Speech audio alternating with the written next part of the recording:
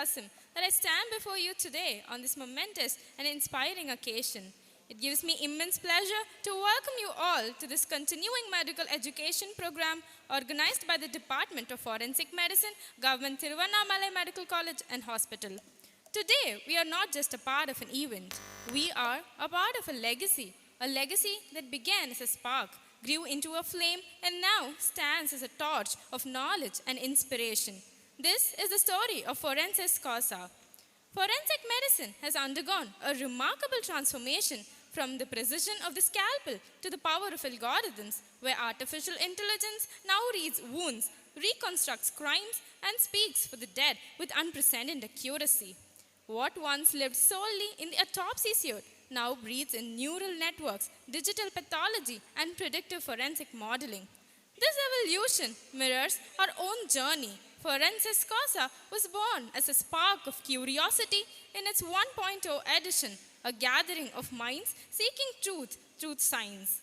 Over 11 landmark editions, it has grown into a premier forensic forum embracing every wave of innovation, from traditional medical legal practice to cutting-edge AI-driven diagnostics. Today at Forensis Causa 11.0, we stand at the most exciting frontier yet, where the art of forensic medicine meets the intelligence of machines. Welcome to Scalpel to Software.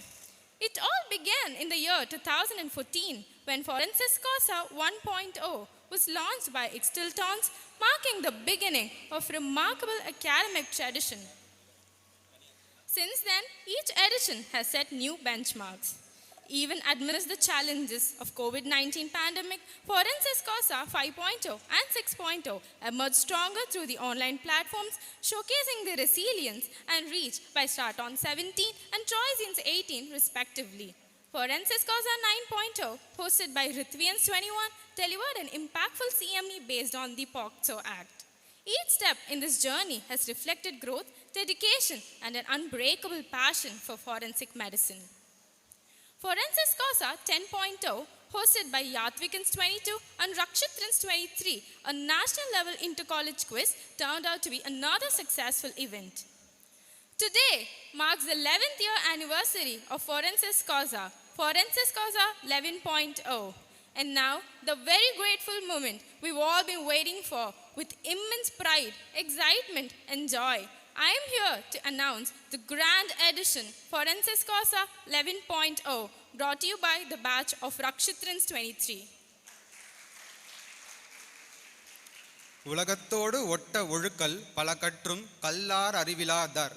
That means if one does not live in harmony with the world and adapt to change, even after learning many things, one is considered lacking in true wisdom. This couplet underscores that true intellect is not merely the accumulation of knowledge, but the capacity to harmonize one's practices with the evolving dynamics of the world. Thus, this choral elegantly captures the essence of our theme from scalpel to software. It reminds us the intellectual stagnation in the antithetical to scientific progress, and that excellence in forensic practice lies in seamless integration of time-honored methods with cutting-edge innovations. To begin the proceedings, it's our honor to invite our esteemed dignitaries, our distinguished Dean Sir, Dr. J.A. Jayalal Sir. With immense pleasure, I would like to invite our chief guest, M. Sivanu Pandian Sir, the Additional Superintendent of Police. I am grateful for the opportunity to be able to invite our honorable guest of honors, Professor Dr. V. Murugesan Sir, former Director and State Police Surgeon, Institute of Forensic Medicine Toxicology, Madras Medical College, Chennai. Dr. D. Geetanjali Ma'am, Professor and Head of the Department, Government Medical College, Viluppuram. Dr. K. Gokularamanan Sir, Professor and Head of the Department, Government Mohana Kumaramangalam College, Salem. Dr. M. Seethalakshmi Ma'am, Professor and Head of the Department, Government Virudunagar Medical College, Virudunagar. Our eminent Medical Superintendent Ma'am, Dr. D. Maladi Ma'am. Our respected Vice Principal Ma'am, Dr. P. Sangeeta Ma'am. Our distinguished RMO Sir, Dr. M. Kadir Sir. Our respected ARMOs, Dr. N. Yuvarajan Sir and Dr. S. Vanitha Ma'am. Our renowned Head of the Department, Sir A. Sugan Sandran Sir, Department of Forensic Medicine Toxicology. Our gracious Dr. V. Vignesh Sir, Assistant Professor, Department of Forensic Medicine Toxicology. Our revered Dr. K. K. Saravanan Murthy Sir, Assistant Professor, Department of Forensic Medicine Toxicology. Our respected Dr. R.S. Suganya ma'am, Assistant Professor, Department of Forensic Medicine and Toxicology. Knowledge is power, wisdom is light, and today both come together in our one platform. With pride and happiness, I welcome you all to the Forensis Causa 11.0, a milestone in our journey.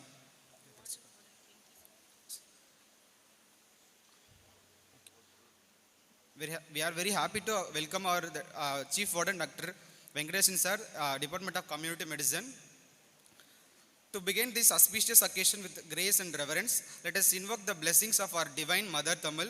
I request thee all to kindly rise for Tamil Thalvathu.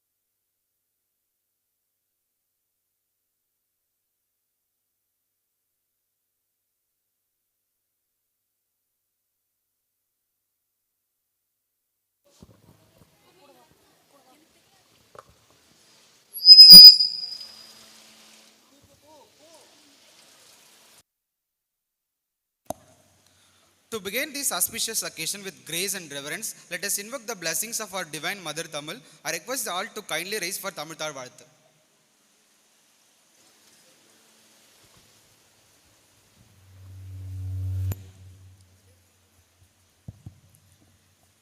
நீராறும் கடலுடுத்த நிலமடந்தை கெழிலொழுகும் சீராறும் வதனமென திகழ்பரத கண்டமிதில் திக்கணமும் அதிசிறந்த திராவிடனல் திருநாடும் தக்க சிறு பிறை நுதலும் தரித்தனரும் திலகமுமே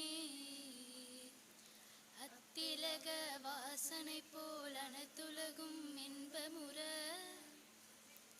எத்திசையும் புகழ் மணக்க இருந்த பெரும் தமிழனங்கே தமிழனங்கே உன் சீரிலமை திரும்பி அந்த செயல் மறந்து வாழ்த்ததுமே வாழ்த்ததுமே வாழ்த்ததுமே.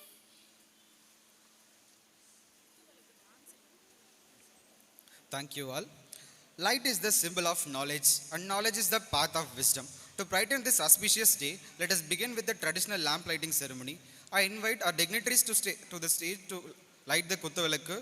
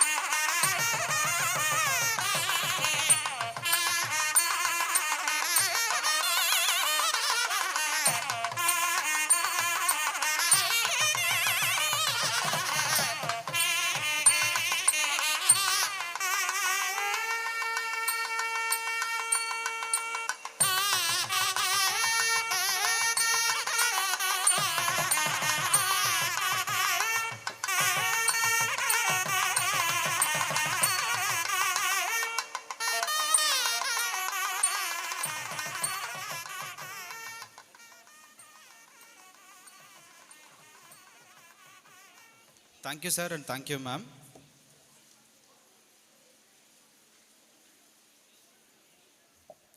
Every occasion becomes extraordinary in the presence of eminent leaders whose wisdom, dedication, and compassion shape the path ahead. With hearts full of admiration and gratitude, we take this golden opportunity to felicitate our esteemed dignitaries who grace the stage with their inspiring presence. I now request our respected head of the Department of Forensic Medicine, Dr. A.H. Sugan Sanjay sir, to felicitate our esteemed Dean sir, Professor Dr. J.A. Jayalal sir. Thank you, sir.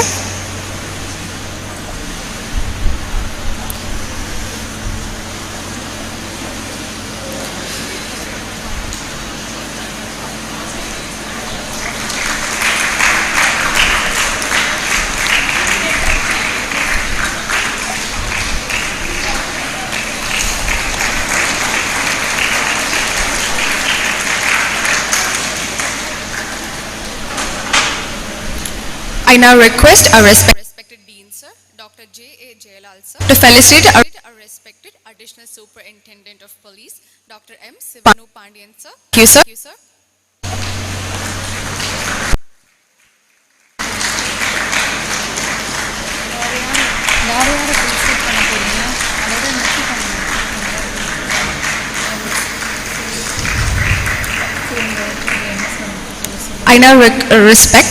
I now request our respected Medical Superintendent Ma'am, Dr. D. Malati Ma'am, to felicitate Dr. V. Murugesan sir, former Director and State Police Surgeon of Madras Medical College. Thank you, sir. Thank you, ma'am.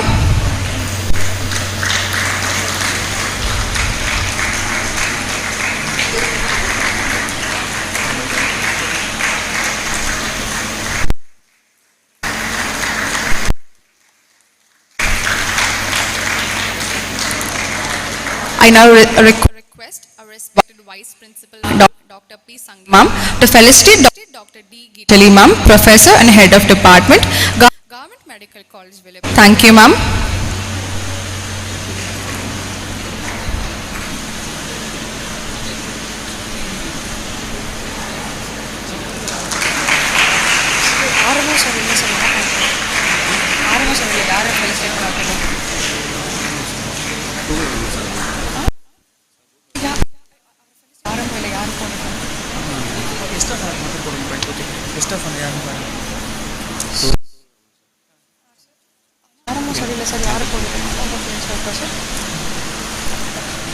I now request our respected Assistant Professor, Dr. V. Vignesh sir, to felicitate Dr. K. Gokularamanan sir, Professor of Department, Govt Mohan Mangalam College, Salem. Thank you, sir.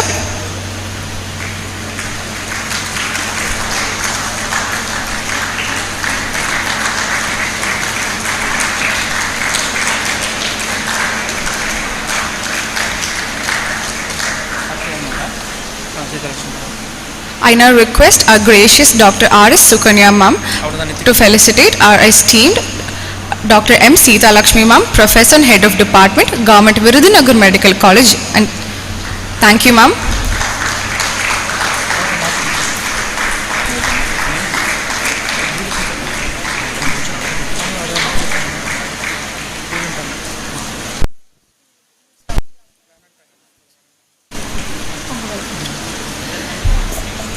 Thank you, everyone.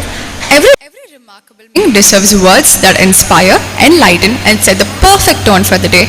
With immense pride and joy, I now invite esteemed and ever-inspiring Head of Department of Forensic Medicine, Dr. A.H. Sugan Chandar sir, to deliver the welcome address. Thank you, sir.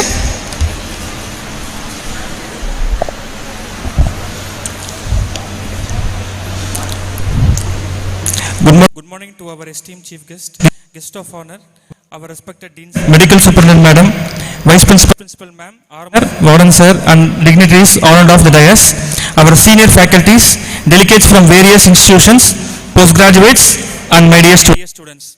On behalf of the Department of Forensic Medicine, Govt Thiruvannamalai Medical College, I extend a warm welcome to this continuing medical education program.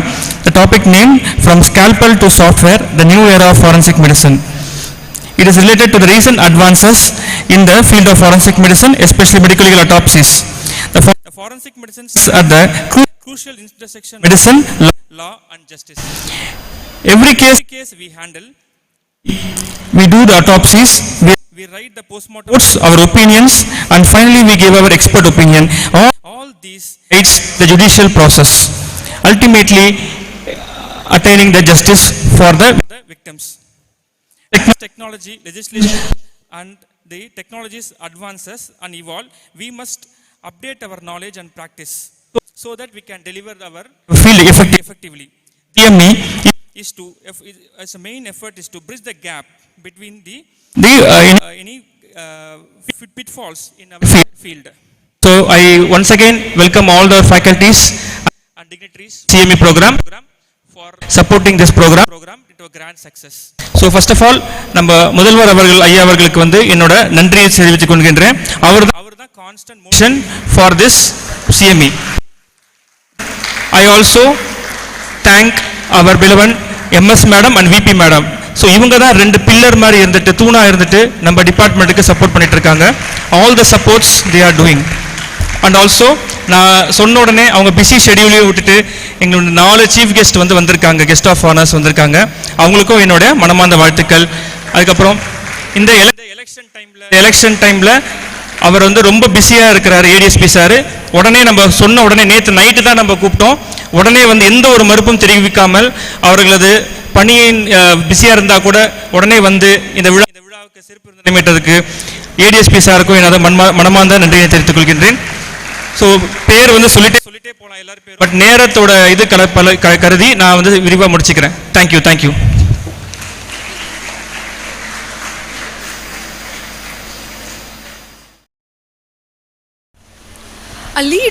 A leader is one who knows the way, goes the way, and shows the way.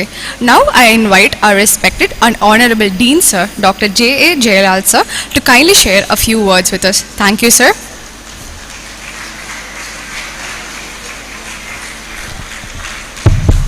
Good morning. Good morning. Good morning, sir. Beloved and distinguished ASP of this district Thiruvannamalai and our beloved chief guest today, the distinguished former police surgeon and my beloved friend Dr. Murugesan, the distinguished professors from various medical college, including Dr. Geethanjali and other colleagues from Viluppuram and Salem Medical College, our own vibrant medical superintendent and principal, the RMO, ARMOs, and distinguished professors of various departments, and my dear children. I am extremely delighted and happy to be with you at this moment. For one person, Dr. Sugan. The few months I am back here and working here, I could see the dedication, the sincerity, the teamwork, and the one man taking all the difficulties of his head and able to execute in most perfect way. I must say that when I met the superintendent of police, and he said, and you are fortunate to have Dr. Sugan here. I said, I repeat the same. So I wish all of you give a big clap to Dr. Sugan for an excellent, wonderful work. We have a lot of limitations, but amidst all that limitation, and he is able to do excellently well. So thank you. And people of this caliber, people of this dedication, they needed in our medical service, and especially in this department of forensic, we have such kind of people. Definitely that we can raise our head and say that yes, we are doing a job. I must also thank the ASP who is here, and I could see he is working, and the midnight after 3 o'clock he was busy duties. But when in the circumstances SP couldn't come, he has taken the responsibility on his head to come here and address on this important event, and it is a great honor. I have seen him before also. Whenever he has a great passion for our own medical college, and when we issue with the ragging, and he came here and supported and been with us, and it is such kind of leaders are very much necessary for us, and I am so happy to have and welcome you, sir, to this. Yes, I am extremely happy to see Dr. Murugesan, one of the tall figure in the forensic medicine, who he and his wife and his family is very close to me. and very humble, very soft-spoken personality, but could establish and a great leadership in the forensic, and that is one of the great laurels. And I am sure Dr. Murugesh be enjoying on this day. So we welcome and we are blessed to have you here in this our midst, sir. I think You, most of the professors today are your students, but still, I think the simplicity and with the vision that we are working. Your Honor, I'm so happy and successfully for the 11 years. the forensic Causa program is being organized and a lot of faculties are coming across from a different medical college to come here and address to the student. And there's a sea change has taken place in the forensic. listen, and it is not Not just doing a postmortem and finding something. Now it is going to the beyond that level, and newer technology and newer the scientific advancements are included into that, especially the artificial intelligence and we had a lecture on the AI, and all this is giving a lot of impact. the The change which most of the Western countries and the corporates are going towards is a virtual autopsy, where it's not that just we are going to open the abdomen or open Just to see that what is going to happen. But I am sure in a few years, the virtual autopsy will come into vogue. It has been in principle agreed on that, and many areas doing that. most of the Western countries have shifted to a virtual autopsy. When the telemedicine and virtual autopsies are coming out, and a lot of new things and the new innovative ways we can identify. And omics, or the word which we use in almost any specialty of medicine, whether it's surgery or medicine, genomics and proteomics are playing a major role. And forensic omics are also coming to play in a major role, because we have now almost mastered in the DNA technology. Using the DNA technology, DNA methylation, and now we can do anything. So the forensic omic is also coming to be a big challenge. And I'm sure that some of you, when we are going to become a forensic expert, And you are going to make more depend upon the forensic omics.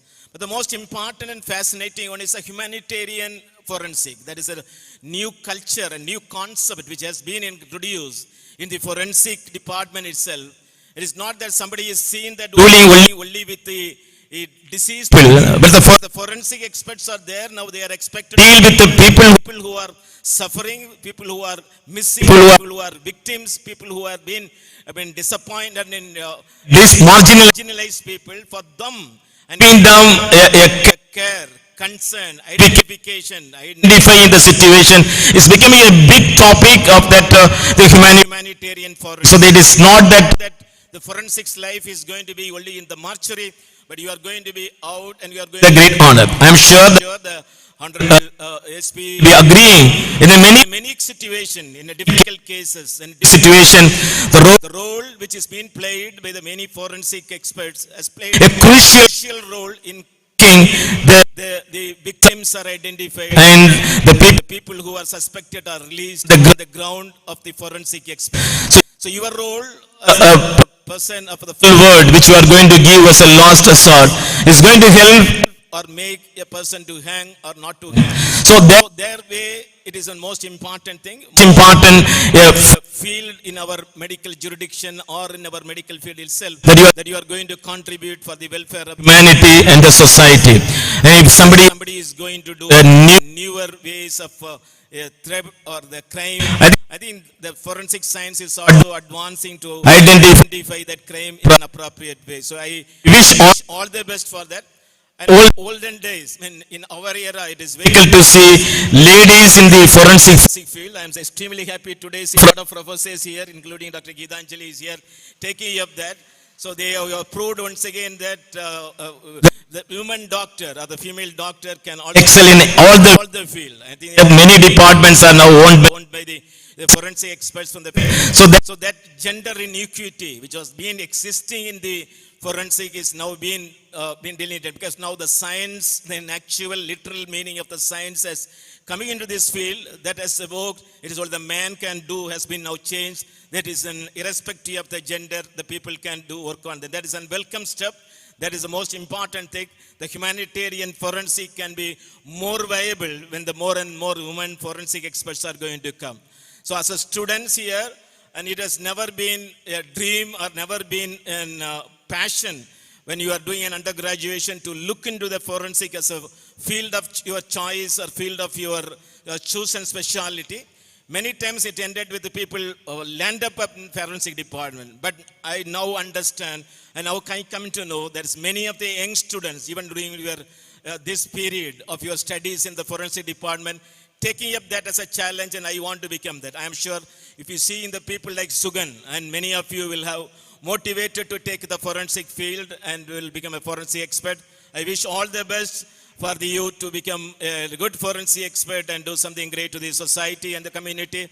I once again thank the administration of the Thiruvannamalai Medical College, especially our vibrant medical superintendent, the vice principal, and the RMO and the IRMO for the grand support, the on-the-site support and help which they are rendering to the forensic department to ensure that, because our Thiruvannamalai is a place where a lot of people are coming here from other areas, and many unclaimed bodies are here, and we keep bodies up to 100 days and 150 days the bodies are being kept here. But for even that situation, the forensic department and the administration is working hard. So I thank them all and wish you all the best. And for organizing this wonderful event, I do hope and wish, and all our departments will rise up and will be organizing such grand meetings so that the science will progress, the humanity will be benefited. Our Tamil Nadu Medical Service will be much more crowned in the days to come. Thank you very much for this opportunity.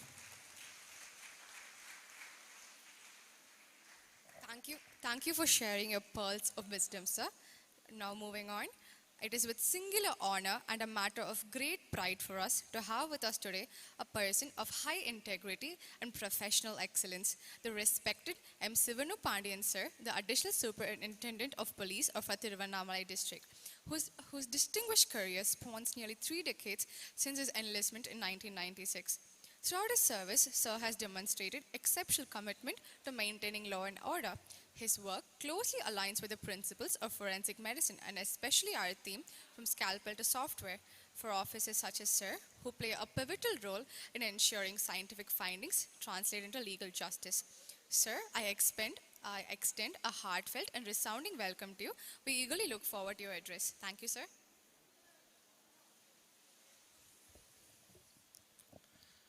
Good morning to all. I am Sivanu Pandian, Additional Superintendent of Police Thiruvannamalai District. I joined this police department during 1996 and I have put nearly 30 years of service in this department without any punishments, and I have executed my duties very well, and I have got many medals in the state police duty meet, all India police duty meets. So I got nearly 7 medals in the state and all India police duty medals. And also I have been in investigation in the premier investigation agency of Crime Branch CAD for nearly 5 years. So where I have seen a lot of cases, and also in police stations I have seen a lot of cases where forensic clues are very important. So I know, since I have been in the police duty meet, I know the importance of forensic medicine, forensic science, and the laws. So I know all the important events. So my request to you all is, see, in this Thiruvannamalai district, every year the number of cases are increasing. The POXO cases are increasing. They are doubling every year, 24 and 25. So the awareness camps are also being conducted. The cases, the final reports are filed within the stipulated time of 60 days, 90 days, according to the cases. So in POXO cases, we file final reports within 60 days. So no case is left pending for investigation beyond 60 days in Thiruvannamalai district. Our superintendent of police and the district police officials, they investigate, and even though the number of cases are coming in huge numbers, but the officers, they finish the cases within the a stipulated time of 60 days. So we are maintaining that. So I am extremely proud to say that, and I expect some applause from you also. So it is a Herculean task. Amidst this law and order, daily there are a lot of bandhavas duties, night rounds. So amidst these duties, our police persons are able to file final reports within the stipulated time of 60 days or 90 days in a murder case. That is a very, very, very great thing. See, I was in CBCD. We used to investigate a limited number of cases, but in police stations, there are large number of cases. The petitioners, many petitioners can come. So in a day, that cannot be done. So you cannot do a night duty, bandhavas duty, and investigation. Everything takes time.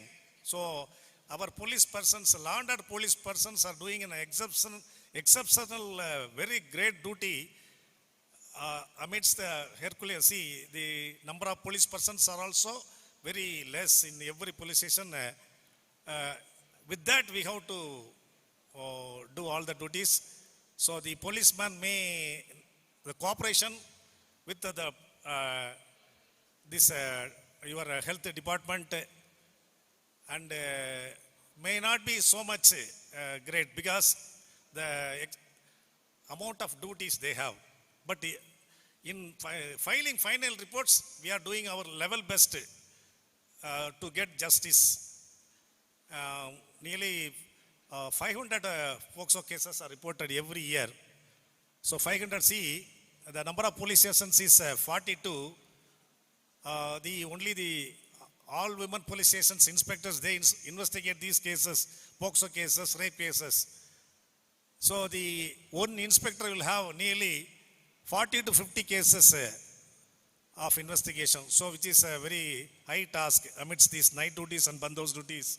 So you must also take an empathy towards, if you see a policeman, you must know how the task, how the duties, difficult the duties are. And then only must approach, then we will have if we have a good coordination, then we will have a good, judiciously we can execute all the duties. So I extend my, what to say, this, you must be, when cases are coming towards you, say, I also see some negligence in the part of your side also. So that negligence may create very great issues. Some, say, I investigated one case here. So where the medical reports were different. In one case it was fit, in another case it was not fit, and another case it was fit, and another case it was not medically unfit. So there were different issues like that. So the negligence should not be there while doing, because your duty is very, very, very important. Even a slightest negligence may cause a greatest issue. So likewise, your duty, our duty also like that only. So smallest mistake may cause a greatest injustice to the public. So we should all coordinate, and we should have a very good execution in doing without any negligence, and with the good empathy we have to do all the duties. And extend my congratulations to you all for having organized this meeting. Thank you, sir.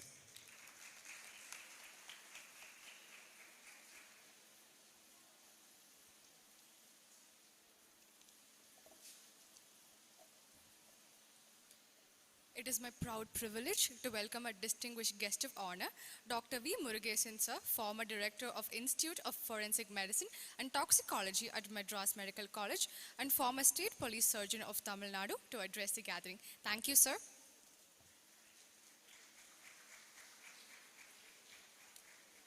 Good morning, respected Dean sir, அன்பு சகோதரர் ஜெயலலிதா பார்த்தோன்னு எனக்கு பயங்கர சந்தோஷம். நிறைய நாளைக்கு பிறகு ஆக்சுவலாக அடிக்கடி அவரை மீட் பண்ணுறது சந்தோஷம். இங்கே பார்த்து அதே மாதிரி இங்கே இருக்கிற மேடையில் இருக்கிற அத்தனை பேருமே தெரிஞ்ச முகங்கள். திருவண்ணாமலை மெடிக்கல் காலேஜ் வந்து காலேஜ் ஆரம்பிச்சிருந்து ஒவ்வொரு வருஷமும் நான் தான் எக்ஸாமில் வந்துக்கிட்டு இருக்கேன். அது ஒரு சந்தோஷம். ஒவ்வொரு வருஷமும் கான்ஃபரன்ஸ் நடத்துகிறப்ப நான் தான் ரெகுலராக வந்துக்கிட்டு இருக்கேன். அதே மாதிரி டாக்டர் சுகன் என்னுடைய பிஜி ஸ்டூடெண்ட் தான். Actually good student, sincere student. Is connect very all the best, all the best for the function.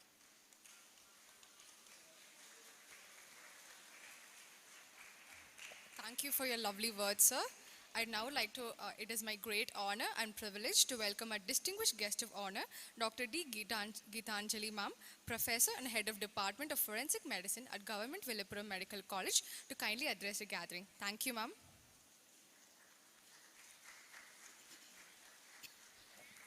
Good morning, everyone. I bring greetings from the Department of Forensic Medicine, Govt Villupuram Medical College. At the outset, I'm extremely happy to be here, and I thank the organizing committee, especially Dr. Sugan Chandar, for inviting me here. So looking back, it has been a decade. So 11.0 did not just come within one day. I knew this journey because, as our teacher Dr. Murugesan said, this has been a decade-long journey, and we have been associated with the CMEs for the past few years also. So it is something, consistency is an important feature when you have to take it for so many years through. So for the students here, I just want to tell you that forensic medicine, as a forensic expert, I will say that forensic medicine is one of the important specialties which integrates a few departments outside health also. We work with the judiciary and also with the investigation services of Tamil Nadu. And being a forensic expert, I want the students to have a few values, to inculcate a few values and carry them through to become a good professional. So if you just look into it, now the professional identity formation is very, very important. Whatever specialty you are, your professional identity is important in this world. And I just want to tell you 4 important values which will take your profession, which will make you shine wherever you go. The first thing is discipline. You can take the D. And the second thing is integrity. And the third thing is commitment. And the fourth is excellence. So you can remember DICE: discipline, integrity, commitment, and excellence. So you cultivate these values and make it a habit. So wherever you stand, you can shine the light in this dark world. Thank you. God bless you.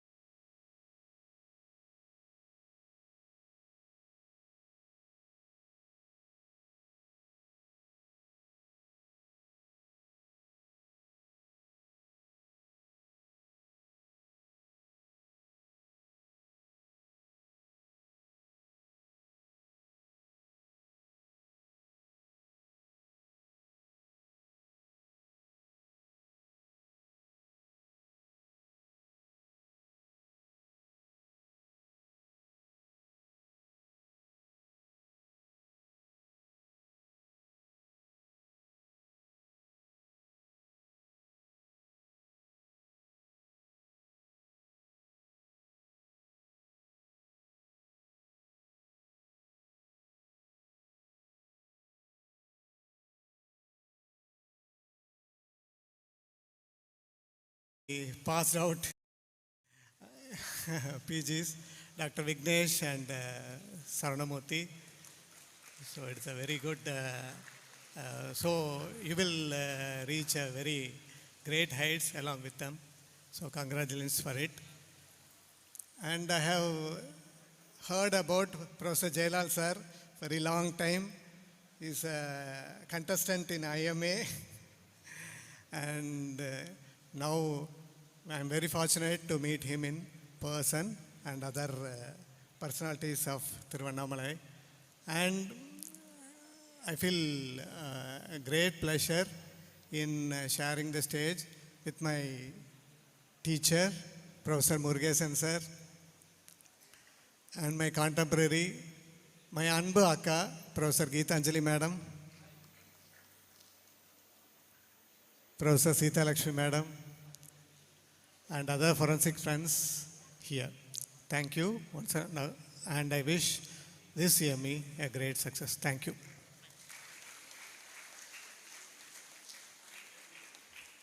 Thank you for sharing your pearls of wisdom, sir.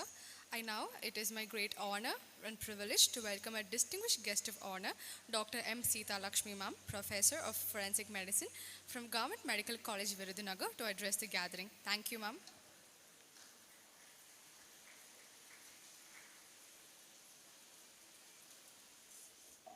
உலக புகழ்பெற்ற திருவண்ணாமலை என்னும் இடத்திற்கு வரவைத்த அந்த பிரபஞ்சத்திற்கு முதற்கண் எனது வணக்கம் மற்றும் என்னை வரவைத்த டாக்டர் சுதன் சந்தர் அவர்களுக்கும். அதற்கு இந்த சிஎம்இங்கிறது வந்து ஒரு சாதாரண விஷயம் கிடையாது. இதை பெரிய பெரிய ஹெச்ஓடிஸே பெரிய பெரிய காலேஜில் இன்னும் நடத்த முடியாமல் இருக்காங்க. அதை அப்படி ஒரு லேசாக அவர் நடத்துதாருன்னா அதுக்கு அவர் போட்ட எஃபர்ட் அவ்வளோ தூரம் முக்கியம். அதுக்கு பெர்மிஷன் கொடுத்த இந்த காலேஜ் டீன்ஸை, VP ma'am, MS ma'am, RMO sir மற்றும் விருந்தினராக வந்திருக்க நம்ம ஏஎஸ்பி சார், என்னுடைய குரு டாக்டர் முருகேசன் சார், என்னுடைய senior doctor Geethanjali ma'am, Gokul sir மற்றும் அனைத்து பேராசிரியர்கள், அனைத்து துறை பேராசிரியர்கள், மருத்துவர்கள் மற்றும் மாணவ கண்மணிகள் மற்றும் அனைத்து அலுவலக பணியாளர்கள் அனைவருக்கும் எனது வணக்கத்தை தெரிவித்துக் கொள்கிறேன். சட்டம் சார்ந்த மருத்துவத்துறை பொதுவாக எஃப்எம் அப்படின்னாலே நாங்கள் படிக்கிற காலத்திலேயே அதை கண்டுக்கிடவே மாட்டாங்க. அது என்ன இதெல்லாம் ஒரு டிபார்ட்மெண்ட்டா அப்படிங்கிற மாதிரி அது ஒரு அருவருப்புத்தக்க ஒரு இதாக தான் நானே பார்த்துருக்கேன் அந்த காலத்தில். அப்படி இருக்கிற இன்னைக்கு நான் எடுக்கும்போது கூட வேண்டாம் வெறுப்பாக தான் எடுத்தேன். ஆனால் இன்னைக்கு நம்மளால் வந்து சமூகத்துக்கு எப்படியெல்லாம் நல்லது பண்ண முடியுதுன்னு பார்த்தோம்னா, ஒரு கேஸ் பண்ணுறோம். அது எத்தனை முன்னாலெல்லாம் கூட நாங்கள் பண்ணுவோம், 4 மணிக்கு மேலே கூட சில சமயம் பண்ணி கொடுப்போம். இப்போ தான் கோர்ட் ஆர்டர் வந்துட்டு 4 மணிக்கு மேலே ரெக்விஷன் வாங்கக்கூடாதுன்னு. அப்போ பண்ணுறப்போ அந்த கேஸ் கோர்ட் 4-5 வருஷம் கழித்து வரும். அந்த கேஸ் ஒரு மர்டராக இருந்தால் அது அந்த டிஃபென்ஸ் லாயர் எவ்வளோ தெரியுமா வாங்கிட்டு வருவாங்க? ஒரு கேஸ்க்கு, மர்டர் கேஸ்க்கு 7 lakhs வாங்கிட்டு வராங்க. ஆனால் நம்ம வந்து அந்த பணத்தை எதிர்பார்க்க போகலை. அது அங்கே தான் நம்ம வந்து நம்மளுடைய தனித்தன்மை இருக்கிறது. எஃப்எம் டாக்டர்னாலே வந்து பணம் அதுக்குள்ளே தான் இருப்பாங்க, எல்லா கெட்ட இதையும் சொல்லுவாங்க. ஆனால் இன்னைக்கு உள்ளதில் வந்து எப்படின்னா, நாங்கள் ஒரு டிஏடிஏ கூட எங்களுக்கு வருதா என்னன்னே தெரில, அந்த அட்டண்டன்ஸ் கூட சப்மிட் பண்ணுறோம். ஆனால் அந்த கேஸ்க்கு 1.5 மணி நேரம் 2 மணி நேரம் அந்த டிஃபென்ஸ் லாயர் இது பண்ணுறப்போ 11க்கு ஆரம்பித்து 1 o'clock வரைக்கும் பச்சை தண்ணி குடிக்காமல் அந்த கோர்ட்டு அந்த கேஸ்க்கு கன்விக்ஷன் வாங்கி கொடுத்துட்டு வந்துட்டு இருக்கோம். அப்போது அந்த இறந்த ஆன்மாவும் சரி அந்த குடும்பத்தினருக்கும் நாங்கள் வந்து சேவை பண்ணிகிட்டு இருக்கோம். அதை நினச்சி மற்றவங்களுக்கு அது தெரியுதான்னு தெரியல அந்த சமுதாயத்துக்கு. ஆனால் எங்கள் மனசாட்சிக்கு நாங்கள் வந்து உண்மையாக இருக்கோம், திருப்தியாக இருக்கோம். காலரை தூக்கி விட்டு நாங்கள் நடமாடிட்டு இருக்கோம். அப்படி தான் இன்றைய சூழலில் வந்து எல்லாருமே இருக்கோம். ஸோ சாதாரண விஷயம் கிடையாது. இன்றைக்கி பார்த்தோன்னா விருதுநகரில் ஒரு 25 கேஸ் திடீர்னு ஒரு பேர்ன்ஸ் வந்து ஸ்தம்பிச்சிட்டு அன்றைக்கி நைட்டு. இது எல்லா ஊர்லேயும் எப்போனாலும் டிசாஸ்டர் வரலாம். அப்போ வந்து கேஷுவாலிட்டி டாக்டர்ஸ், எம்பிபிஎஸ் டாக்டர்ஸ்ன்னு திணறுதாங்க. ஆண் பெண் கண்டுபிடிக்க முடியல. போலீஸ் அதுக்கு மேலே திணறுதாங்க. கூட்டம் பப்ளிக் கூடுது. டீன் சாருக்கு இன்னொரு டீனும் டெப்டேஷன் வந்து எல்லாரும் இருக்காங்க. அந்த நேரத்தில் தான் எஃப்எம் உடைய அருமை தெரியும் சமுதாயத்துக்கு. ஸோ அதை வந்து செக்ரிகேட் பண்ணி அதை ஐடியா கண்டுபிடிச்சி விடிய விடிய அவ்வளவு டாக்டர்ஸும் இருந்து நாங்கள் வந்து அந்த பாடியை டிஸ்போஸ் பண்ணி அந்த குடும்பத்துக்கு இது பண்ணோம். ஸோ அதுக்கு எங்களுக்கு கலெக்டர் அவார்டே, கலெக்டர் சாரே வந்தாங்க. ஏன்னா கலெக்டர் ஆர்டரே எங்களுக்கு கொடுக்கன்னாங்க. ஆனால் லேட்டாக தான் வந்தது. ஆனால் அந்த சூழ்நிலை லா அண்ட் ஆர்டருக்காக நாங்கள் வந்து சில இதை அட்ஜஸ்ட் பண்ணி ஆனால் வந்துட்டு ஆர்டர் ஸோ அப்படி வந்து ஃபாரின்சிக் ஃபீல்டு வந்து இப்போ இன்னைக்கு வந்து நம்பர் 1 ஃபீல்டு என்ன கேட்டால் அதை எல்லாருமே அது ஈவன் ஹெல்த் செக்ரட்டரியிலேருந்து அந்த கேஸ்க்கு ஃபோன் வந்தது, உடனே முடிச்சு கொடுங்க. டிஎம்இ மேடம் வந்து எல்லா டீனுக்கு வந்து எங்களுக்கு எல்லா இதுவும் வந்தது. ஸோ இன்னைக்கு வரைக்குமே அந்த சர்டிஃபிகேட்டை நாங்கள் முடிக்க முடியல. காரணம் போலீஸால் கூட அந்த டீட்டெயில்ஸு ஏஆர் என்ட்ரியில் பார்த்தா மேல் ஃபீமேலாக இருக்குது, பேர் மாறி இருக்குது, எல்லாமே இப்போ எல்லாமே நாங்கள் ரெக்டிஃபை பண்ணிகிட்டு இருக்கோம். இது வந்து எல்லா காலேஜுக்கும் இது பொருத்தமானது. ஸோ இதுக்கு வந்து ரொம்ப இந்த சிஎம்இங்கிறது வந்து இதை நடத்தி தந்த அனைவருக்கும், இதில் கலந்து கொண்ட அனைவருக்கும் ரொம்ப நன்றி. டாக்டர் குஹன் சந்தருக்கு என்னுடைய மனமார்ந்த நன்றி, வாழ்த்துக்கள். தேங்க்யூ. உங்கள் அருமையான கருத்துரை வழங்கியமைக்கு நன்றி ma'am. Every successful event deserves a graceful occasion, and what better way to end than by experiencing our gratitude. To deliver the vote of thanks for today's enlightening Forensis Causa 11.0, I now invite our beloved Mannin Maindan, Dr. V. Vignesh sir, to the stage to give the vote of thanks.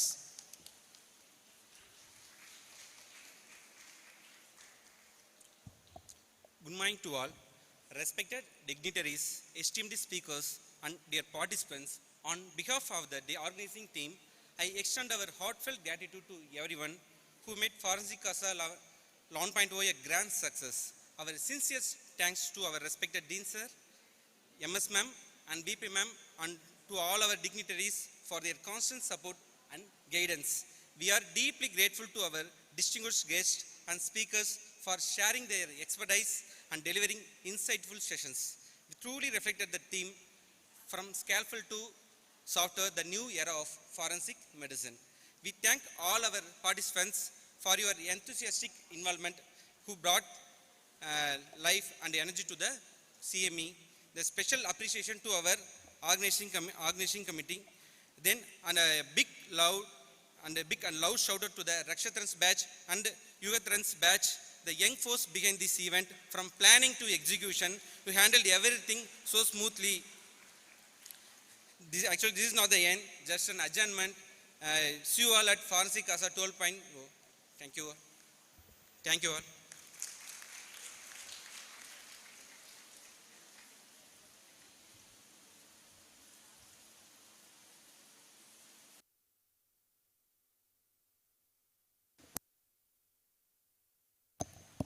Thank you, sir.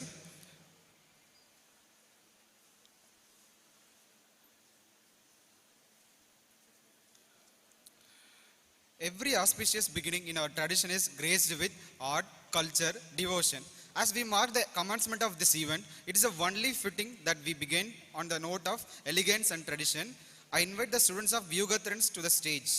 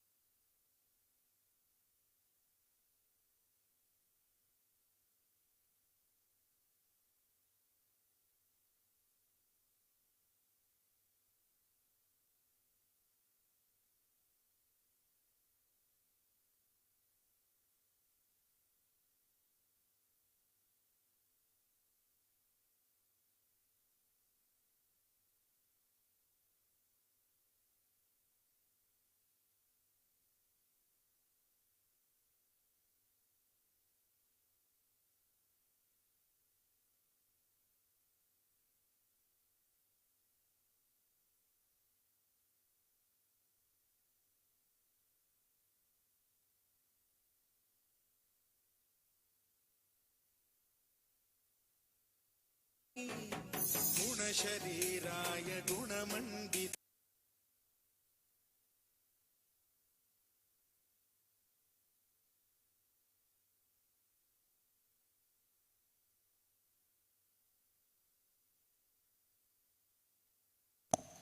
For the traditional dance, I invite the students of Govt to the stage.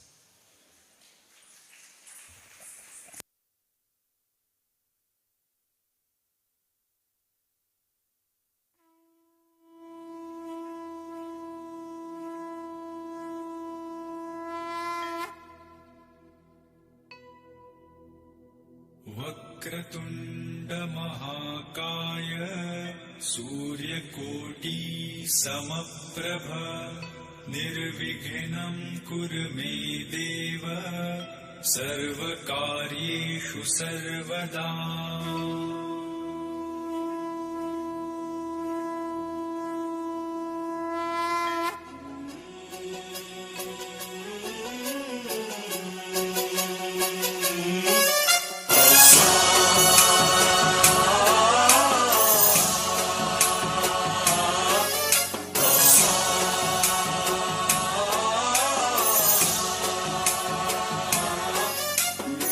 गणनायकाय गणदैवताय गणाध्यक्षाय धीमहि गुणशरीराय गुणमण्डिताय गुणेशानाय धीमहि गुणातीताय गुणाधीशाय गुणप्रविष्टाय धीमहि एकदन्ताय वक्रतुण्डाय गौरीतनयाय धीमहि गजेशानाय भालचन्द्राय श्रीगणेशाय धीमहि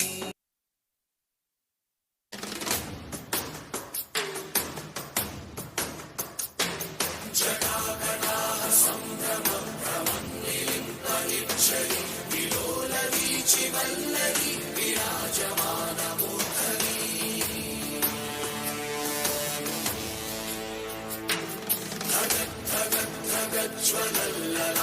ज्वलल्ललाटपट्टपावके किशोरचन्द्रशेखरे प्रतिक्षणं मम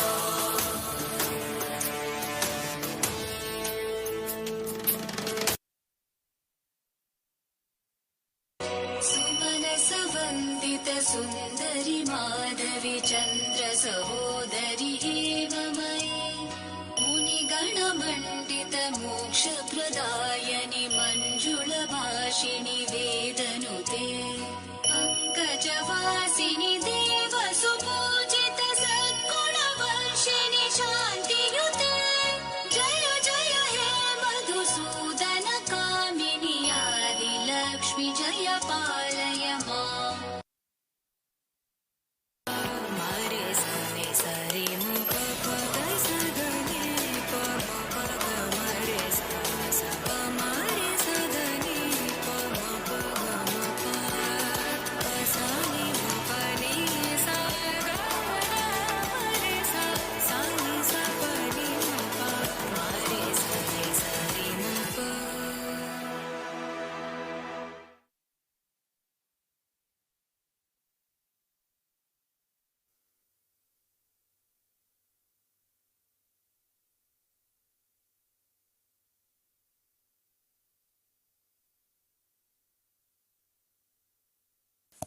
Thank you, girls. That was a truly mesmerizing performance.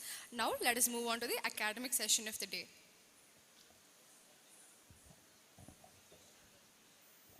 It is my honor to introduce Dr. Divya Prakash Ma'am, Senior Assistant Professor at Stanley Medical College, Chennai. Ma'am is a dedicated academician with keen interest in clinical toxicology and evolving trends in forensic medicine. She has been actively involved in teaching, academic training and CME activities, inspiring students towards modern forensic applications. Her academic contributions focus on bridging clinical practice with medico-legal relevance, especially in emerging forensic domains. To guide us through this forward-looking discourse, we have with us an eminent speaker who embodies both experience and vision.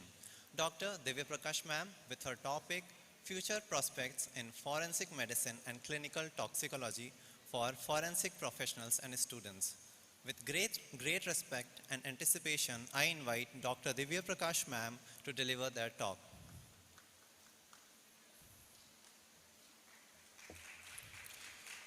We invite our respected Dr. Nagendra Kumar sir, Professor and Head of Department of Pharmacology, and Dr. Soumya ma'am, Professor and Head of Department of Microbiology, to chair the event.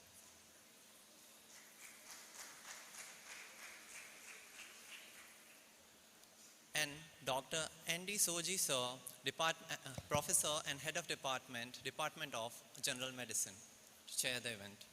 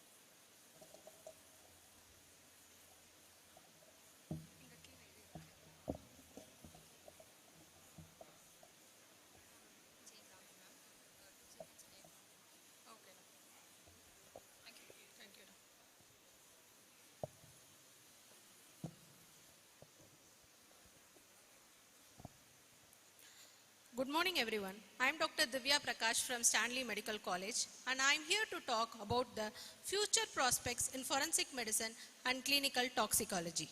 Let me start this session with a question for you all. Mainly UG students, please feel free to answer.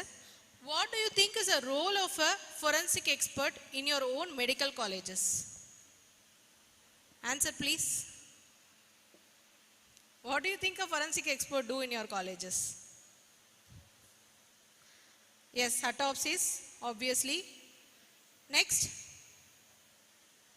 Anything more? So you only know a forensic expert doing autopsies in colleges. So we also do age estimation, examination of sexual offense victims and accused, medical teaching of course, and then sometimes DNA evidence collection.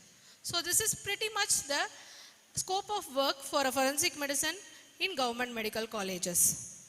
So before diving into the future of forensic medicine, I would like to narrate you all an intriguing case of mine. With the case history of a wanted criminal who had long been evading authorities, was caught suddenly one day, arrested and subsequently remanded in Pulal jail. He was a known alcoholic and he experienced withdrawal symptoms including delirium during his detention.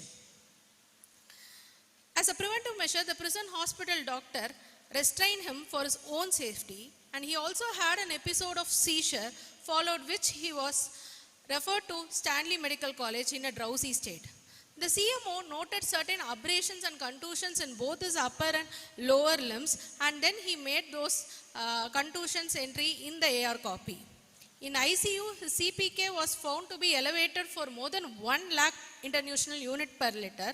So he had acute kidney injury for which peritoneal dialysis was done. And despite all these efforts, he succumbed to cardiac arrest.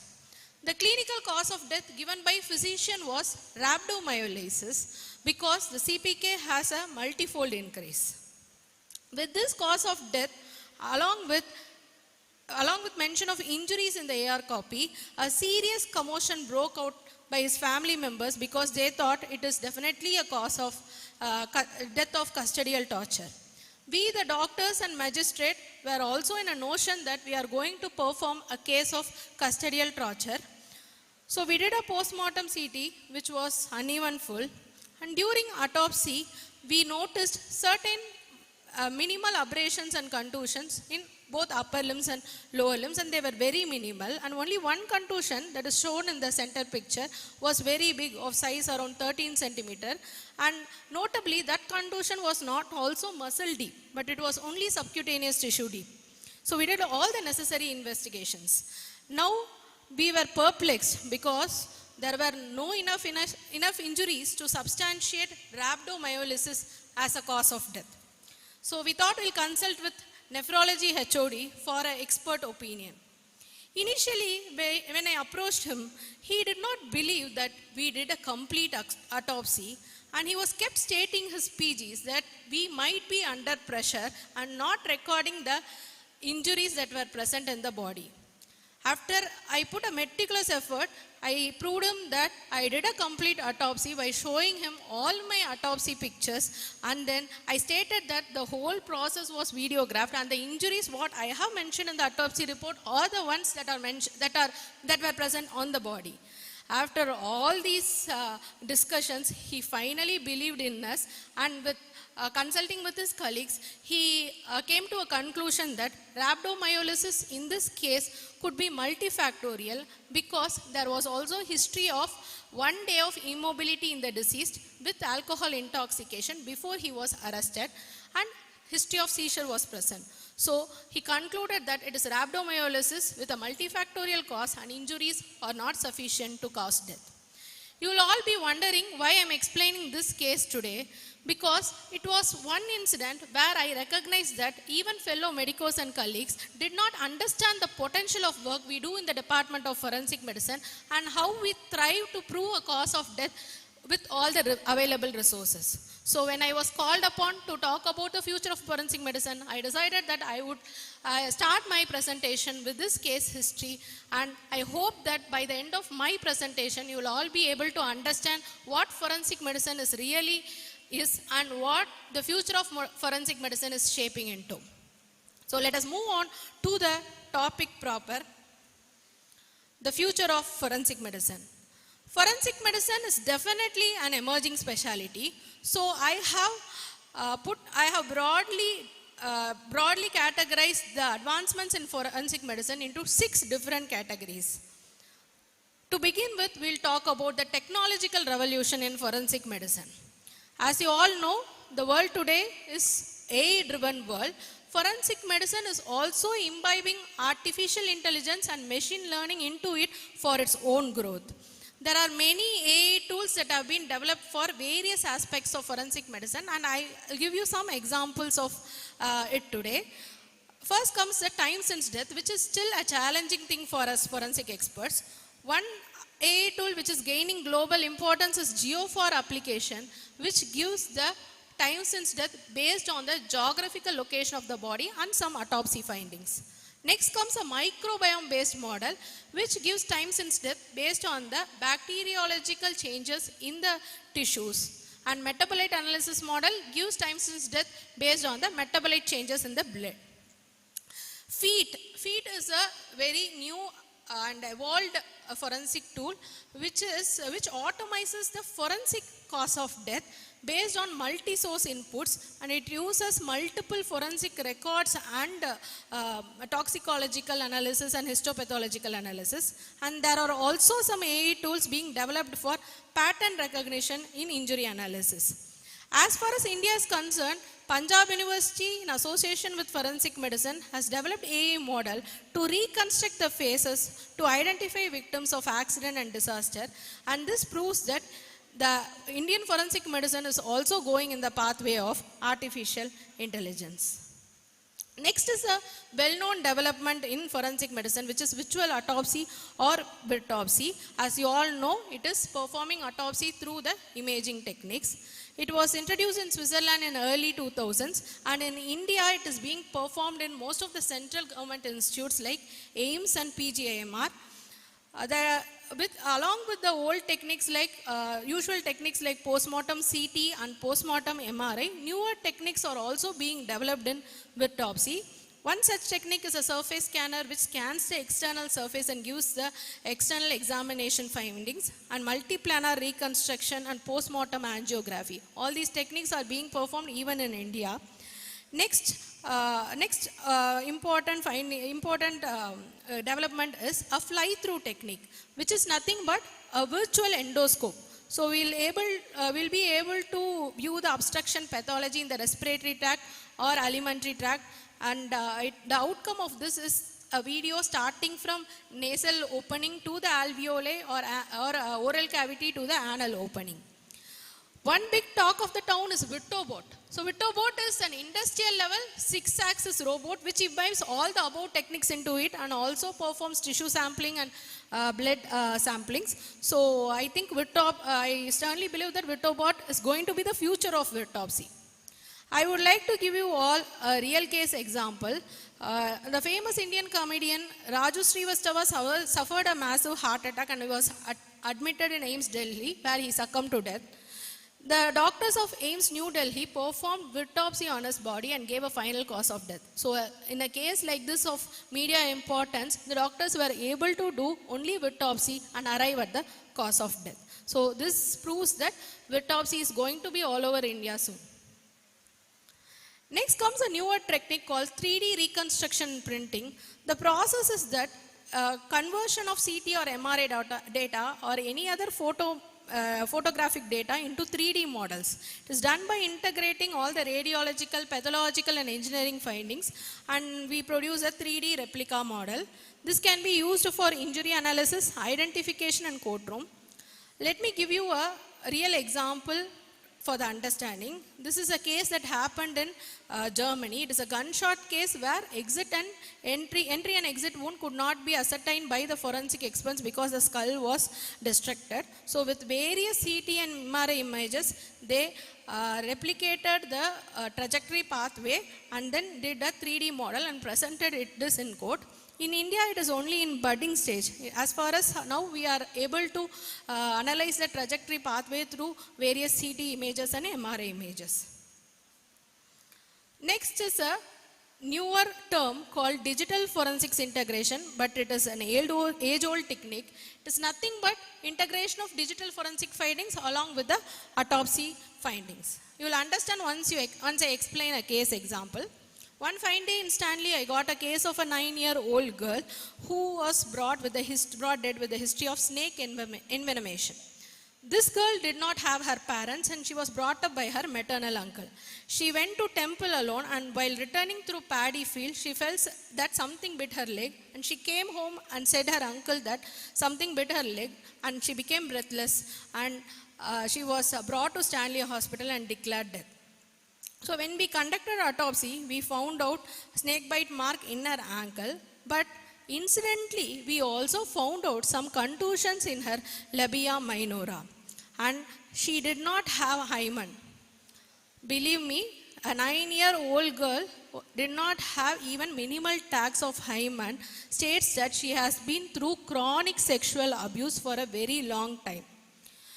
We then called police and informed them that this girl might have died due to snake envenomation, but she is a case of chronic sexual abuse. Then police officers did a meticulous investigation and found out that a video of her was circulating in the neighborhood.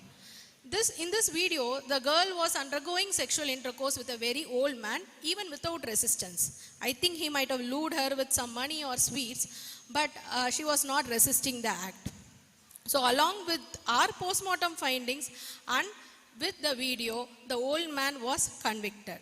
So this is how forensic digital integration gave justice to the child even after her death. That's all about technological revolution. Now we move on to the topic of advancements in toxicology. Toxicology has long been a half ignored subject in the field of forensic medicine, but with increasing awareness, it is becoming more important, and also newer techniques are introduced into the toxicology, like high resolution mass spectrometry, which can detect various toxins, poisons and drugs, including the psychoactive substances. And the world is moving towards the personalized toxicology. So what is personalized toxicology? It is the study of how every individual reacts differently to every drug or toxin. Depends on their genetic changes. So this is the future of toxicology, and also environmental and occupational toxicology, which is a similar study where every individual reacts different to the certain drugs depending on their environmental and occupation.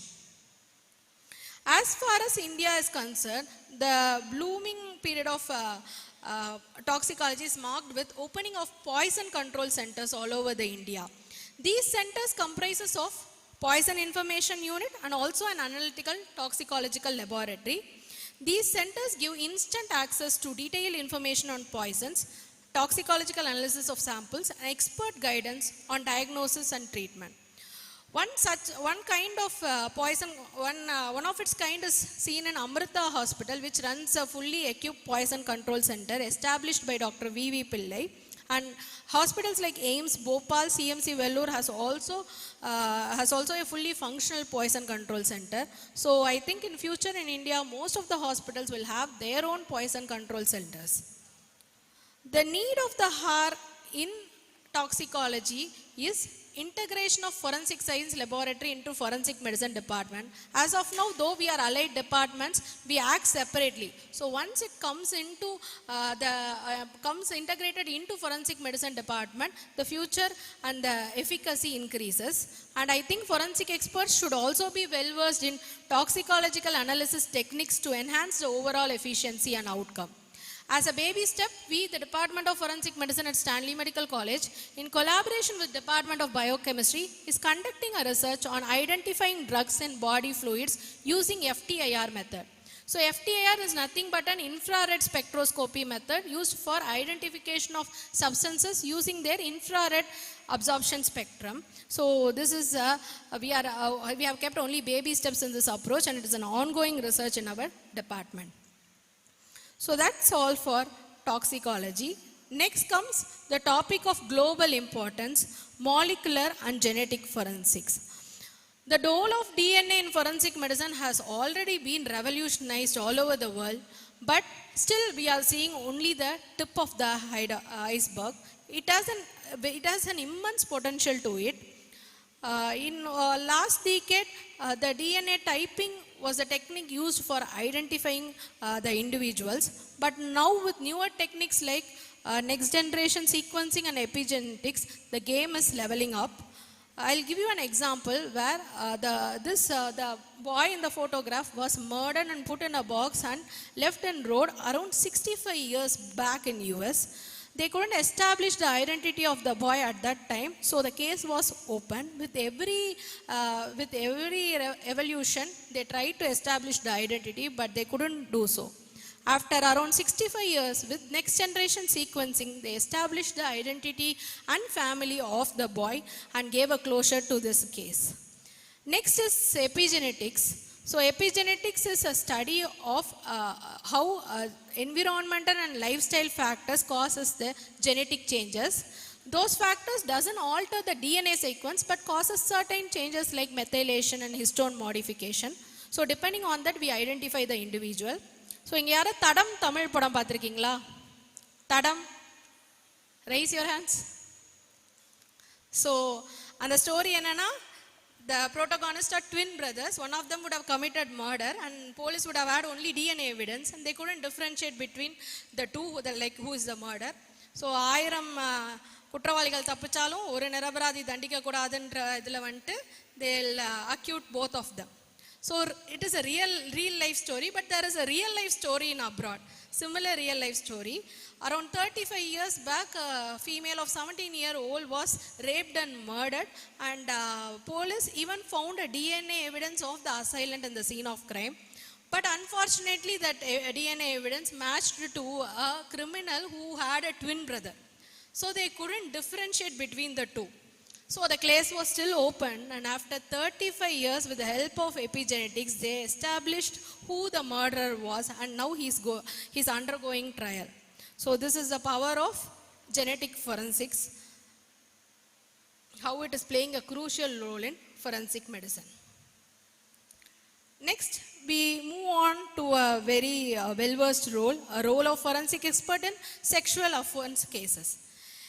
In the past, there were very few female forensic experts, and this role was mostly vested upon gynecology department. But now with more female forensic experts, I think it should be taken up again by the forensic medicine department, because gynecologists with their workload, it is difficult for them to invest such amount of time on a medico-legal case, examination of a victim.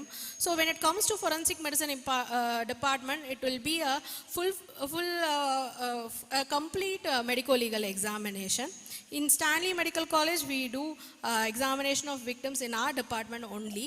And we have also noted a surprising pattern. Last year, we got around 20 male victims in our college alone. So I think even male doctors should be embraced for sexual offense examination. And as far as government is concerned, it is opening one-stop centers all over the country, one-stop center under the Saki initiative. So all these one-stop centers mandate a presence of a forensic expert to facilitate the medico-legal examination. So this also creates more job opportunity for the forensic medicine experts. I move on to a newer perspective of a role of a forensic expert. We all know forensic experts work with law and justice, but we also are becoming a key contributors to public health policy. You will all be wondering how it is possible. I'll explain you with a case study. So in Stanley Medical College, at one point of time, we got more number of young men death ranging from 18 to 35 years old. They all had track marks in their arms, but we didn't have any toxicological evidence because there are much factors contributing to identifying drugs using toxicological analysis. So we couldn't attribute cause of death in those young men to drug abuse, and we didn't have any other findings. But interestingly, what we thought was these men are from North Chennai, which is a very low socio-economic area, and they will not be able to afford injectable drugs, which are costly. So we went through all the foreign articles and found out that there is a term called excipient lung disease. Excipient lung disease is nothing but injecting the crushed tablets into the IV system. So these guys get tablets like opioid analgesic tablets like tapentadol and crush them and dissolve them and then inject it into their system. So these tablets doesn't have drug component alone, but they have fillers to bind the tablet, right? Like microcellulose and starch, and those are bigger in size and they don't get filtered in the pulmonary capillaries. So they stay in the pulmonary capillaries, forming foreign body angiogranuloma.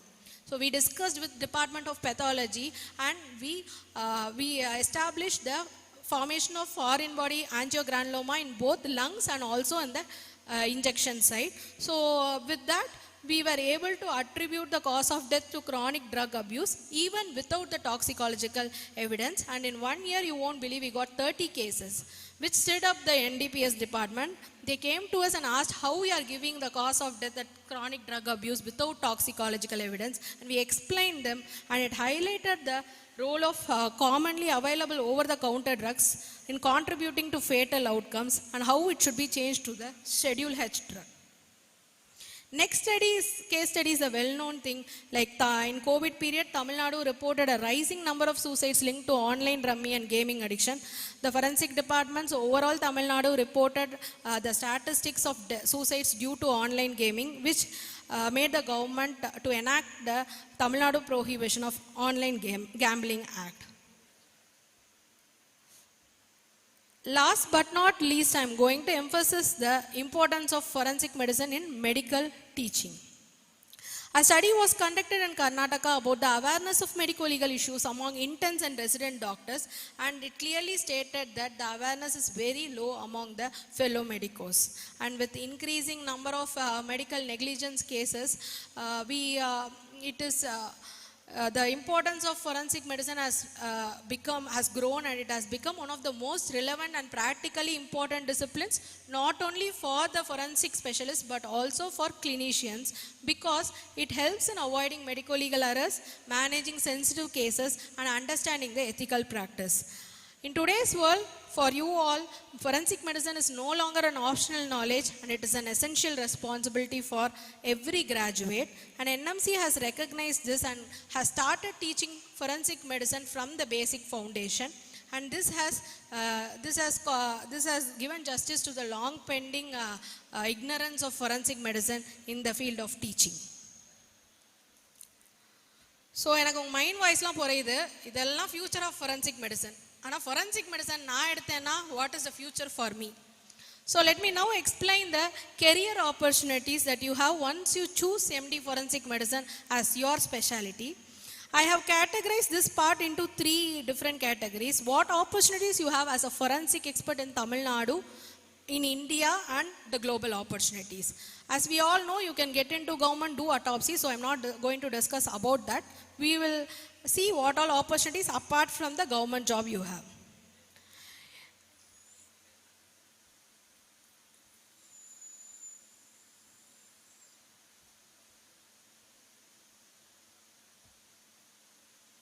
So in Tamil Nadu, you can do a private forensic practice. So what is a private forensic practice as far as Tamil Nadu is concerned? You can issue wound certificates. There is a study on fallacies of wound certificates issued by the treating doctors in medico-legal cases, and that study proved that around 56% of the wound certificates had both major and minor error. So now the private hospitals are hiring forensic experts for issuing wound certificates and delivering expert evidence in court. This also reduces the workload on clinical doctors, because rather than concentrating on the medico-legal part, they can concentrate on the treatment of the patients. Next comes the defense autopsy. So with this with this world of social media influence, even a normal case is getting turned into a case of into a controversial case. One such case happened. You all know that you might know Armstrong, the former Tamil Nadu chief of Bahujan Samaj Party. He was murdered by a group of people. The brain behind this murder was considered as a person called Nagendran, who was in prison for last 20 years. He had liver failure, had liver transplantation, had liver failure again, and was admitted to Stanley Medical College for treatment, and he succumbed to liver failure. Even in this normal case, the family created a stir and they wanted autopsy by a private doctor. They went to court for that, and court condemned them to believe on the government doctors, but also appointed a senior retired professor to be in the part of the forensic team. So in such cases, the relatives, with the help of the court, can also include a private forensic expert on the defense side in the autopsy team. Though this subject is very controversial, I think it is also money generating for the forensic experts. Next is the role in Organ Transplantation Authority and Autopsy. According to the Organ Transplantation Act, the forensic expert plays a key role in authorization for organ retrieval, preserving evidence, expediting the post-mortem in MLC cases. So in most of the brain death cases are RTA, which is an MLC cases. So in such case, the hospitals will require the authorization of the forensic expert, which is mentioned in section 6 of the Act. And this is the form which a forensic expert signs before the organ transplantation. So private hospitals which are doing organ transplantation are hiring government doctors apart from their duty hours for this authorization and post-mortem. Next we go to pan-India level. In India, the emerging career opportunity is medico-legal consultancy firms. Who is a medico-legal consent? He is a medical professional with specialized knowledge in both medicine and law, offering expert advice. We now have even PG diploma in legal and ethical medicine. So these consultancies are mostly run by medico-legal doctors, and they even hire advocates to work under them. What is their line of work? They review the medical records, give expert medical opinion, expert witness role, and hospital advisory role. With increasing number of medical negligence, and with euthanasia, and then with do not resuscitate, do not ventilate procedures, the importance of medico-legal consultancy is increasing, and many firms are budding throughout India. Next is Clinical Forensic Medicine Unit. It is established to address the unmet forensic needs of patients who are survivors of violent injury and trauma, and those who have not yet succumbed to mortal injuries. So I'll give you a real-time example. You all might know the Anna University sexual assault case. In this case, the assault happened on December 23, 2024, following which the victim reported to police the next day on December 24. The very next day, the accused was arrested. But he undergone medical examination and he was remanded in Pulal prison. But they failed to collect samples or do medico-legal examination on the accused, and he was brought to Stanley again on Jan 7 for medico-legal examination. You can clearly view there is a lacuna in the timeline of evidence collection. Though in this case we had other evidences to convict the assailant, this will not be the same in many such cases. So it marks the importance of presence of forensic expert in the casualty to facilitate the medico-legal examination process. So the first Clinical Forensic Medicine Unit was opened in Mahatma Gandhi Institute of Health Sciences, Wada, Maharashtra by Dr. Indrajit Kandekar. And it is also being run in AIIMS Rishikesh, Safdarjung Hospital, KMC Manipal, and many more hospitals. So establishment of Clinical Forensic Medicine Unit in every medical college also increases career opportunities for the forensic experts. Next, we move on to the global opportunities. So I have color-coded the countries which uses forensic genetics, autopsy, and anthropology in their full strength. As I have talked all these things in my previous slides, I would like to shed importance on private autopsy services in foreign. These are specialized independent investigations conducted by forensic experts in private firms. It is performed when a family seeks answers beyond official and state mandated autopsies. They are practiced in countries like US, UK, and Switzerland. So anybody have seen this film called Concussion? I ask this in every presentation of mine. So this film bagged Oscar, Will Smith got Oscar for his acting. This film is based on a real life forensic pathologist called Dr. Bennett Omalu. What he did was he coined the term chronic traumatic encephalopathy. So he noticed a pattern of encephalopathy deaths in former football players because they sustained repeated blows to their head. So he tried to publish a paper which created a stir in the whole of United Nations, because football is a very wealthy game that they generate so much of wealth through football. So once you accuse football, it is going to cause a problem in their wealth. So, but after all these hurdles, he published his paper, and with this paper, the head move in the football was banned. So this Dr. Bennett Omalu runs a private forensic pathology lab called Dr. Bennett Omalu Pathology. Many such forensic experts run such firms in US. So I think in India, in few years, this is going to be future also. Now, forensic medicine is not end speciality. It is beyond that. So we have certain super specializations like forensic radiology, forensic pathology, and forensic toxicology. Forensic radiology is in AIIMS Rishikesh, pathology in AIIMS Jodhpur, and toxicology in AIIMS Raipur. So once you do forensic radiology, it mainly concentrates on autopsy, and it opens the door to global opportunities.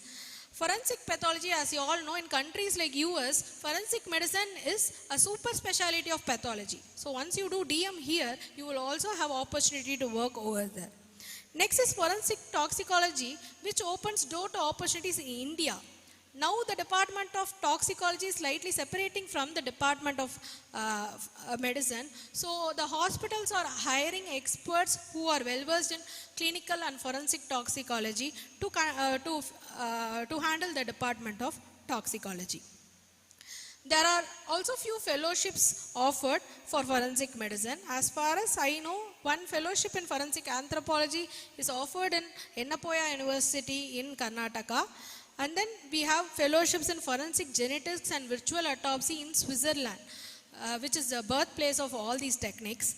They also take up Indian graduates for their fellowship. Next is a whole new game, a fellowship in disaster victim identification and humanitarian forensics. As our Dean Sir mentioned, you can do a fellowship after MD in these disaster victim identification, and you will have an opportunity to work in the site itself. The overseas opportunities after doing MD forensic medicine in India is, our degree is recognized in most of the Gulf countries and some Asian countries, but we need to clear licensing exams if we want to work in countries like Australia, UK and Canada. With, as I said before, with forensic pathology emerging as a super specialty, opportunities may also extend to countries like US in future. By doing fellowship in humanitarian forensics and disaster victim identification, you will be hired in organizations like Red Cross and WHO, and you will be deployed as an on-field officer in disaster sites and war zones, and you will also have off-field opportunities in these organizations. To summarize, forensic medicine is entering a new era driven by technological process, expanding its scope and reinforcing its importance in modern society. It definitely stands as a dynamic and progressive field committed to truth, innovation and justice. So I thank Dr. Sugan for this opportunity. I'm open for questions. Thank you.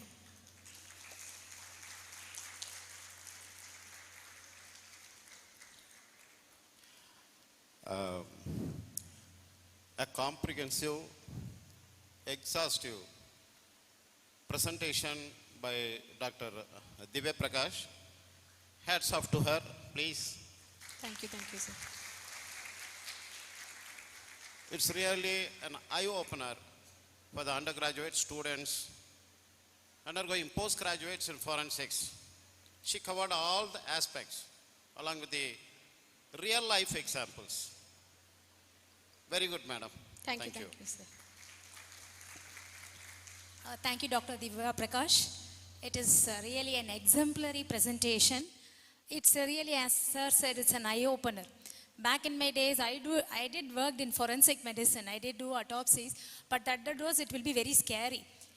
We don't have so much of all these technologies.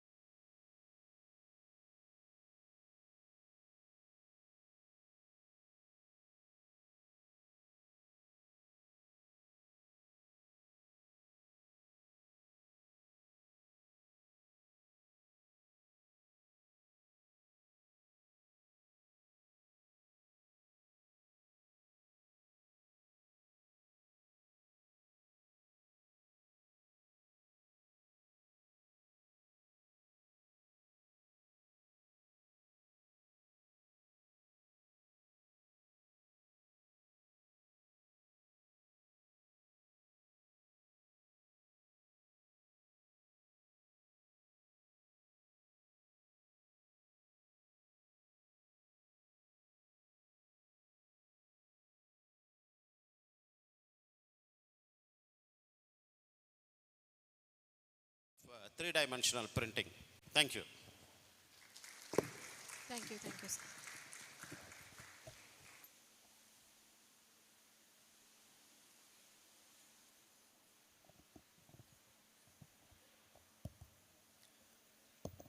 We request our chairpersons, Dr. N.D. Soji Sir, Professor and Head of Department, Department of General Medicine, Dr. Nagendra Kumar, Professor and Head of Department, Pharmacology, and Dr. Soumya Ma'am, Professor and Head of Department, Department of Microbiology, to felicitate our guest, Dr. Divya Prakash Ma'am, Senior Assistant Professor, Stanley Medical College, with a memento.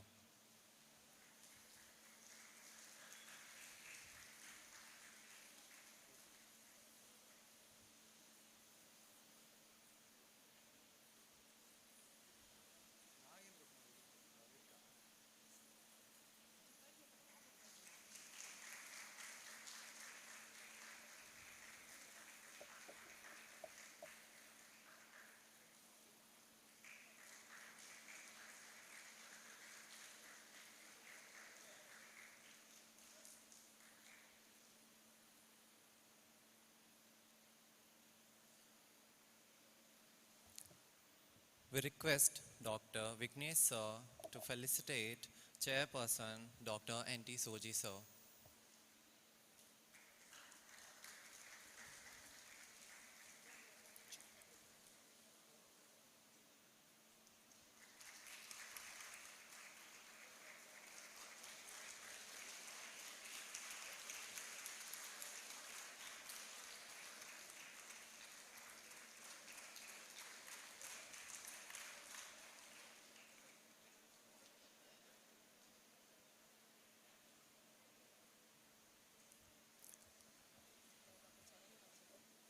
We request Dr. Janani Ma'am, Associate Professor, Department of Forensic Medicine, Madras Medical College, to felicitate Dr. Nagendra Kumar Sir.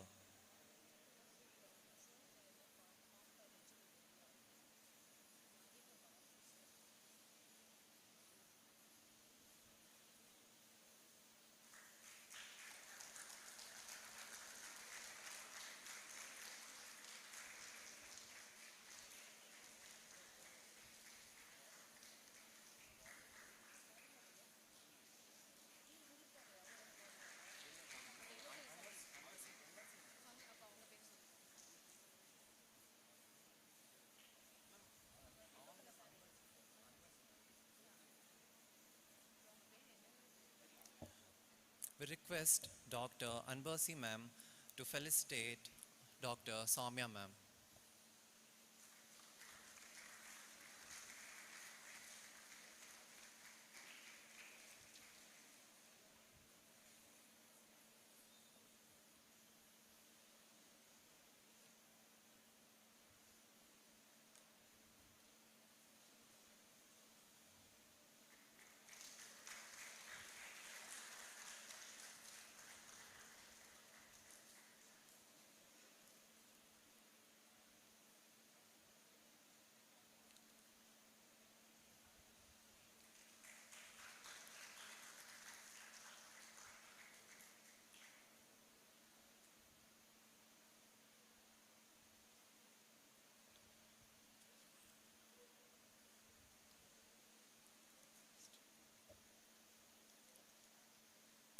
Today's discussion, future of medico-legal documentation, digitalization, and courtroom defensibility couldn't be more timely.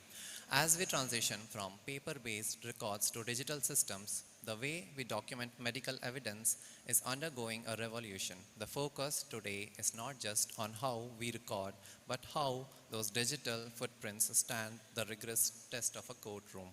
It gives me a great pleasure to introduce Dr. M. Manivasagam Sir, Associate Professor at Govt. Mohan Kumaramangalam Medical College, Salem. Sir has a notable experience in medico-legal documentation, forensic case interpretation, and courtroom defensibility of medical evidence. Sir continues to contribute to academic teaching and medico-legal training, shaping future doctors with a strong legal understanding. I eagerly invite Dr. Manivasagam Sir to the stage. We invite our respected Dr. V. Murugesan Sir, former Director and State Police Surgeon, Institute of Forensic Medicine and Toxicology, Madras Medical College, Chennai, and Dr. Gitanjali Ma'am, Professor and Head of Department, Govt. Medical College, Virupuram, to chair the event.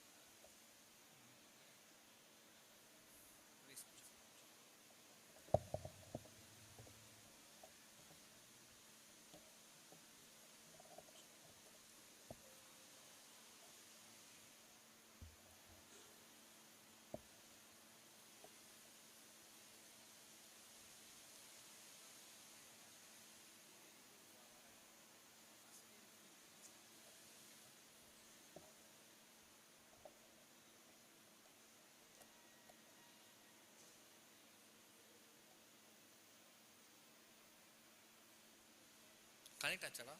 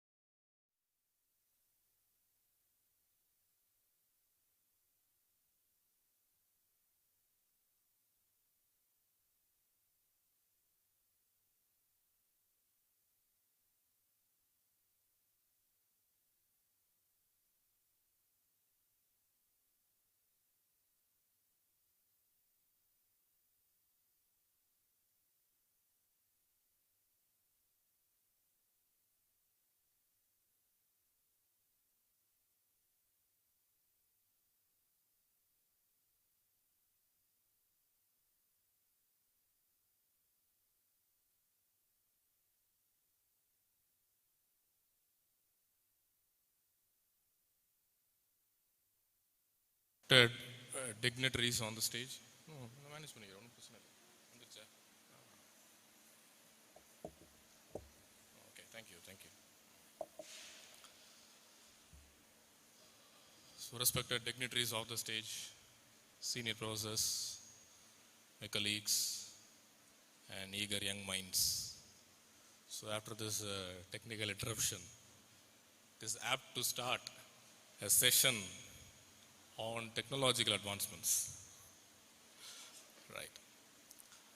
So before starting, I would assure you about one thing.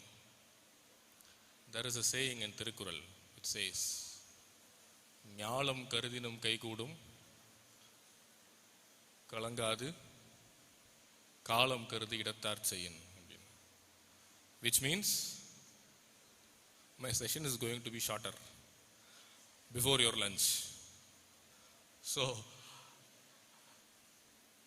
I perfectly understand that I am the last man standing between you and your lunch.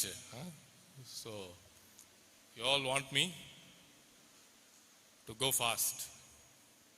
Right, I understand that.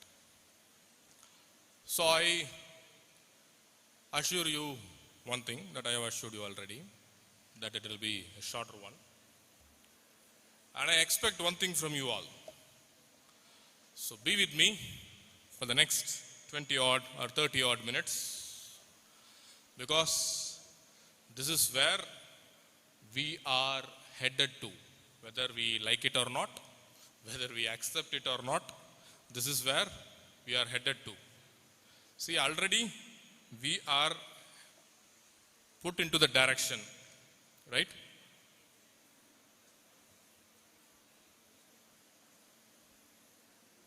Yes. So already we are plans to put those documents in a correct way, right? So then the third one will be the challenges and the overcoming ideas, the barriers to be the first of all in digitalization era, right? Okay. So what is a I'll manage, no problem, I'll manage. Yeah. So recording of a medical information, right? Okay. So we all presume this recording is for medical purposes. Yes. It is for legal purposes. Yes. And if you are well acquainted with government service rules, you would know this document would also be used for administrative purposes. So a record not only is needed for medical purpose or legal purpose, it is also for administrative purpose, right? Because laws which govern medical curriculum or laws which govern a civil case or a criminal case and laws that govern administrative cases are all different, right? So without saying, you would know a criminal case needs to be proved beyond reasonable doubts, whereas a civil case wants only preponderance of probability, whereas in administrative cases a benefit of doubt is enough to put a person under disciplinary action, right? So this document serves as a sole purpose or sole link between the healthcare and the law enforcement agency, be it an investigating agency or a disciplinary agency, right? So what would need to call a medico-legal document would be, see, there is a classical article written by Alan Moritz, somewhere 1960s. He called it classical mistakes in forensic medicine. When you go through that article, he lists out what are all the mistakes we do in forensic medicine. In 1960s, he wrote that article. If you go through that article, you would be astonished to realize most of the mistakes are done by us even today, right? Even now, we are doing it. So what he says is, see, for any document, you need a date, time, and the place in which you create that document, without which it is not a document at all. It is just a piece of paper. That's all. It has got no relevance. Second is the background information, the alleged history, the background information, right? And what comes next? Your observation, your findings. I often used to say, see, your opinion comes last because opinion is last over a period of time. Even if the same case is given to you after a decade, you would come to a different opinion in your own case because of advancement in your knowledge and your experience, right? So the facts or the clinical findings takes precedence. Without finding, there is no opinion at all. And opinion is merely an opinion, that's all. So you concentrate on the history and your observation. What you have observed, you document it, right? Yes. And if you're not able to give an opinion, don't worry. Just say, I'm not able to arrive at an opinion, right? It's always acceptable, right? Then comes the signature, right? Most often, see if, of course, you're all going to see that in near future. Whenever you receive a summons, you see the name, right? Common names, of course, like common names in the generation, Karthik, a common name. The name will say so. Or Bala, they're all common names. The name will say so. But it will be a different person. It will be a different person. So most of the documents would not have signature. When you become a house surgeon, you are bound to do it. So out of this session, your take-home message is don't do it. Your name should be there. And then signature should be there. Right. Next comes copy. Department copy. Any document you issue, you should have a copy at the institute. Right? See, I repeat again. Don't presume that you need to have a copy of only medical legal documents. No, it is not so. NMC has said, even if you issue a medical certificate for leave, or a sickness certificate, or a fitness certificate, if you issue a certificate, and if you affix your signature on any certificate, you need to retain a copy. Right? So, the take-home message is, whenever you sign, whenever you issue a certificate, you should retain a copy. Right? So, at the outset I told you, there is no such document called the medical legal document distinctly. Any document could turn into a medical legal document. Right? So, all documents could be a potential medical legal document. Right? So, you need first the place, date and time, then the alleged history, then your findings, and then your opinion with your signature and name. Of course, if the seal is there, you can affix the seal and the copy. So this is needed for a traditional document, right? Paper, what we write, traditional document, right? So what happens if you are pushed into digital platform? Earlier, எழுதிட்டு இருக்கும்போது அதெல்லாம் தேவைன்னு சொல்லிட்டு இருந்தோம் இவ்வளோ காலமாக, right, அதெல்லாம் இருக்குது டாக்குமெண்ட்டில், இல்லை அதெல்லாம் சரி பண்ணிக்கிறோம், ரைட்டு. இப்போ டிஜிட்டல் பிளாட்ஃபார்முக்குள்ளே போகிறோம் இல்லையா? Right.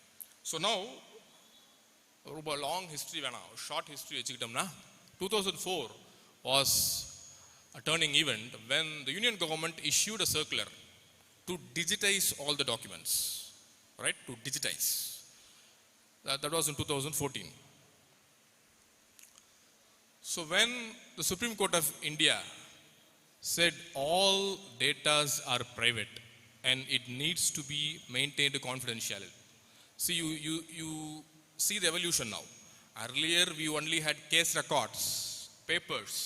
It can be locked in a cupboard. It can be locked in medical legal records department. Lock and key, done. It is safe, right? For the record, it is safe. But now, when you digitize, when you take it into a platform, right? Now the question comes, whether it is safe. Can it leak into somebody's hand? Not supposed to be, right? There, Supreme Court of India has said data, digital data is also coming under privacy, Article 21, right? Yes. Now in this case, the Maharaja Agrahasan Hospital, the Supreme Court of India, Justice Indira Banerjee, she made quite a remark. She said, see, courts have limited ability to decide cases on the grounds of medical negligence, right? But one piece of advice given to doctors across India by her in this judgment was, you focus on what you have. What we have? Documentation. That is in our hands. What we document is in our hands. Our safety is on our hands, right? So now you would wonder, இதை போய் supreme கோர்ட்டில் இருக்கிற ஆள் சொல்லணுமா? ஒழுங்கா உங்கள் case ரெக்கார்டை ஒழுங்காக மெயின்டைன் பண்ணுங்க அப்படின்னு சுப்ரீம் கோர்ட்டில் இருக்கிற ஆள் சொல்லணுமா அப்படின்னு ஒரு கேள்வி வருது இல்லையா? Right. So when you start practising your medical profession, you remember this point and start to document, right? So only the document keeps us safe, right? So that is one of the notable judgments where the Supreme Court of India said you give typewritten certificates, right? Typewrite பண்ணுங்க அப்படின்னு சொன்னா one of the earliest orders இது. Handwritten certificates கொடுக்காதீங்க, type பண்ணுங்க அப்படின்னு திரும்ப insist பண்ணப்பட்ட ஒரு judgement 2020, right? Okay. And there was a mention about Medlibiar in 2020, Medlibiar, that we are going to see, right? So then, by 2023, the Supreme Court said, okay, fine. Have you started digitizing or not? So now I'll tell you one key difference between digitization and digitalization. Both are different entities. Digitization is converting into data. So you have a piece of paper with you. What we do, we take a photograph, right? Or we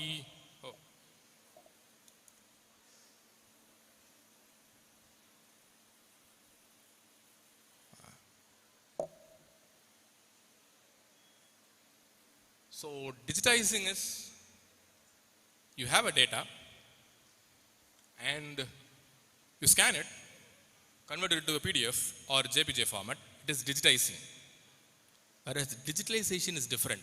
Digitalization is you are creating the document through online platform. You got it?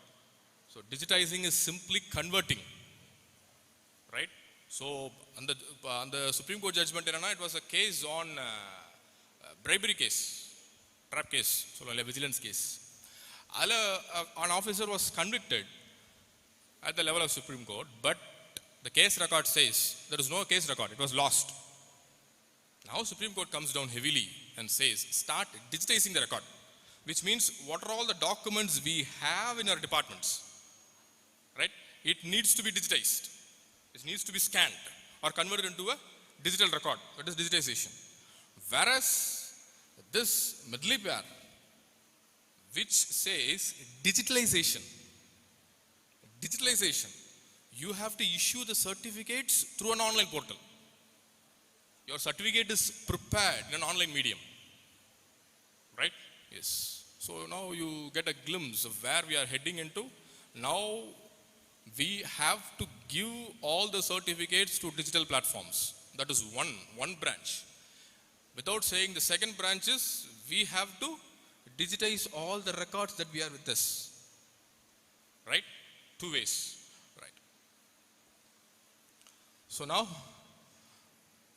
2025, one fine day, the government of Tamil Nadu said, let there be light. And there was light. So government of Tamil Nadu said, follow Medlibiar. That's all. And we are following Medlibiar. Right? Yes. Like our colleague in the morning, Dr. Maniandra just said, that software is riddled with plenty of mistakes. And yes, but one thing that couldn't put an obstacle to Medlibiar installation is, you would have simply asked us, you are saying that software is having problems. Yes. That portal itself is loaded with problems. Yes. How it is still kept on running? Because of the pitfalls we made in our traditional documents. Now this pitfall is made by us. Us means by all of us. Right? So one is the illegible handwriting. You see, now as teachers, if we are in a class, I observe one thing. Most of you take your mobile, right, and toggle with it. See, maybe a YouTube or something. Some students who are in the front desk also, they toggle to the phone. When you ask them what you are doing, they're saying they're taking notes. Taking notes, how? They don't write. They simply take notes. So I thought maybe they are tech savvy. Taking notes in a typed way. I asked him, is it so? He said, no sir. Because I don't know how to write. Even if I write, after 1 or 2 weeks, I won't be able to understand my own handwriting. Right? How many of you understand your own handwriting after a week or so? Nobody does, particularly me. Nobody does understand our own handwriting. Save it for the handwriting of our colleagues. நம்ம handwriting நமக்கு புரியாது. கூட வேலை பார்க்குற handwriting புரியுமா? Yes, that is the first thing. Then the incomplete records. மேலே ஒரு date இருக்கும், கீழே ஒரு கொக்கி இருக்கும், ஒரு ஸ்கிரிபிள் இருக்கும், அவ்வளோதான். அது ரெக்கார்ட் ஆகிடும். பட் அது ரெக்கார்டில் என்ன இருக்கு? Nothing. Right. Then comes the storage and retrieval issues. Whenever you get a question put forward to a government department, what time it takes to retrieve the record? Nobody knows. Nobody knows. Why? The way in which we organize, the way in which we catalog our records and retrieve it. See, it needs a lot of manpower. Right? It needs a lot of manpower, a lot of time and energy. So that is the next pitfall. Right? Storage issues. Right? It overflows. See, there is only one room. After 5 years, 10 years, the room overflows. The documents. Right? Yes, of course. Then vulnerability to tampering. Yes, anybody who has access to the key of that record room can tamper it. Right? Yes. Agreed or not? Yes. Not all or by pure. Right? Yes. Vulnerability to tampering. We cannot defend that argument, I'm saying. I'm not saying every record is tampered. No, it's not so. Not that blatant blaming, no. If that question of tampering is put forward to us, we cannot deny it completely. We cannot defend it completely. Right? That pitfall is there. Then, errors and delays, of course, I showed it in the previous slide, the errors we make. The main reason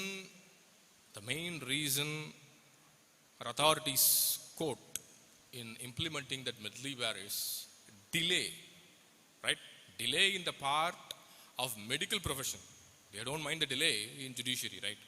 They don't mind the delay in investigating sectors, but they are more worried about delay in medical department, right? So there is an argument and a counter argument. See, many of our colleagues would say, how would you arrive at a diagnosis within a short span of time? Yes, that is a genuine question. Like in the morning, Madam said, Professor Hitalakshmi Madam said, right? So at one point of time, I was a student, right? Like Madam said, see, as soon as you finish the case, you are bound to issue the certificate. You are bound to upload the certificate in the online platform, right? And then only you can go home, right, in the same day. But that document will be in the hands of the lawyer for almost 3, 4 or 5 years at the minimum before the case comes to the court. Just imagine, you do a case, you issue the certificate, you freeze the certificate in the online platform, give it in a matter of 30 minutes, in a matter of 1 hour, okay, fine. Then that document will be in the hands of a lawyer for almost 5 years at the minimum. 5 years at the minimum before the case comes to the court, right? So in that scenario,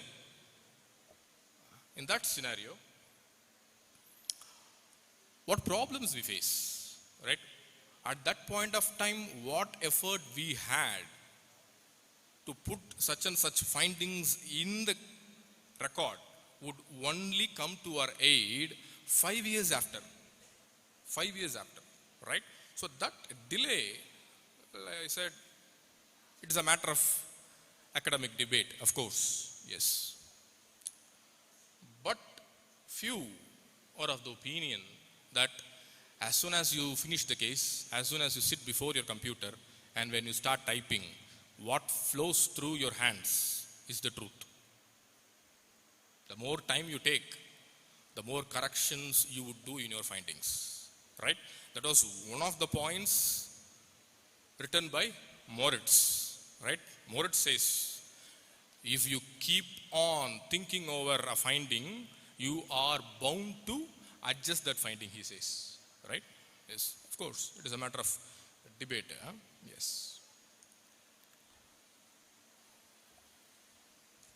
So what advantages the digitalization gives us? One is we can reduce the errors, right? Yes. Earlier we used to give typewritten certificates. Previous or RTA the case அப்படி copy பண்ணி finding எல்லாம் change பண்ணி certificate கொடுப்போம். அதில் பார்த்தா அது female பாடியாக இருக்கும், அங்கே மேலே மேல்னு இருக்கும் இல்லையா? ஆமாம், அதெல்லாம் பண்ணியிருக்கோம். ஆமாம், அது எப்போ தெரியும்? One fine day an advocate will send a notice. இது மேல் கேஸ், நீங்கள் ஃபீமேல் கேஸ்ன்னு போட்டீங்க, அது ரைட்டு, ஒரு இடத்துல மேல் ஃபீமேல் மாறி போச்சு, கீழே எல்லாம் டிஸ்கிரிப்ஷன் கரெக்டாக தானே இருக்கு, அதெல்லாம் கிடையாது, தப்பு தான். காம்பன்சேஷன் நீங்கள் கொடுங்க. நான் காம்பன்சேஷன் கொடுக்கணுமா? ஆமாம், நீங்கள் மேல் ஃபீமேல் மாற்றி போட்டதுனால தான் எங்கள் கட்சிக்காரருக்கு காம்பன்சேஷன் கோர்ட்டு தரமாட்டாங்குது, நீங்கள் காம்பன்சேஷன் கொடுங்க. So the negligence cases or negligence claims can originate even out of our postmortem certificates also nowadays, right? Yes. So those kind of errors can be minimized or reduced in digitalizing, right? Next thing is it enhances legal process.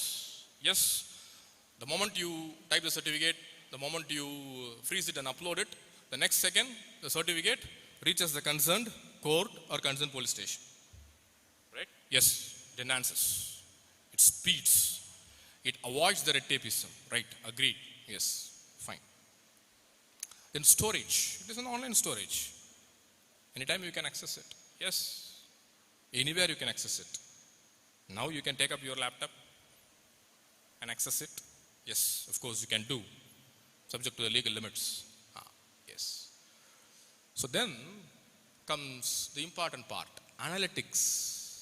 See, analytics is one area where we are evolving into, the AI, the artificial intelligence.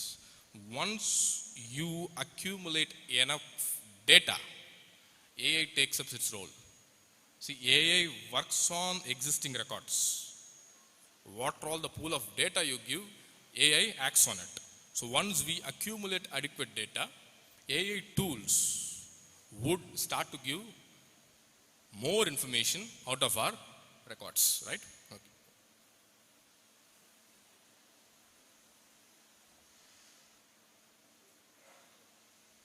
So now you know one advantage, one disadvantage of digitalization, right? A huge disparity between what I am talking and what is there in the slide. Because I have to toggle through two things, one system in the hand and next thing in this podium, right? So you have to simultaneously work on two systems. We are getting older. The mid-leaper certificate is single system, finding difficult. Two systems, fine. Like I said, I have to bore with it. Yes, no other go.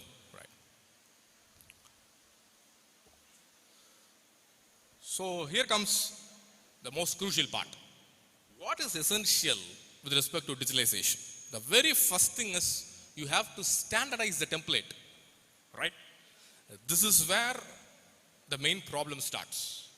Once you move into an online platform, that platform has to be standardized, taking into account all the legal mandates that are in practice. என்னென்ன சட்டம்லாம் இருக்கோ எல்லாத்தையும் include பண்ணி அந்த template ready ஆகணும். Because this template is uniform across the state. Everybody has to give certificate in this template. So what it needs, the template has to be standardized. The template has to take into account all the existing guidelines and legal protocols. Otherwise, there will be a big disaster. Right. So that is the first essential point in digitalization. Template, right? In designing the template. So what template we have in Medliber is one thing, like Manindra said in the morning, it doesn't start as a dead body. It starts as patient registration. Fine.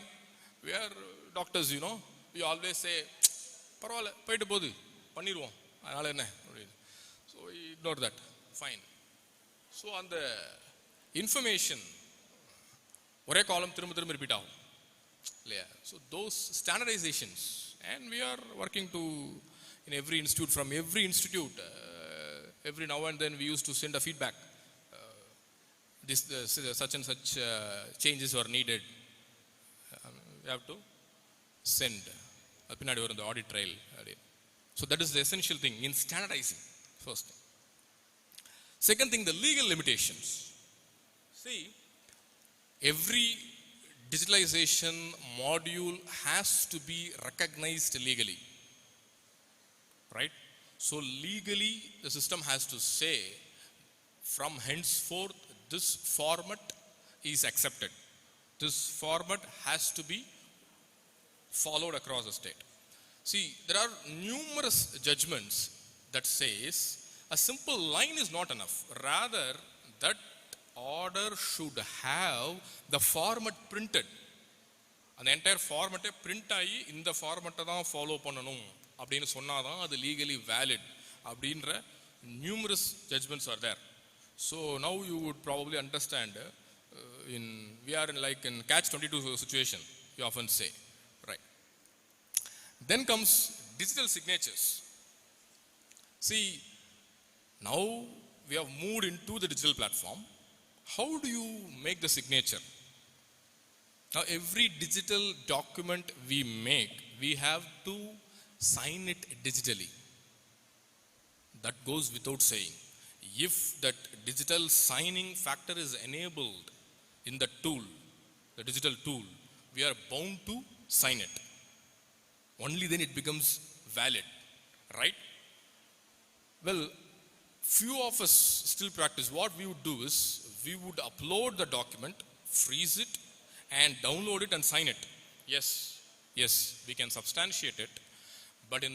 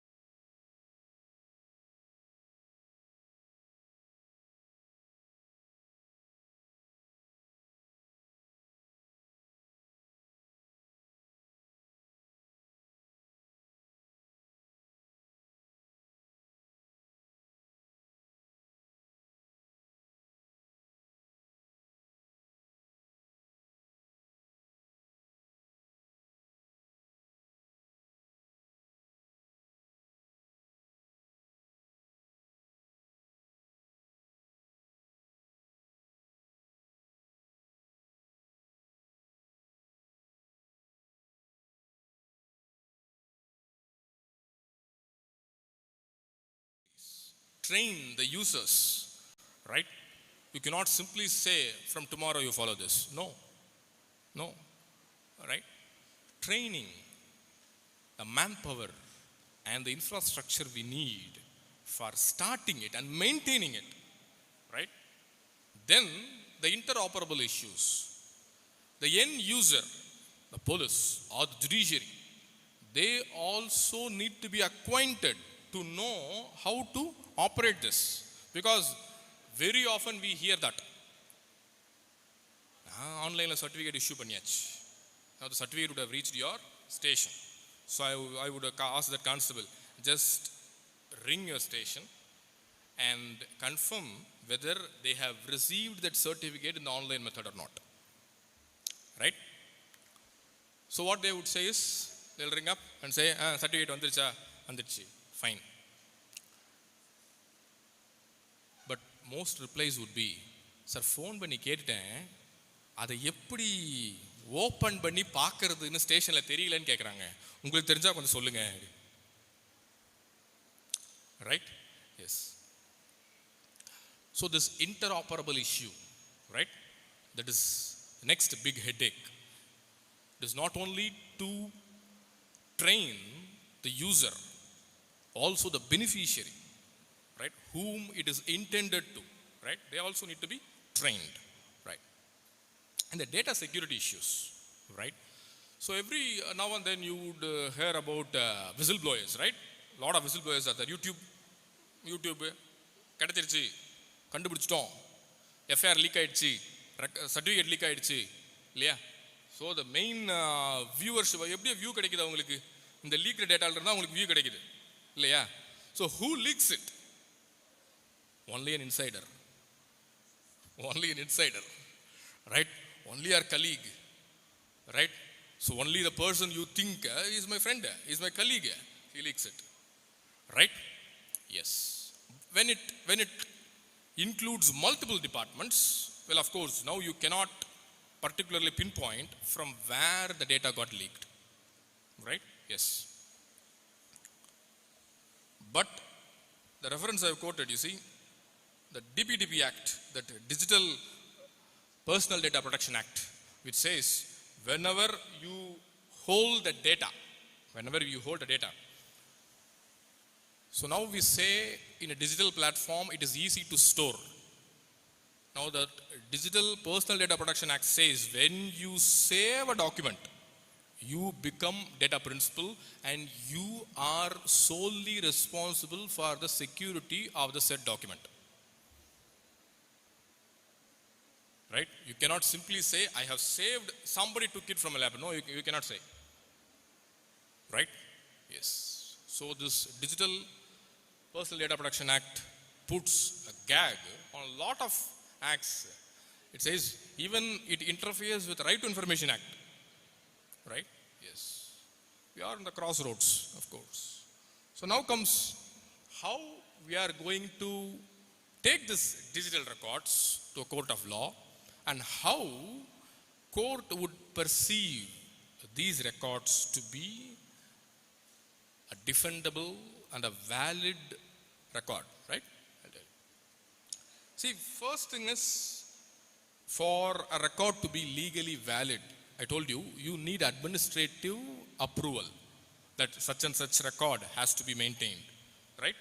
So that record, that order, administrative order should be there. Yes, we got it, right? That is legally admissible, the first thing. Second thing is, the certificate or the record we are issuing should stand the legal scrutiny. Right? So what scrutiny we are talking about? See, when you follow the workflow given by Moritz, I told you in the very first few slides, it would always stand legal scrutiny. Right? It was really hard mood when Madam Kalla சொல்லும்போது, ஒரு கேஸுக்கு நம்ம ஒரு 5 வருஷத்துக்கு முன்னாடி பண்ணியிருப்போம், அந்த கேஸுக்கு கோர்ட்டுக்கு போனால் 1.5 மணி நேரம் டிஃபரன்ஸ் நடக்கும். சாப்பிட்டோமா சாப்பிடலையா, நோபடி பாதர்ஸ் அபவுட் இட். ஒரு மணி சாப்பிடுவோம். இப்போ நம்மளும் அது மாதிரி தான் போயிட்டு இருக்கோம் இல்லையா? லஞ்ச் டைமை நோக்கி போயிட்டு இருக்கோம் இல்லையா? அது மாதிரி தான் அங்கேயும். So I put a question to you. Who do you think the forensic medicine department serves?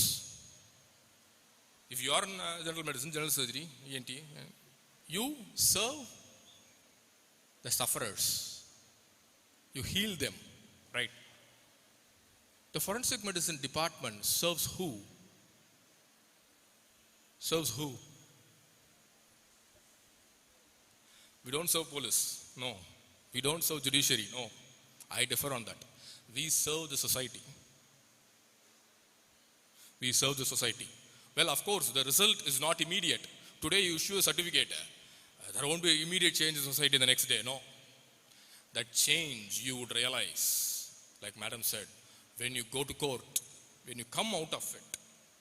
Some poor old lady, she comes to you and says with folded hands, "Doctor, thank you for your evidence. It serves your purpose." That day you can sleep well, right? That feeling of satisfaction, nothing else would give you, right? Yes.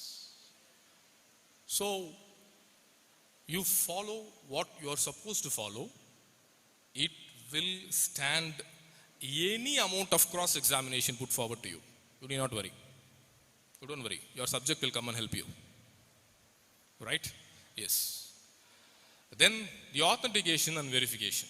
See, this is where I told you, when you impart your e-signature to the document you are issuing, you have directly authenticated the certificate by yours. Your signature, right? You have e-authenticated. When it is protected by OTP, and you get the OTP, and you impart your signature, fine. Now it is an authenticated document. Nobody can deny. Nobody can deny the document, right? Yes. Then comes, you have to comply with the regulations. Now, this is where all hell starts to break loose. When you say you comply with regulations, particularly with digital documents, I can assure you, no single person can be aware of all the existing regulations, right? Including myself, including you, including my friends, everybody, because everybody is human. Nobody is supposed to know everything, right? We make errors. We would not have known such and such rule existed till a problem came to us, right? So this point of complying with this regulation is a big headache, even for a seasoned expert, even for a well-experienced expert, right? So one thing I would say is, whatever regulations that you come across, you start to follow it. There is always, court always accepts. On that particular day, I do not know. From the very next day onwards, I changed myself. To err is human. Courtroom always accepts that. They only need your acceptance, that's all. Right? You can simply say, yes, I do not know. Fine. Right? So, I say, Professor Keith Simpson, who said, there is more respect for a man who says, I do not know, rather than a one who ventures into an opinion. அது எனக்கு தெரியலங்க அப்படின்னு சொன்னா ஏற்றுக்கொள்ளப்படும். அதை விட்டுட்டு கண்ணா பின்னான்னு ஏதாவது சொல்லக்கூடாது. So, coping up with the regulations, right? So you follow what are all the regulations that you are acquainted with, and always try to know what other things are there by attending such and such CMEs.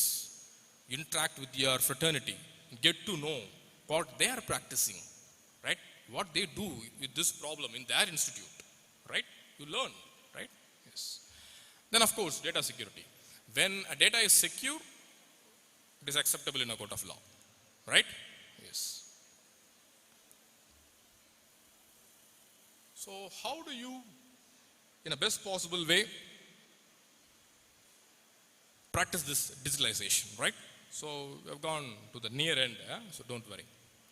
So one thing is training, getting repeated training, right? We cannot say, I have excelled that digital tool. No, we cannot say, right? See, the digital tool gets evolved daily. So even if we are trained, we have to train ourselves further and further, right? There is no limit to it. Then compliance and regulations, we've talked so much things on it, fine. Updating and backing up. So we also need a particular backup, fine. All these things we have already discussed. One thing that we must be aware of in any digital tool we use it, the audit trail. Audit trail. See, the audit trail is a key pillar for any digital transformation. See, you have started following it, but you are supposed to say such and such fault exists in the system. And you are bound to communicate it. Right? See, only then it will reach the desired years and it will be implemented. So this audit trail is an essential pillar for any digital platform. Right? No system evolves over a day. Right? Rome is not built in a day. Audit trail. Right? You have to constantly tell them, this is where an error comes. This is where the problem comes. Right? Yes. So few case studies are there. So EHR is nothing but electronic health record. Few countries have started to digitize the case records. All the case records would be in the electronic health record system. Even we have HMIS, right, in our clinical departments. HMIS is there. Most of the case records would be in the digital platform, right? So that digital platform has produced significant improvement in healthcare, was the study, right, in UK now. And one another study reported by Gujarat High Court was after e-court implementation, court functions have drastically improved. See, now the summons, court summons, it is getting delivered in e-summon. You sense the danger in e-summon. See, once you click the link, the summon will get downloaded on your mobile phone, which indirectly means what? You have accepted the summon. Right? Yes. So, what things we anticipate in the near future? One is the OCR.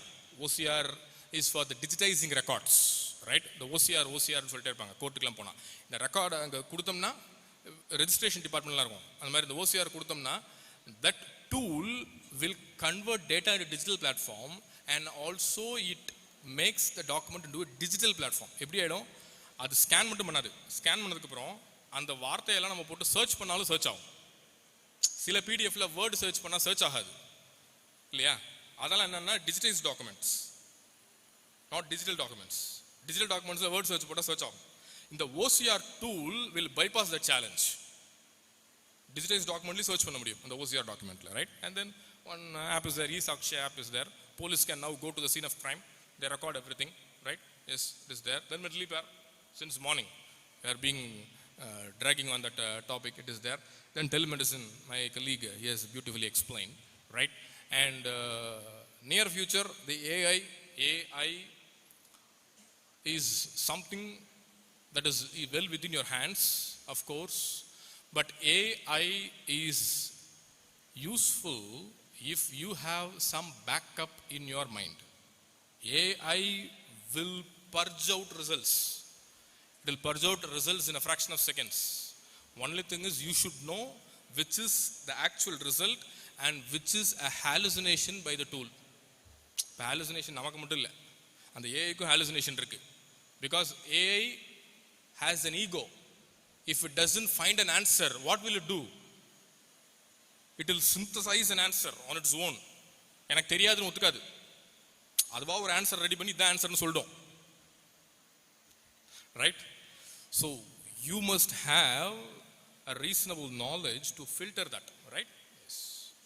Then Virchopsy, yes, it has got advantages and disadvantages. Yes, we were part of one of the earliest studies with our respected director, Parashakti madam, and we explored into the possibility of Virchopsy in government settings and all, right? Next thing, what we can anticipate is this blockchain technology. Blockchain technology is for evidence, right? See, this evidence which moves from one institute to another institute till the testing lab. So this blockchain technology can enable the barcode, simple as a barcode, this barcode mediated moving of evidences, right? The barcode enabled chain of custody, right? Yes, those things are the next possible tools that are going to meet us, right?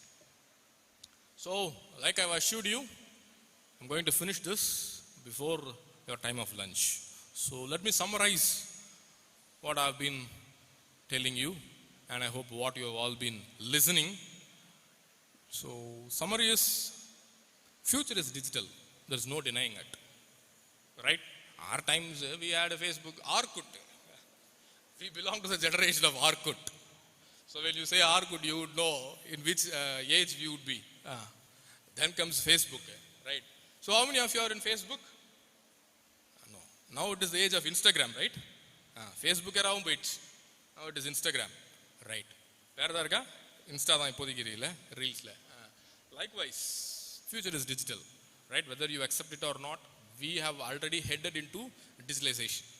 There is no denying it. Yes, you have to accept it first. Change is permanent. Yes.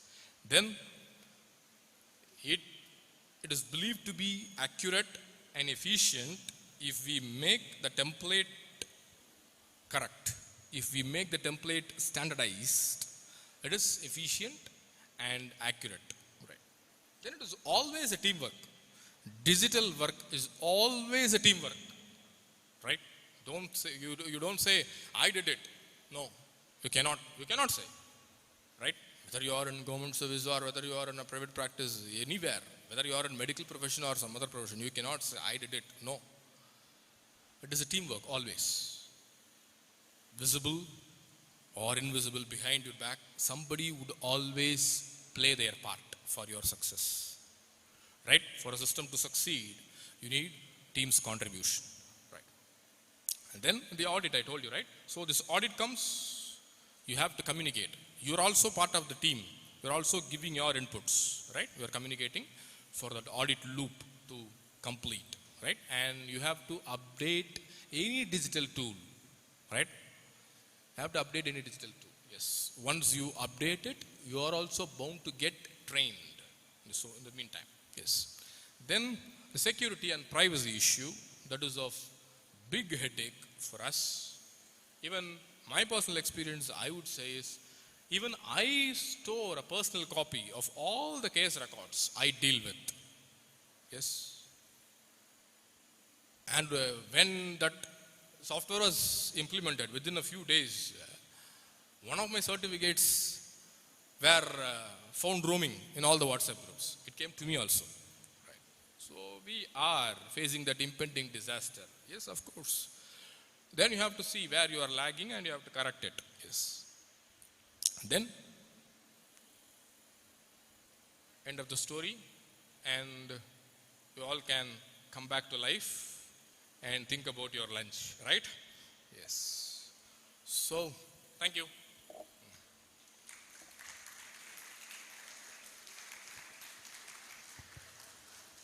Thank you, Dr. Manivasagam.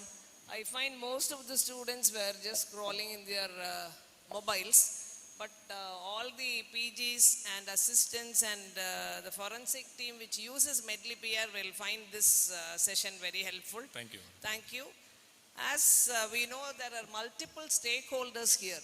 So, as you said, starting after sensitization of all the stakeholders would have been very good, efficient. But from the government, what was their responses? The delay is mostly from the health side. So they just went ahead with this. But as you said, update and audit trials will help us to improve the system. Yes.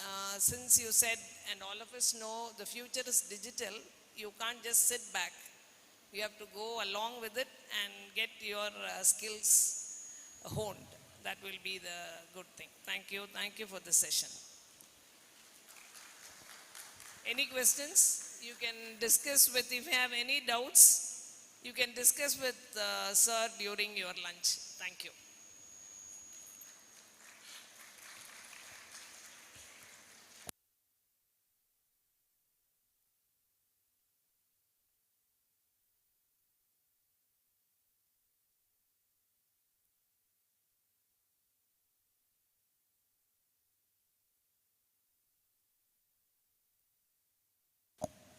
We request our chairpersons, Dr. V. Murugesan sir and Dr. D. Gitanjali ma'am, to felicitate our guest, Dr. G. Manivasagam sir, Associate Professor, Govt, Mohan Kumaramangalam Medical College, with a memento.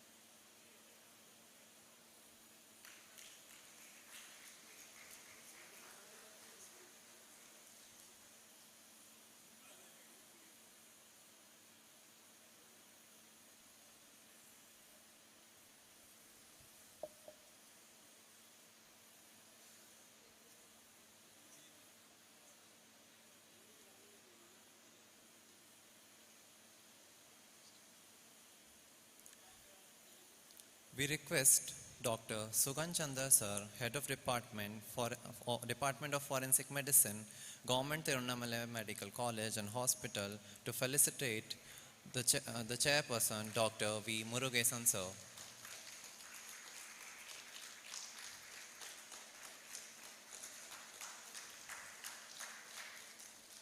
We request Dr. Suganya ma'am, Assistant Professor, Madras Medical College, to felicitate Dr. D. Gitanjali ma'am.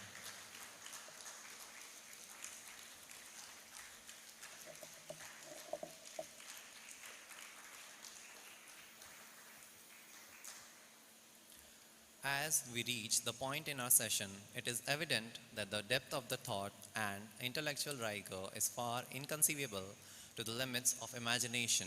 However, it is time for a brief intermission to recharge and reflect for even the most brilliant minds to benefit from a pause. We will reconvene promptly at 2 p.m. where we will resume our session with renewed energy and focus.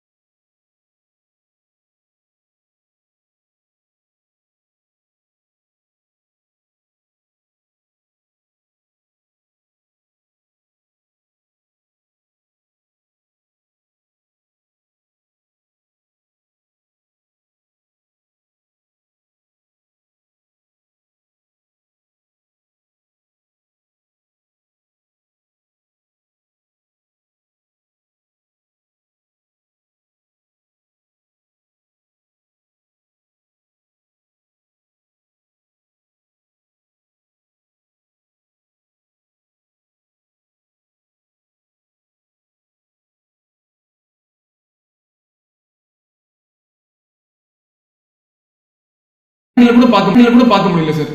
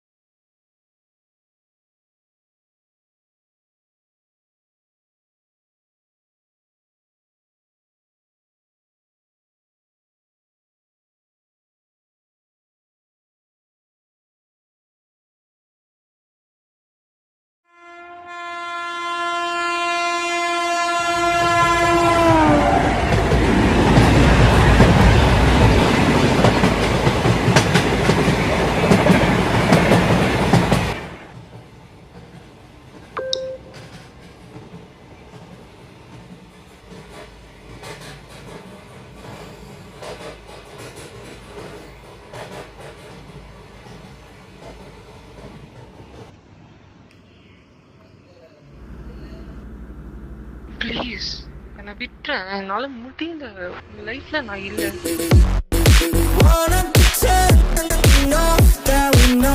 என் லைஃப்ல நீ வராது.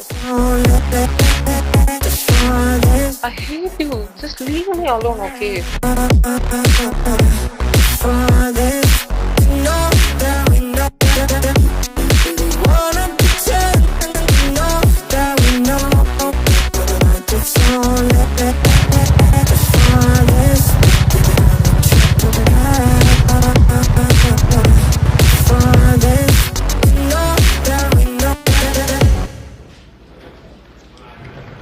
வாயா Alex, இன்னையோட 12வது நாள். இப்படி leave போட்டு வீட்டில் உட்காந்துருந்தா மட்டும் ஓடி போன பொண்டாட்டி திரும்ப வந்துடுவாளா? சரி அதை விடு. இந்த பிஎஸ்எம் காலேஜில் சஸ்பீஷியஸ் எடுத்து அது என்னென்ன அட்டாப்சி பார்த்துட்டு ஃபார்மாலிட்டிஸ் முடிச்சிரு.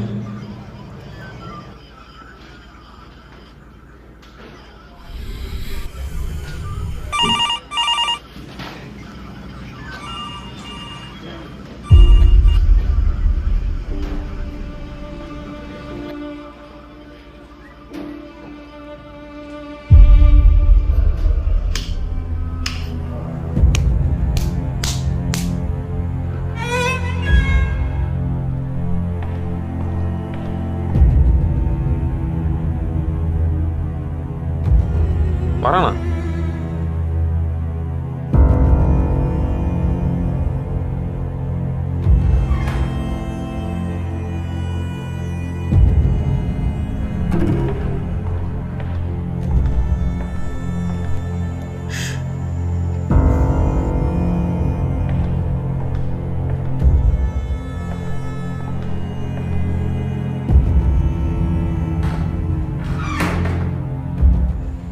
டேய் யார்? பழம்டா. பழமா? இன்னைக்கு ஒருத்தன் சிக்குனாண்டா.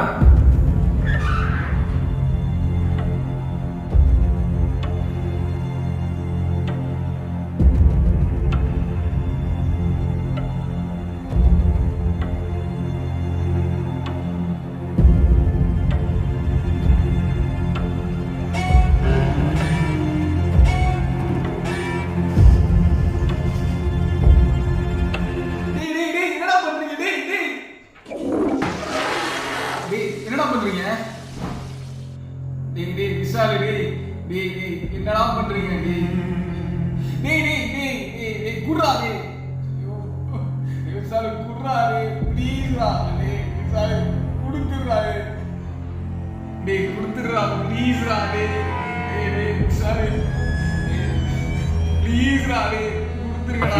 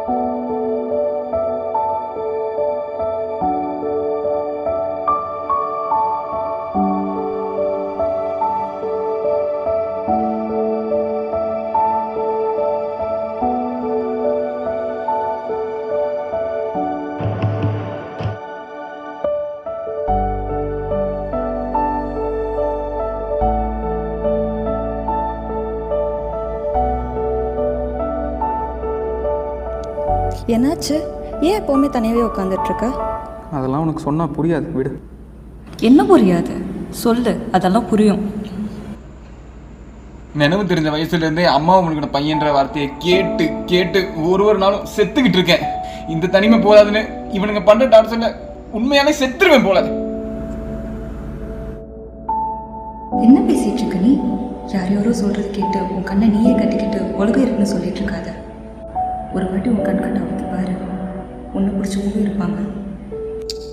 என்ன பிடிச்சவங்களா? விளையாடாத சுமத்ரா. ஏன் யாரும் இல்லையா?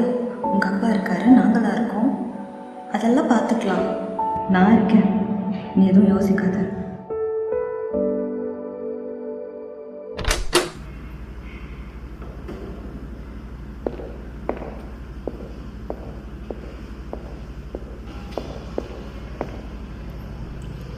அந்த BSM college autopsy report sir. இந்த கேஸை பார்த்தா நார்மல் பாய்சனிங் மாதிரி தெரியல, ஸ்டொமக்குமே எம்டியாக இருக்குது. ஸோ இன்ஜெக்ஷன் பாய்சன் எதுவுமே இல்லை. அந்த பசங்க ட்ரக் அடிக்ட்னால கெமிட்டல் ஃபோர்ஸால் மல்டிபிள் இன்ஜெக்ஷன் மார்க்ஸ் இருக்குது. ஸோ ட்ரக் டெஸ்ட்டுக்கு சாம்பிள் அனுப்பியிருக்கேன். நீங்கள் சொன்னதை வச்சு பார்த்தா உங்கள் பசங்களுக்கு சைக்காலஜிக்கல் டிஸ்டர்பன்சஸ் இல்லை. ஸோ இது சூசைடாகவும் இருக்க வாய்ப்பு இல்லை. ஃபர்தர் இன்வெஸ்டிகேஷனுக்காக விட்னஸ் நம்பர் பயோகெம் லேப்க்கு சாம்பிள் அனுப்பியிருக்கோம். ஸோ நீங்கள் இன்வெஸ்டிகேஷன் பண்ணால் தான் தெரியும் காஸ் ஆஃப் டெத் என்ன.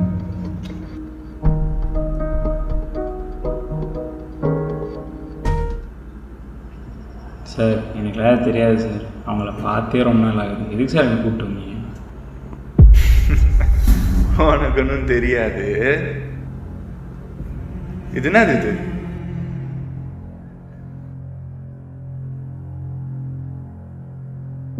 சார் சார் வீட்டில் காசு கேட்டால் தர மாட்டாங்க சார். சும்மா பாக்கெட் மணிக்காக பண்ணுறேங்க சார். ரெகுலர் கஸ்டமர் தான் சார் அவங்க. பண்ணுறது ஃப்ராடு வேலை, இதில் ரீசன் வேலை. யோ சண்முகம், இவன் மேலே கேஸை போட்டு நார்கோடிக்ஸ் வர சொல்லியா? சார் சார்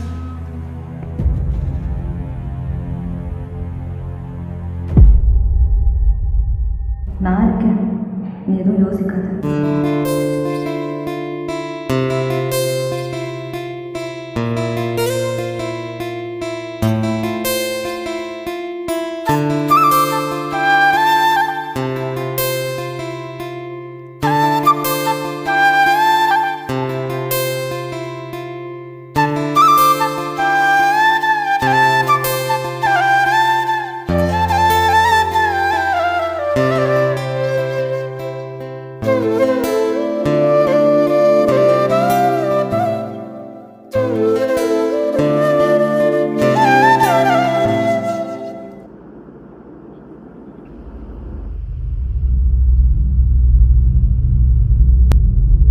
சமுத்ரா, நீ கொஞ்ச நேரம் வெளில போயிடுறேன். நான் ஏன் வெளில போகணும்? ஒரு 3 பேரும் வர்ற மாதிரி இருக்கு. அவங்க வந்து என்ன? நான் ஏன் வெளில போகணும்? இல்லை சமுத்ரா, இந்த வாட்டி நான் சொல்கிறத கொஞ்சம் கேள. எனக்கு நம்பிக்கை இருக்கு. நான் தைரியமாக தான் இருக்கேன். என்னை நம்பு, நான் பார்த்துக்கிறேன். சரி, நம்புகிறேன், பார்த்துக்கோ. டேய் இவன்டா.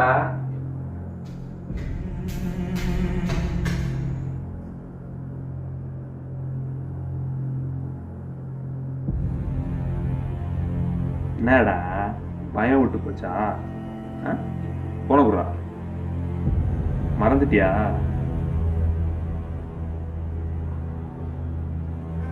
பயம் விட்டு போச்சு போலடா. ஓ, வர வச்சிருவோம்.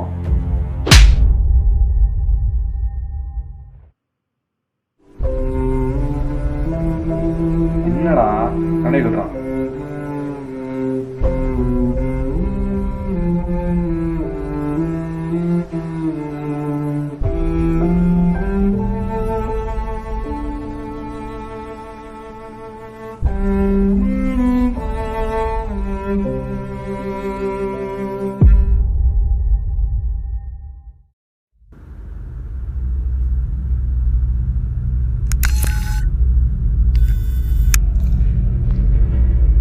சிவராம உனக்கு அந்த பசங்களுக்கு ஆகாதுன்னு காலேஜாக சொல்லுது. அப்படின்னா தான்டா பிரச்சனை உங்களுக்குள்ள. நான் எந்த பிரச்சனையும் பண்ணல சார். நானும் எல்லார மாதிரியும் இந்த காலேஜுக்கு நிறைய கனவுகளோடு தான் வந்தேன். ஆனால் அன்னைக்கு அந்த ஒரு நாள் என் வாழ்க்கையில் வராமல் இருந்துச்சுன்னா இன்றைக்கி நானும் மற்றவங்கள மாதிரி ஒரு நார்மலான லைஃப் வாழ்ந்துருப்பேன் சார். அன்றைக்கி நான் ரெஸ்ட் ரூமில் இருந்தேன் சார். அவனுங்க 3 பேரும் செவுத்து மேலே ஏறி என்னை ஃபோட்டோ எடுத்துட்டானுங்க. அதை காட்டி என்னை பிளாக்மெயில் பண்ணி தினம் என்னை சித்திரவதைப்படுத்திட்டு இருந்தாங்க சார். முதல்ல சின்ன சின்ன விஷயமா தான் ஆரம்பிச்சது. ஆனால் போக போக என்னால் அதை தாங்கிக்கவே முடியல சார். என்னால் என் முகத்தை கண்ணாடியில் கூட பார்க்க முடியல சார். அப்போதான் சமுத்திரா வந்தா. எனக்கு இருக்க பயத்தெல்லாம் போக்கி அவங்கள ஃபேஸ் பண்ணுறதுக்கு தைரியம் கொடுத்தா. அவள் முன்னாடி ஒரு தைரியமான ஆள் இருக்கும்னு நினச்சேன். ஆனால் அவள் முன்னாடியே என்னை அசிங்கப்படுத்திட்டானுங்க சார். என்னால் அவங்களை எதிர்த்து கூட பேச முடியல சார். என்னால் இப்போ அவள் கண்ணை பார்த்து கூட பேச முடியல சார். அவங்கள எதிர்த்து பேசுகிற தைரியம் கூட எனக்கு இல்லை சார். நான் என்ன சார் அவங்களை பண்ண போகிறேன்?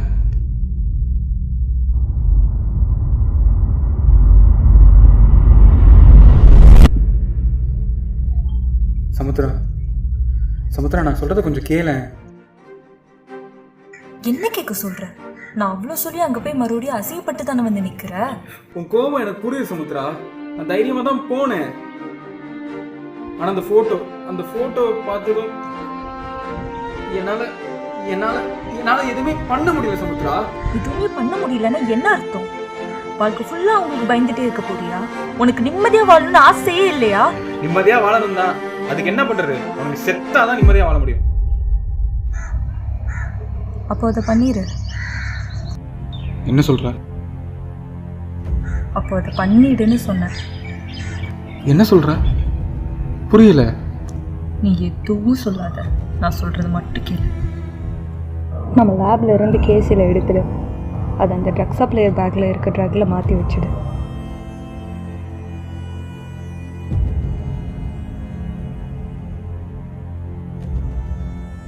ட்ரக்குன்னு நினச்சி கேசியல் ஐவியில் எடுத்துப்பாங்க. கேசியலோட எஃபெக்ட்னால அரித்மியா வந்து இறந்துடுவாங்க. கேசியலோட ஆஃப் லைஃபும் கம்மி. அட்டாப்சிலையும் எந்த டேஸ்டும் இல்லாமல் தப்பிச்சிடலாம்.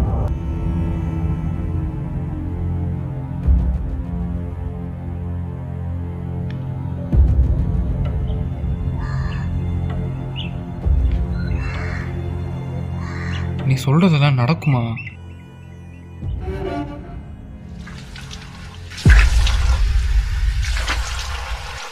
ப்ளீஸ் என்ன விட்டுறேன். என் லைஃப்ல நீ வராது. அப்போதான் சமுத்திரா வந்தா. நான் இருக்கேன், நீ எதுவும் யோசிக்காத. என் லைஃப்ல நீ வராது. அப்போதான் சமுத்திரா வந்தா.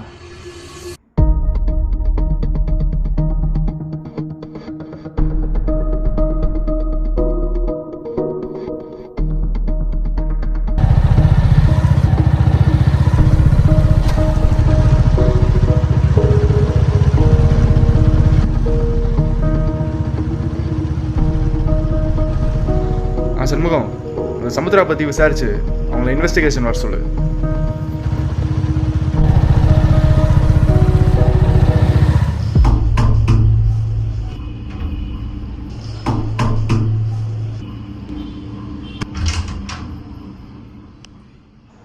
என்னாச்சு சார்? என்ன விஷயம்? என்ன எந்த பக்கம்?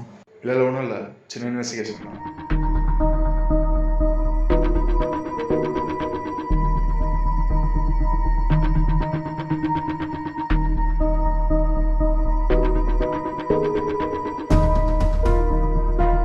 சிவராம் ரூம் எது?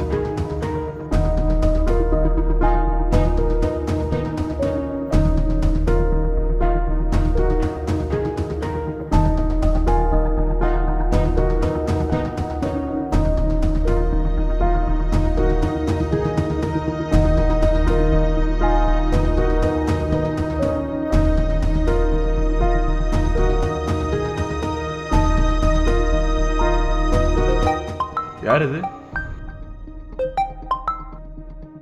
சார் நீங்க சொன்ன மாதிரி காலேஜ் ரெக்கார்ட்ஸ் ஃபுல்லா செக் பண்ணிட்டேன். சமுத்திரான்ற பேர்ல இந்த காலேஜ்ல யாருமே படிக்கல சார். அப்படியா? சரி, நான் கூப்பிட்றேன். இவளா சார்? இவ சிவாவோட அம்மா. சிவா பிறக்கும்போதே அவள் தற்கொலை பண்ணி இறந்து போயிட்டா. கொஞ்சம் புத்தி சுவாதனம் இல்லாதவ. அவன் பேர் சமுத்ரா சார். என்ன பேர் சொன்னீங்க? சமுத்ரா சார். சமுத்ரா.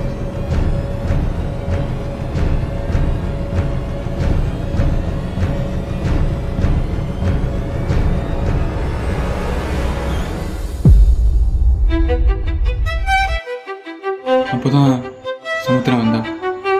எனக்கு இருக்க பயத்தெல்லாம் போக்கி அவங்கள ஃபேஸ் பண்ணுறதுக்கு தைரியம் கொடுத்தா. நீங்கள் சொல்கிறபடி பார்த்தா இது ஸ்கைசோஃப்ரினியான்னு சொல்லுவாங்க. இது யாருக்கு வரும்னு தெளிவாக சொல்ல முடியாது. இது யாருக்குனாலும் வரலாம். இது பிரெயினில் சில நியூரோ டிரான்ஸ்மிட்டர் இம்பேலன்ஸ்னால வருது. இது வந்து ஜெனட்டிக்ஸாகவும் இருக்கலாம், மற்ற ரீசன்ஸாகவும் இருக்கலாம். நீங்கள் சொல்கிறபடி இவங்க அம்மாவுக்கும் இருக்கிறதுனால இது ஜெனட்டிக்ஸாக வர வாய்ப்பு அதிகமாக இருக்குது. இவர் படித்த புக்ஸ், கேட்ட விஷயங்கள் இதெல்லாம் ஒன்றா சேர்ந்து அவங்களுக்கு ஹாலுசினேஷனாக வந்திருக்கும். இவர் தனிமையில் இருக்கும்போது இவங்க அம்மாவே வந்து இவங்களுக்கு ஹாலுசினேஷனாக வந்திருக்கலாம். நீங்கள் ஒரு தடவை அவன் நேரில் பார்த்துட்டா டயக்னோசிஸை கன்ஃபார்ம் பண்ணிடலாம்.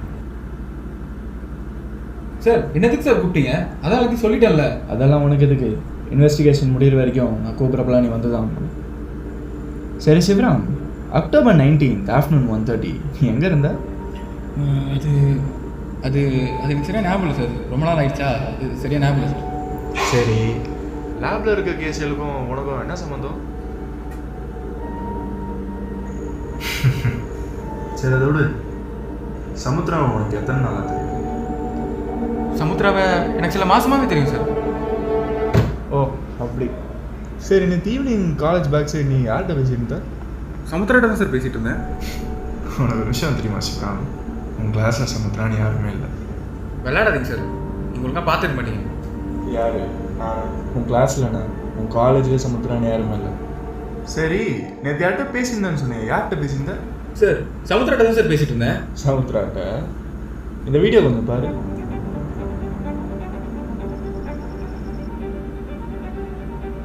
சமுத்திரானத்தை இல்லாமல் இல்லை, நீ அவன்கிட்ட பேசுவோன்னு சொன்னான். சிவராம், எனக்கு புரியுது. நீங்கள் எக்ஸ்பீரியன்ஸ் பண்ணுறதுல சில விஷயம் ஒரு ஏழாவது உண்மை இல்லாமல் அப்படி ஒரு தான் உங்களுக்கு சமுத்திரம். இதை நாங்கள் ஸ்கைசோஃப்ரினியான்னு சொல்லுவோம். இது ஒரு மனம். இந்த உலகத்தில் நிறைய பேர் இதை எக்ஸ்பீரியன்ஸ் பண்ணுறாங்க. சரியான ட்ரீட்மெண்ட்னால இது குணப்படுத்த முடியும். சார் போய் சொல்லாதீங்க சார். சமுத்திரா தான் எனக்கு ஒரே ஒரு நம்பிக்கை. அவளை பற்றி தயவு தப்பாக பேசாதீங்க சார். சிவராம், இந்த நோய் உங்களுக்கு நான் பேசுங்க. இந்த நோய் இப்படி தான் ஆரம்பிக்கும். இல்லை இல்லை இல்லை, நீங்கள் எல்லாம் போய் சொல்கிறீங்க. இல்லை இல்லை, என்னை விட்டு போயிடுவியா சிவா? இல்லை சமுத்திரா, பயப்படாத சமுத்திரா. இல்லை சமுத்திரா, இல்லை சார், போய் சொல்லாதீங்க. இல்லை இல்லை, நீங்கள் எல்லாம் போய் சொல்கிறீங்க. எனக்கு தெரியும் சிவா. நான் பொய்யா சிவா? சமுத்திரா, இல்லை இல்லை இல்லை, ஐயோ சமுத்திரா. போயிடலாம் சிவா, எனக்கு ரொம்ப பயமா இருக்கு. என்னை விட்டு போயிடுவியா சிவா? நான் பொய்யா சிவா? என்னை விட்டு போயிடுவியா சிவா?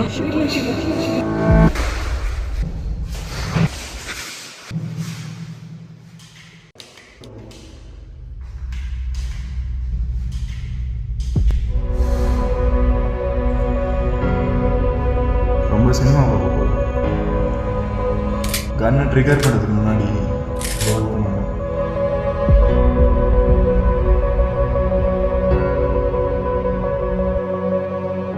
சமுத்திரா, சமுத்திரா. விக்டிம் சிவராம் மென்டலி இல்லைன்றதுனால according to section 22 BNS act of person of unsound mind படி கோர்ட் அவன் பண்ண கொலைகளுக்கு அவனை சென்டென்ஸ் பண்ணாமல் ட்ரீட்மெண்ட்க்கு அசைலம் காமிச்சு.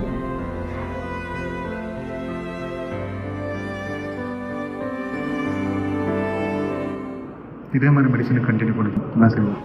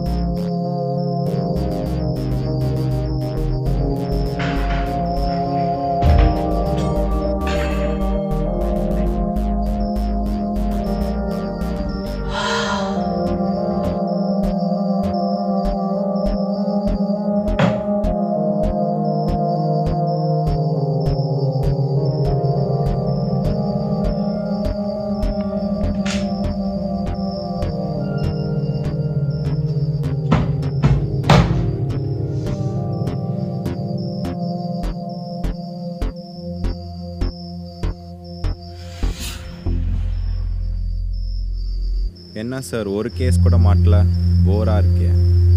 உனக்கு என்னையா அவ்வளோ ஆசை? இல்லை சார், எதாவது கிடைச்சா மாட்டினா கொஞ்சம் வேலை செய்யலாம்ல. வெயிட் பண்ணு, ஏதாவது பெருசாக வரும் கேஸு, அப்போ தெரியும், பார்ப்போம்.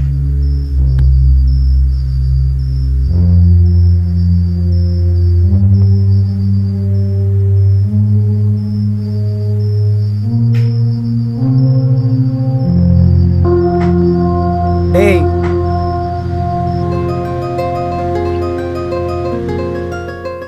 ஹலோ, யாரு? சார் பக்கத்து வீட்டில் யாரோ எகிரி குடிச்சு போனான் சார், கொஞ்சம் என்னன்னு பாருங்க சார். எந்த இடத்துல? சார் கோவிந்த நகர் 3வது குடிச்சு, கொஞ்சம் சீக்கிரம் வாங்க சார். சரி ஓகே, இதோ உடனே வரேன்.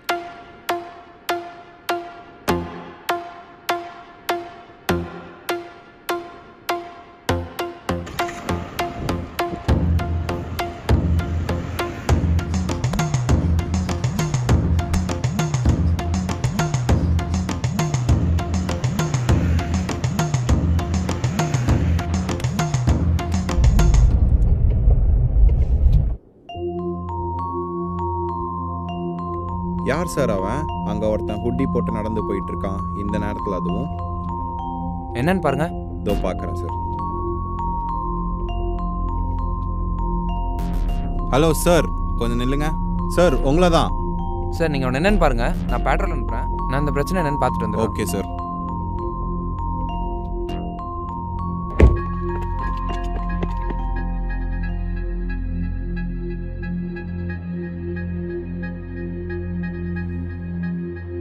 ஏய் ஏய், என்ன பண்ற?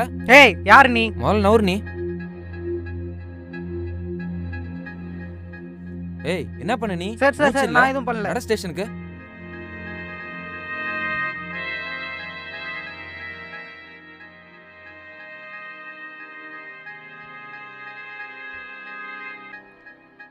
அந்த நேரத்தில் அவன் வீட்டில் உனக்கு என்ன வேலை?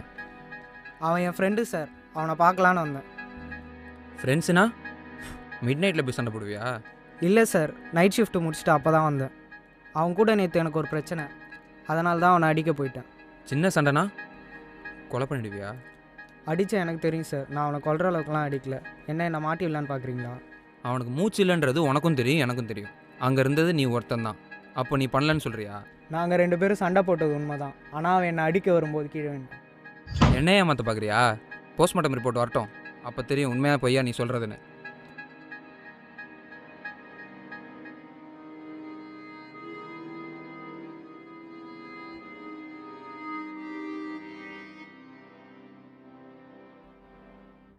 Hello doctor. Sir please.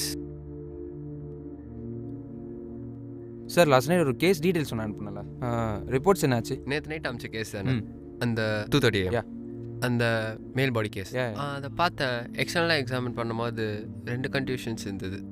ஒன்று வந்து ரைட் சீக்கில் ஒரு confusion and then left fore ஆர்மில் இன்னொரு confusion. Okay sir. Anything in autopsy ஏதாவது ப்ரெடிக்ட் பண்ண முடியுதா? காஸ் ஆஃப் டெத் ஃபைன் பண்ண முடிஞ்சதா? அட்டாப்சி ஃபைண்டிங்கில் வந்து மெஜாரிட்டி ஆஃப் தி ஆர்கன்ஸ் வந்து கன்ஜஸ்டாக இருந்தது. Liver, spleen, kidney. ஹார்ட் வந்து கொஞ்சம் என்லார்ஜாக இருந்தது and it was also congested. Brain வந்து it was also oedematous. And then stomach வந்து ஓப்பன் பண்ணுறப்ப the mucus was congested. So அந்த சாம்பிள்ஸ்லாம் லேபுக்கு அமிச்சு டெஸ்டிஸ்லாம் எடுத்துகிட்டு வந்து பார்த்தோம். ஓகே. அதில் வந்து எங்களுக்கு ட்ரேசஸ் ஆஃப் அக்கௌண்ட் தெரிஞ்சது. ஸோ இது பாய்சனிங் கேஸாக இருக்கலாம். பாய்சனிங்கா? ட்ராமா கேஸ் இல்லையா? அப்போ it's most probably poisoning case, maybe account. Okay doctor, what's so specific about that? Account வந்து மோஸ்ட்டாக நம்ம ஊரில் கிடைக்கிறது ரொம்ப கஷ்டம். மோஸ்ட்லி அந்த ஹிமாலயன் ரீஜன்ஸில் தான், அந்த இடத்துல தான் காமனாக கிடைக்கும். ஓகே, ஒரு காமன் மேனுக்கு இந்த மாதிரி ஒரு சப்ஸ்டன்ஸ் கிடைக்குமா? காமன் மேன் வந்து அக்கௌனைட்டுக்கு அவ்வளவா வந்து நாலேஜ் இருக்காது. மேபி காமன் லைக் ட்ரைபல் பீப்புளுக்கு they might have probably in high இன்ஸ்டிடியூஷன்ஸில், பெரிய பெரிய இன்ஸ்டிடியூஷன்ஸில் வேணால் அவங்க வச்சுருப்பாங்க. பட் இந்த பாய்சன் வந்து it mimics natural death. So இந்த பர்சன் வந்து he must be well educated on these drugs. Vignesh, MSc toxicology. Okay, கேஸ்க்கு வருவோம். நைட் டைமில் யாருமே இல்லாத ரோட்டில் தனியாக ஏன் நடந்து போயிட்டு இருந்தீங்க? சார் சார் சார் ஒரு பார்ட்டி, நான் என் ஃப்ரெண்டு வீட்டுக்கு போகிறதுக்காக அந்த சைடு போயிருந்தேன். ஓகே, ஃப்ரெண்டு வீட்டுக்கு போனீங்க சரி, பட் நாங்கள் கூப்பிடும் போது எதுக்காக ஓடினீங்க? சார் நீங்கள் கேட்குற கேள்விக்கெல்லாம் நான் ஏன் பதில் சொல்லணும்? என்ன கேஸ்க்காக இங்கே உட்கார வச்சுருக்கேங்க?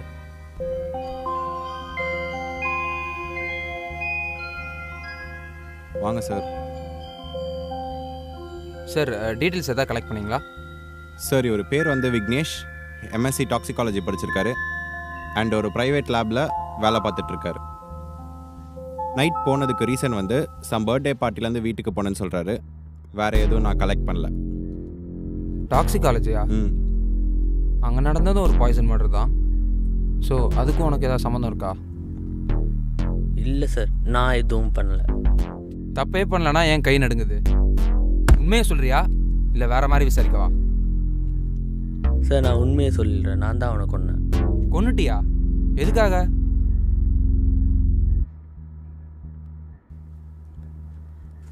மார்ச் 25 என் வாழ்க்கையில் மறக்க முடியாத நாள். நான் வேலை செய்யறதுல என் தம்பி ஃபோன் பண்ணான், நான் எம்பிபிஎஸ் பாஸ் பண்ணிட்டேன்ட்டு. ஆனால் அது எனக்கு அப்போ தெரியாது, நான் தான் அவன்கிட்ட கடைசியாக பேச போகிறதுன்ட்டு. சொல்லு ரூபன். ஹலோ அண்ணா, நான் எம்பிபிஎஸ் பாஸ் பண்ணிட்டேண்ணா. சூப்பர்ரா, இதே மாதிரி மாஸ்டர்ஸும் பண்ணிடு. சரிண்ணா, நான் வெளில போயிட்டு வந்துடுறேன். ஓகேடா, பார்த்துக்கோ, என்ஜாய் பண்ணு. அப்புறம் ஜாக்கிரதையா இரு, ஓகேவா? சரிண்ணா, நைட்டு நான் வீட்டுக்கு வரதுக்கு லேட் ஆகும், நீங்கள் சாப்பிட்டு படுங்க.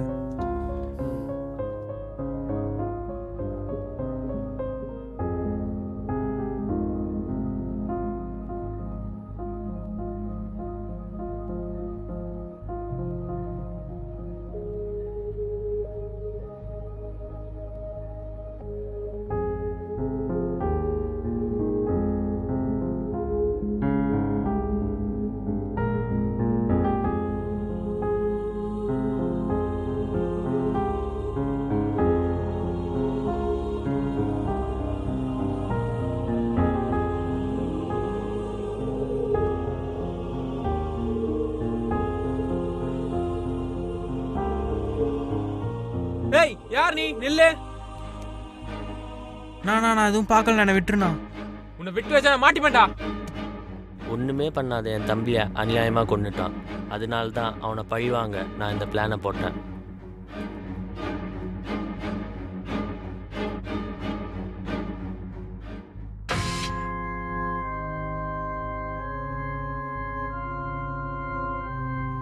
இந்த மாதிரி ஒரு நாள் என் வாழ்க்கையில் வரும்னு நான் நினச்சி பார்க்கல. ஒரு நாள் என் லைஃப்லேயே திருப்பி போட்டுருச்சு.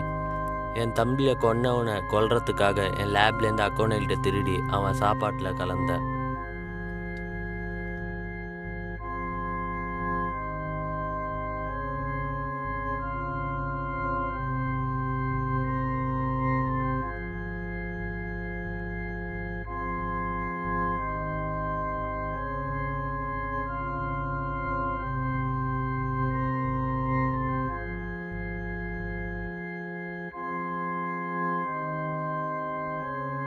ராகுலை கொலை செய்த குற்றத்திற்காக விக்னேஷிற்கு செக்ஷன் 103 பிஎன்எஸின் படி ஆயுள் தண்டனை அளிக்க இந்த court ஆணையிடுகிறது.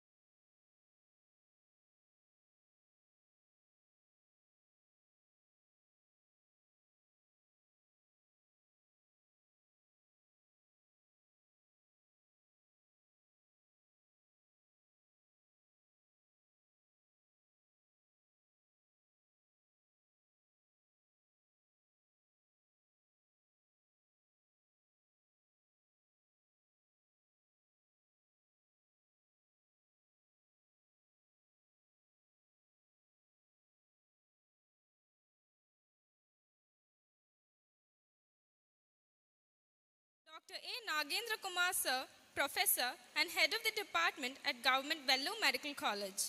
Sir is a highly experienced forensic specialist with vast expertise in postmortem examination, specimen preservation, and medico-legal investigation. His contributions to forensic practice and teaching have significantly strengthened both academic and practical aspects. Most notably, he conducted the autopsy of the only reported case of death due to the meteorite blast in the world. He is also an active member of the special Tamil Nadu Forensic Medicine Expert Society and the Indian Academy of Forensic Medicine. We now invite our respected Dr. Govt Sir, Professor and Head of the Department of Forensic Medicine at Govt Mohan Kumaramangalam Medical College, Salem, and Dr. M. Sita Lakshmi Ma'am, Professor and HOD of Forensic Medicine at Govt Virudunagar Medical College. Thank you to chair the event. Thank you, ma'am. Thank you, sir.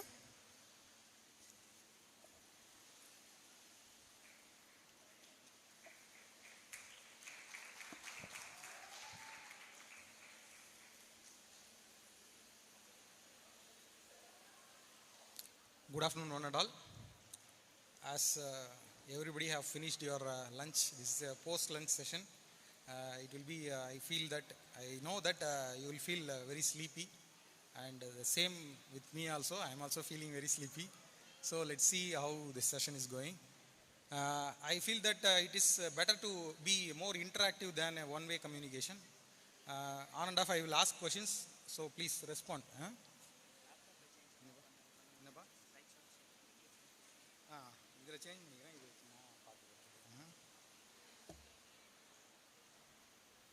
Okay, let's go to the topic. Let's see, in this session we are going to see about the best practices in collection, preservation and transportation of post-mortem specimens.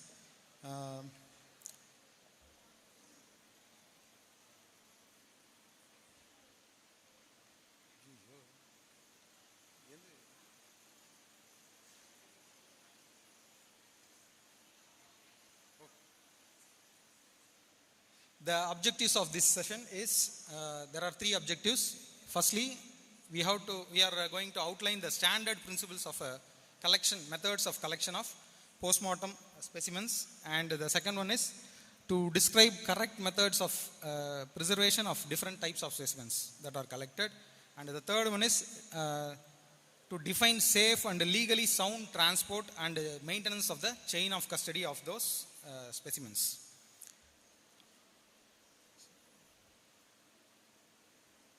Why is it important to know about how to handle the post-mortem specimens? Because poor handling may lead to invalidation of the reports. For example, in case of toxicological reports, that is specimens, we are collecting so many specimens for toxicological analysis. In those specimens, if we handle it that is with that means in lethargic manner, means there may be chances of contamination, and if we delay the time of packaging, it may get degraded, and these and the improper usage of anticoagulants or preservatives can also make the specimen to give many false positive and false negative results. So we should be cautious on handling those specimens. And during collection and storage also, we should be very cautious, and we should be very stringent. We should follow very stringent precautions in maintaining this aseptic precautions also. And especially in case of DNA sampling, we should maintain the aseptic precautions, because there may be, if there is contamination from other organisms, or our own biological samples may get mixed with those DNA specimens. Like when it is done, there may be false negative. It may give chance to false negative reporting of the DNA workup. So we have to be very careful in handling those post-mortem specimens. On collection of those specimens, there are some general principles. it is applied for all type of specimens. We usually use sterile appropriate containers, and those containers should be clean, dry, and leak proof. More importantly, tamper proof. That is, how can we make a container or a swab tamper proof? We can put our seals, that is made of that Arak seals, can be used so that we can identify if the evidence that a sample has been tampered or not when it is broken. Okay, and we also be careful in collection of appropriate volume of the specimen. We should collect it in an adequate volume, and it should be collected from the proper and correct anatomical site. For example, central blood. Central blood can be collected from where? Where will you collect the central blood? What is central blood? Anyone? What is central blood? What is a peripheral blood? What is a central blood? Central blood is collected from the central veins, that is more proximal to the heart, or even from the heart itself. That is called central blood. Peripheral venous blood, we know it is collected in the peripheral veins. And that is vitreous humor, we should collect from the eyes, and liver, brain and all. We should collect appropriate amounts. If you collect very meager amount, means it will be not useful for many type of, that is quantitative analysis and all, it will be not useful. And you should avoid contamination from formalin for samples like samples for DNA reporting. If you instill formalin in those things, means it will get the DNA will get denatured and it is invalidated. That sample itself becomes invalidated. Moreover, we are collecting samples at various points of time during a case. Some samples are collected prior to autopsy, and some samples are collected after during the autopsy. For example, this femoral or subclavian venous blood is collected prior to autopsy, and vomitus from the scene and urine sample can also be collected prior to autopsy. Scalp and body hair, vitreous humor, CSF. Where will we collect vitreous humor? In which cases vitreous humor is very important? What? In methanol poisoning, you can collect vitreous humor. Where will you use vitreous humor other than methanol poisoning? We can find out the time since death using vitreous humor by estimating the potassium levels. And CSF collection can be done in cases of encephalitis cases, or CSF, that is CNS infections. We can collect CSF fluid. And finger and toenails can be collected for heavy metal poison cases. And skin and subcutaneous tissues can be also collected for environmental poisoning cases. And skin and mucosal smears, where will you collect? We will collect it from animal attack cases. For example, if an animal that is a wild cat or big cat has attacked a person, it would have licked the wounds during feeding on them. So in case we will collect those smears around the wound, means we will be able to identify the DNA of that particular big cat and find the which cat has find the assailant, which cat has assaulted that person. We can identify that. During autopsy, we will collect the central blood, that is direct cardiac blood can be collected, and gastric contents. By as a routine samples, we can collect liver, lungs, brain, kidneys, etc. Bile can also be collected in specific poisons like anesthetic poisons and sedatives. And in special cases, unique cases such as burns cases, where the body is charred, or highly decomposed bodies where organs are reduced to indistinguishable mass, we can collect the muscle tissue for toxicological analysis. And then fatty tissue, where will we collect fatty tissues? Fatty tissues accumulate what kind of drugs? It accumulates most of the anesthetic drugs. Many of the volatile poisons get accumulated in the fatty tissue. So we will collect fatty tissues for toxicological analysis, and both qualitative and quantitative thing in case of anesthetic deaths. And contents of small and large intestine are important in ingested poisons, and pericardial fluid is important in what? cardiotoxic drugs. And fluid from thoracic cavity can be collected in cases of what? Highly decomposed cases, where the body fluid from the lungs, heart, and other adjacent serosal cavities also, the fluid may seep into the pleural cavity, and it may help us to identify the poison or alcohol, etc. And bones and bone marrows are collected for DNA. In case of even charred bodies also, we can collect this. Insect species, where will we collect insect species? In which kind of cases we will collect insect species? What kind of insect will you collect? Maggots. Have you heard of maggots? Maggots are what? Larvae of flies. Okay. There is a test called crop analysis, maggot crop analysis. Crop means it is the gizzard, that is the stomach of that larva. In that we can get the DNA of the dead individual. If so many bodies are mixed in one or heaped out in a single site, and there are so much of maggots is there, we can separate those maggots and identify the DNA from the and extract the DNA material from the crops of the maggots, and we can do the DNA workup and identify how many individuals are dead in that particular place. Like that we can come to a conclusion. Okay, it is very much useful in unnoticed mass disasters, which we identify after a long time. Okay, then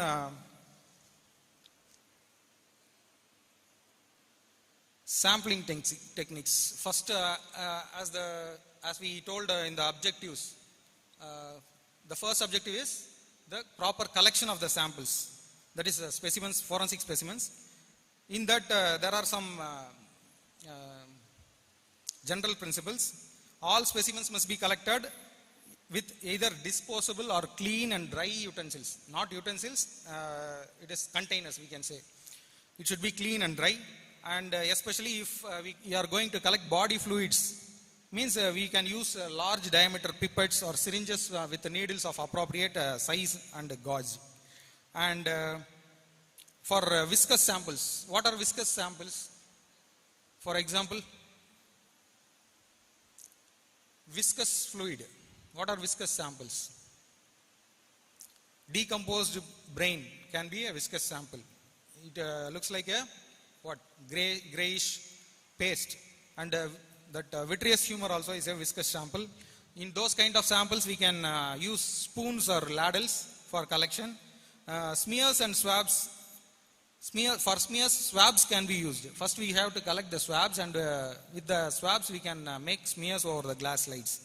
And for collection of tissues, we can use scalpels, knives, or scissors. And for gaseous substances, we have to use gas collection tubes or gas tight syringes, or we can also store it under glycerin, okay, so that the volatile substances can be held together. The most important sample that we collect in almost every post-mortem case is blood and body fluids, usually urine. And these blood and body fluids should be collected for, if it is collected for microbiological analysis, means what? We have to collect it in a sterile container which is containing the appropriate, that is culture media. What we have to first expect what kind of microbiological agent is present in that, and accordingly you have to choose the culture material, and then you have to collect it in a sterile manner, and then you have to send it. And in case of central blood, where will, as I told earlier, central blood can be collected from femoral vein and subclavian veins, and also we can collect it directly from heart. And it needs clean needles and syringes. Use of appropriate anticoagulants is needed, and appropriate preservatives should be used. It depends upon what kind of poison you are expecting and what kind of analysis you are subjecting it to. So according to that, you have to change the preservatives. I will explain those preservatives later. Before that, we can see some common postmortem specimens that we are collecting in day-to-day autopsies, what are those common things, common viscera? Anybody? You say? What are the viscera routinely collected during autopsy? It is there, you can see at least. I told you, no, you have to interact something. Okay.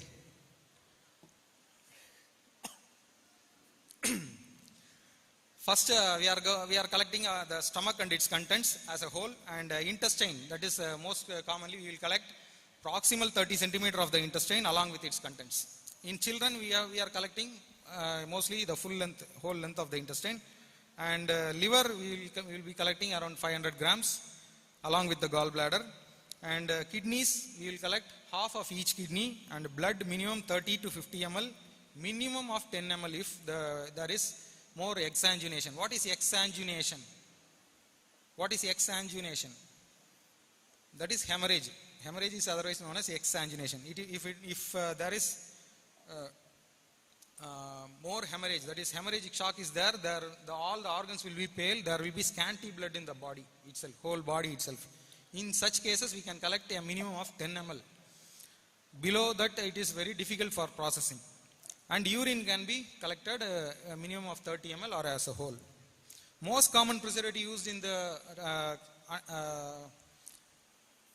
toxicological samples is saturated salt solution, as you know that.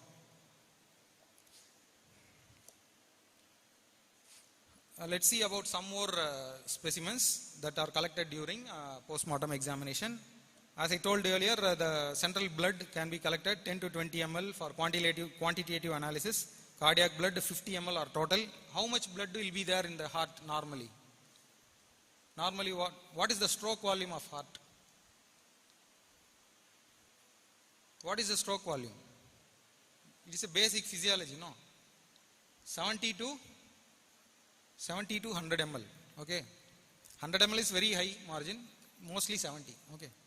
So we have to collect at least 50 ml, which will be present in the left ventricle, and 50 ml or total. If it is more, we can collect all the blood, and it is subjected to various screening tests. Gastric contents, how much you will collect? The same 50 ml or the total. Mostly we have to document how much total amount of gastric content is there. We have to document it. In case of homogeneous contents, what is a non-homogeneous contents? What is non-homogeneous and homogeneous? What do you mean by that? Non-homogeneous means mixture of multiple food particles or poisons. That is non-homogeneous contents. Homogeneous means same type of content, that's all. In case of non-homogeneous contents, if in case many poisons or many type of compounds are mixed in the stomach contents, means we have to collect all the sample, all the content of the stomach. If it is of diffuse and same kind of poison or same kind of thing present in the stomach, means we can collect a portion of that. So when coming to the urine, you can collect 50 ml or the total. It can also be used for screening tests and immunoassays. We can see the metabolites in the urine in various poisons. And as you know, organs, as I told earlier, organs such as brain, liver, lungs, kidneys, muscle and fatty tissues can be collected. Here we have to collect at least 500 gram of each. Here in many poisons are present in large concentrations, such as organophosphorus poisoning and all. In such cases, liver tissue, lung and brain samples are very necessary, and it has to be of adequate amount. Okay. In case of sparse data, that is some poisons may be present in a negligible amount. In such cases, we will miss. If you collect a small amount of tissue, means we will miss those things. So we have to collect adequate amount of the samples. What are those poisons that will be very scarce in those tissues? Anesthetic agents. Anesthetic agents will be very minimal only in the tissues. So we have to collect ample amount of tissue samples. And the next one is bile. Bile is an important, one of the important sample that is collected in case of anesthetic drug complications, that is poisoning, overdose. We can collect bile, and many fat soluble poisons are also getting concentrated in the bile. And coming to scalp or body hair and finger toenails, we have to collect a pencil thick tuft. Okay, at least that tuft of hair should be a pencil thick, then only it is useful in analyzing. What kind of analysis will you do in that hair? We can identify the heavy metal poisonings. Okay, heavy metals usually get accumulated in the hair and nails. Then coming to the vitreous humor, as you know, we can detect alcohol, especially methanol, cardiac glycosides, cocaine, and metabolic disorders. Many metabolic disorders are become evident in the analysis, that is biochemistry of the vitreous humor. Then coming the pericardial fluid. Pericardial fluid can be used for estimating the cardiac glycosides poisoning.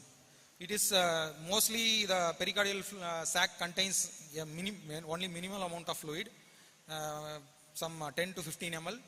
In case of any effusion, we can get ample amount of fluid, 50 ml or more, even more in case of pericardial effusion. Here we can use immunohistochemistry and immunochemical analysis. We can find cardiac specific enzymes also. Cardiac specific enzymes seeped into the pericardial fluid. CSF should be collected totally as much as possible, and we should be very cautious in collecting CSF to avoid contamination with the adjacent blood. Okay, it can be used for microbiological analysis and biochemistry also. Microbiological analysis is used in what? CNS infections, and biochemistry is used for diagnosis of metabolic disorders.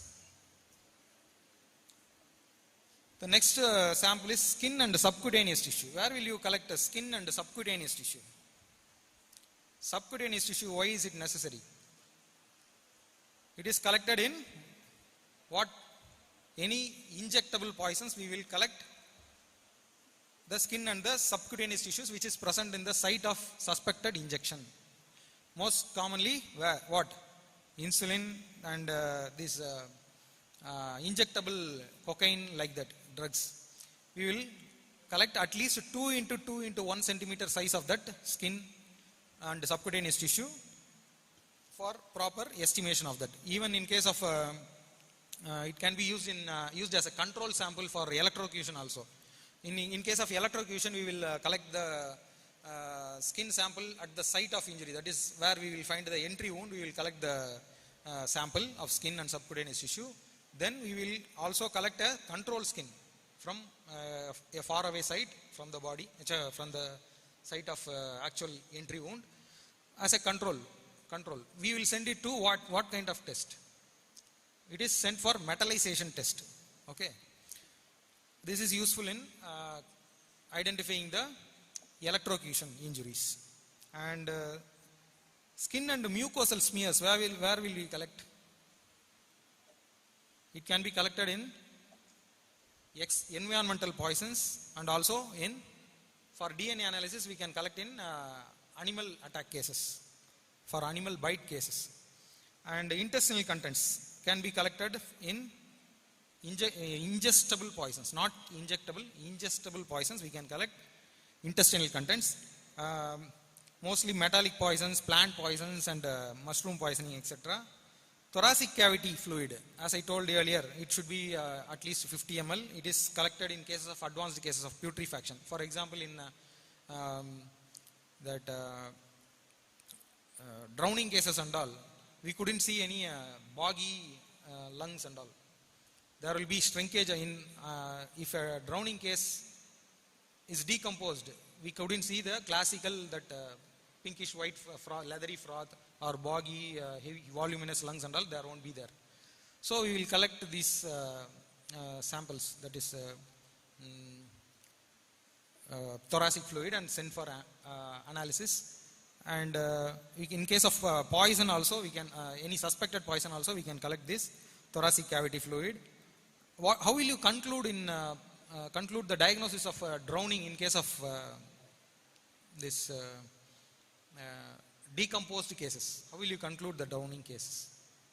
We have to send the sternum for diatom test. It will be conclusive. And bones and bone marrow can be collected. For what? Why will you collect bones and bone marrows? What will you expect from that bone and bone marrow? We can get heavy metal poison from that. Okay. And we can also use it for what? DNA, extraction of DNA. Minimum of 3 to 5 centimeter of the shaft of the bone should be retrieved, or a scraping of minimum of 1 gram of the bone marrow should be retrieved for analysis. But for DNA we are usually collecting the whole of the bone, that is whole of the usually the femoral bone. So it avoids contamination from the external environment, contamination by the microbes. The cortical layer of the bone is very resistant for the microbes, environmental microbes, so it can avoid DNA contamination by the microbes. So we prefer the whole bone, not breaking it. And maggots, where, as I told you earlier, maggots are the larvae of flies. These are collected from the cases of advanced putrefaction.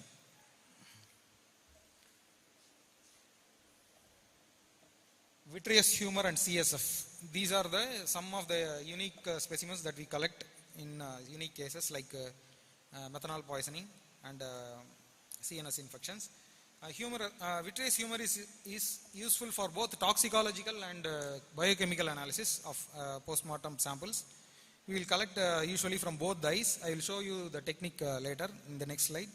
And CSF also should be collected using the lumbar puncture needles. Usually we prefer from the L3, L4 or L4, L5 spaces. We should avoid contamination from blood. This is a method of collecting the vitreous humor. We have to hold the eyeball with a cotton swab without injuring the sclera. We have to, this is a post-mortem collection only, it is not ante-mortem collection.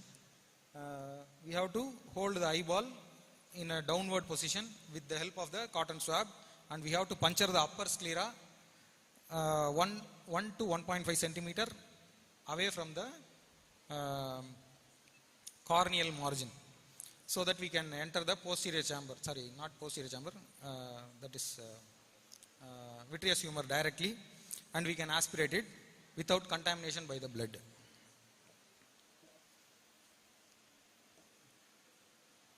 This is the method, this is the position we have to place the dead body, so that the spaces of L3, L4 or L4, L5 is widened in this position, so that we can easily access the thecal sac and aspirate the CSF without any, especially without any contamination from the blood.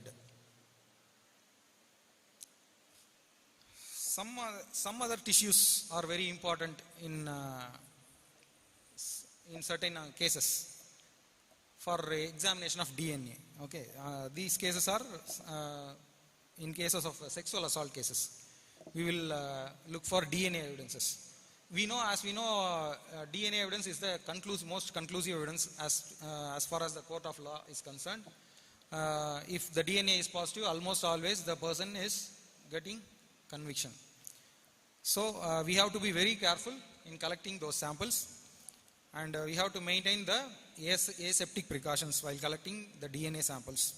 And while packaging also, we have to be very cautious. And in case of sexual assault, what are all the samples we will collect? Usually swabs from the mouth, oral cavity, anal canal, medial aspect of thighs, entire perineum, vulva and vaginal canal and its fornices. Everywhere we will collect. And how will you preserve this? Any preservative should be added to it or not? No, any preservative will invalidate the specimen. Okay, you will denature the DNA by adding any preservative chemicals. So we have to air dry the swab and then package it in an airtight container. And we can also collect the debris from the fingernails. Fingernail scrapings can be collected in victims of sexual assault. That is also air dried, no preservative is needed. And we can also collect uterine scrapings, placental and fetal materials from a dead pregnant woman. These are all the traces of what DNA evidences from the assailant. Okay. What is the preservative here? It is usually dry common salt. No formalin should be used. Okay. No formalin should be used in case of DNA analysis sampling.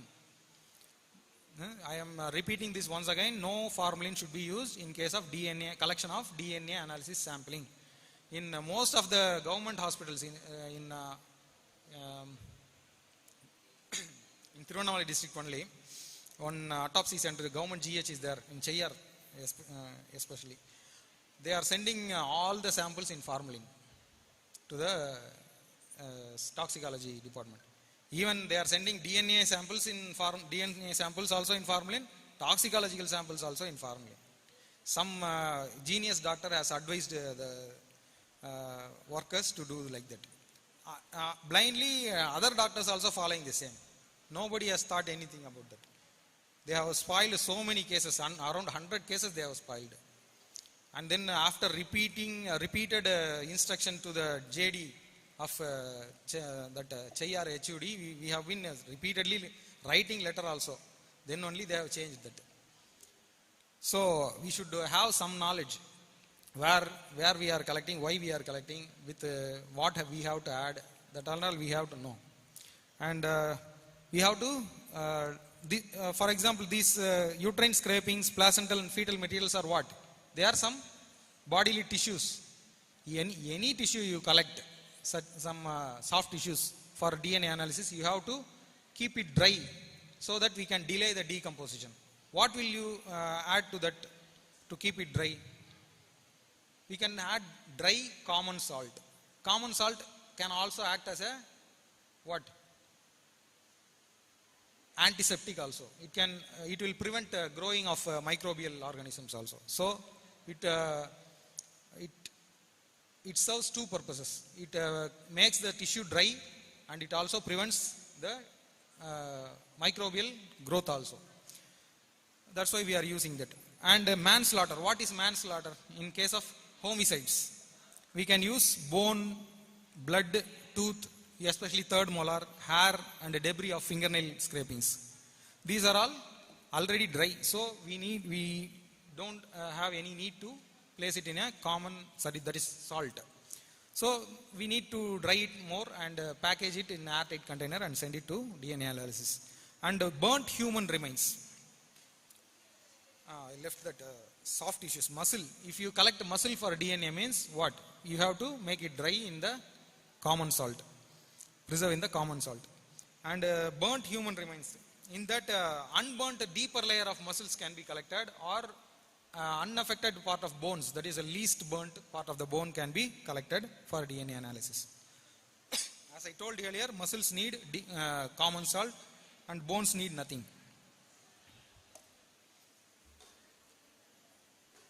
In case of immersed human remains, that is as I told, prolonged immersion can lead to decomposition in the water also. And in that, if there is no soft tissues available, we can collect bone, tooth or hair. If soft tissues are present means we can get the muscle or blood. They can be air dried or put in the common salt. And in case of highly degraded human remains, that is most of the cases, in some cases we can get only the bones. I have done a case of leopard attack case near Kanjipuram. In that, it was Corona time. During that time, it was a lockdown period. This person was a CISF, that kind of some central commando. He was working in their premises, which is present near Arakonam. It was around, they are saying it is around 600 acres like that. There is a forest inside that thing also. That man was missing for past 1 month. They have been searching for him and lodged a complaint also. And after 1.5 months, they have found some bony remnants in the in their premises itself, some 1.5 kilometers away from their building. There I have examined the situation. There I have seen only clean bones. No soft tissues are there. Those bones are also bitten into small pieces. So there are so many animal activities I could sense. There are signs of wild boar presence also. So we have been searching for what kind of animal would have killed the individual. I have found a khaki trouser which had a bone inside that thigh bone. One thigh bone was inside that khaki trouser. In that I have seen a nail mark. That nail mark was like in an arch pattern, equally spaced. Those I have measured the space and all between two puncture wounds. There were five puncture wounds were there arranged in a arch shape. I have measured the space between each puncture wound, and it was around 2 to 2.5 centimeter. So it must be that pattern showed that it would be a cat, but the distance between two finger, that is two puncture wounds, said that it is a big cat. So we came to a conclusion that he was attacked by a big cat, and later he may be that body may be scavenged by boars and all, wild boars. That's how we solved that case. I don't know why I said that. We have to collect bones for DNA analysis in such cases, and that is highly degraded human skeletal remains. In case of victims of animal attack, if the body is intact, if we get the body is intact, means in case of animal attacks we can get the swab around the bitten wounds, so we can identify the DNA of the bitten animal. In such cases also the swabs should be air dried. We have successfully completed the collection part, and we are coming to the preservation part. After collection of the evidence, we have to preserve it appropriately. Otherwise, the collected sample will become invalidated. So, in some cases, we will collect frozen sections. That is for example, prions disease or any disease that affects the CNS. We have to collect frozen section of the brain. How will you collect frozen section? How will you collect? We have to cut the specimen immediately and put it into the that is dry ice. What is dry ice? That is nitric oxide. Sorry, nitrogen ice. Enna solveenga adha? What? Purila.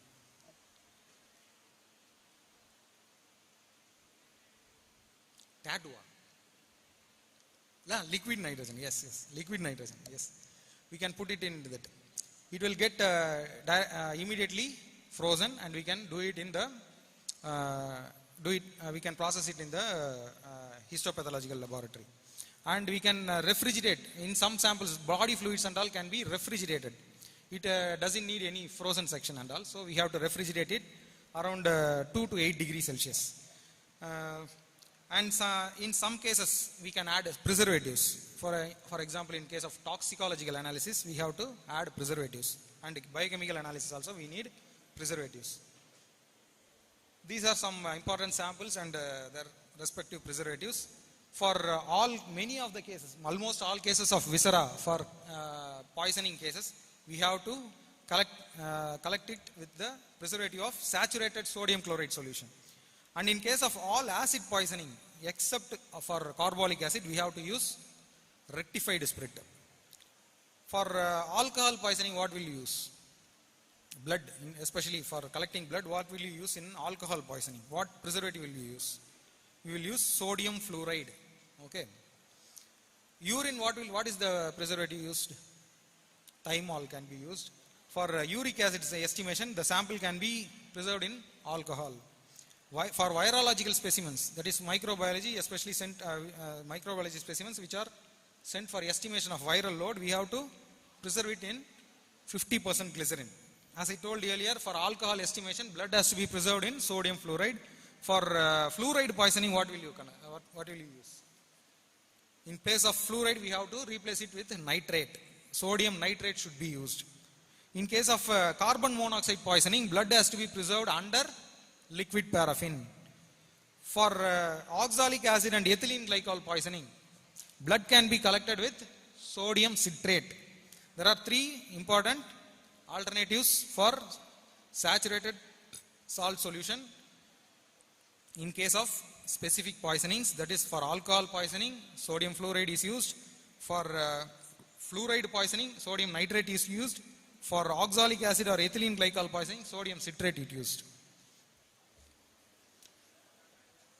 After that, we have to, after collection and preserving, we have to package it. Before packaging, we have to number the samples. How many samples you have collected, that you have to number it, and then appropriately label those containers. You should not mix the samples. One sample should not be, one or more samples should not be kept in a same container. Only single sample should be there in a single container. So we should not mix the samples, and each specimen should be numbered, and the label should contain, and labeled, the label should contain the details of the deceased, case details, date and time of collection, and more importantly, we have to sign. The collector should sign and write his name on the label. As told by Dr. Manivasagam, the proper medico-legal documentation involves your signature and your identity. It should be there. And that how will be the container? That container has to be leak proof. It should not get leak, and tamper proof. What is tamper proofing? How will you tamper proof a container? We can seal it with breakable seals. If it is once broken before receiving for examination, if it is broken, means it is tampered. So it is tamper evident.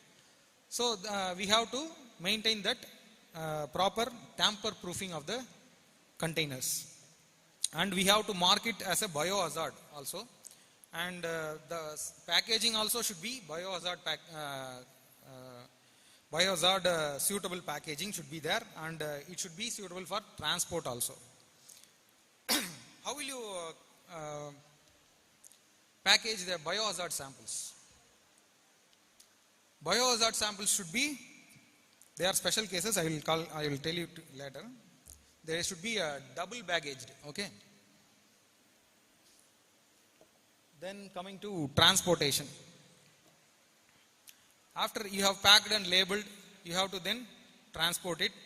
For cold specimens, you have to maintain the cold chain appropriately, either in dry ice, or dry ice is carbon dioxide ice, okay? Liquid nitrogen can also be used. Ice packs are also used for maintaining the cold chain, especially in frozen samples. And during the transport also, we have to maintain a chain of custody. This is very important. It has to be maintained from the site of collection, storage, transport, and lab. Okay, till then it has to be maintained with proper recordings of signatures of the individuals who are transferring those samples, and with the proper time stamps. It has to be maintained. The record has to be maintained. As I told earlier, we all know DNA samples, DNA reports are conclusive, but nowadays they are also contended in the court of law and proved negative, proved to be false. How? Is there any chance of DNA reports to be false? The main contention will be what? On what? Improper maintenance of the chain of custody of that sample. Even if the sample has the assailant's DNA in that report, it can be contended by examining the what? The improper or proper management of the chain of custody events. If it is not maintained legally sound, it will be contended and proved to be tampered or invalidated. So even a most conclusive test can be invalidated by improper handling and improper transportation. So we should maintain proper chain of custody records. Okay. As I told earlier, there are some special cases. We have to be more cautious in packaging, labeling and transportation, even on collection also. For example, COVID-19. In 2020 April, I did my first case of COVID-19. I don't know, it is a COVID case actually. It is a case of elderly maternal death, and nobody has suspected that it is a COVID case. At that time only 1 week prior they have put a lockdown. I did that case. I have opened the lungs, everything I have opened. There was a frothing from the nostrils and all, everything I have opened. And at last I have opened the lungs and opened it without wearing mask. Regularly I will do autopsy without wearing mask. I have opened the lungs and after seeing that pattern in the lungs, I have confirmed that I have got the COVID. There was a multiple coin-shaped consolidations which have central arterial vessels in that. So it was conclusive that it was COVID. Then I said, I informed all the authorities there, but they have been negligent. It won't be COVID, he is blabbering, something like that they have told. And then they have conducted a routine ceremony. After autopsy, they have conducted routine death ceremony and all. After that, the swab, I have sent for swab also for COVID-19. It came positive.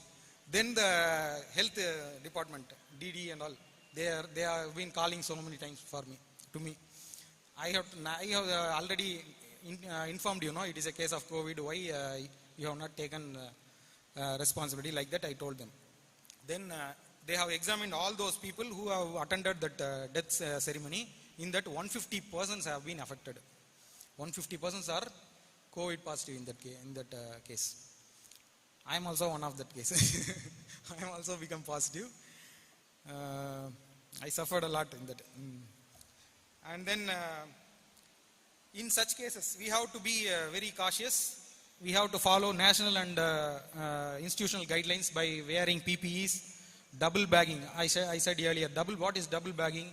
We have to package the sample in a leak-proof container initially, and we have to package that container into another larger container. That is called double bagging. We have to do it. It is also otherwise known as secondary containment, and it is very necessary in case of infectious or high-risk pathogens. We have to also coordinate with the labs. For example, if you are sending that highly infectious pathogens to a distant lab, you have to periodically coordinate with the lab that whether the sample has been reached properly or it has been breached in the middle. Like that we have to keep on inquiring, so that we will ensure the proper transport of that sample. There are some common errors and pitfalls in the collection, preservation and transportation of such samples. Most commonly, what? They are inadequate sampling. We will collect inadequate volume, or we will collect from the wrong site, or there can be mixed specimen types. For example, in some cases we will mix the intestinal contents and stomach contents. We won't do that in forensic medicine, but in government hospitals where that autopsies are done, they are keep on mixing stomach and its contents and intestinal and its contents in a same bottle. Their logic behind is everything will be same, no? There will be, if there is poison in the stomach, there will be poison in the intestine. Like that, why we have to send it in a separate container? That is their logic. But we can say the chronology by estimation, by quantitating the amount of poison in each sample. If the stomach has more poison than the intestine, what it says? It is most recently ingested. Like that we can conclude. If the stomach is not having any poison and intestine has the poison, what is the conclusion? It has been ingested a very long time. that is at least 4 hours later.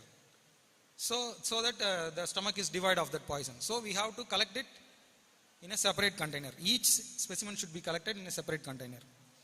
And then there can be delay in refrigeration or freezing, and contamination with formalin. Formalin contamination can invalidate the samples of both not both, almost all the specimens for microbiology, biochemistry, toxicology and DNA.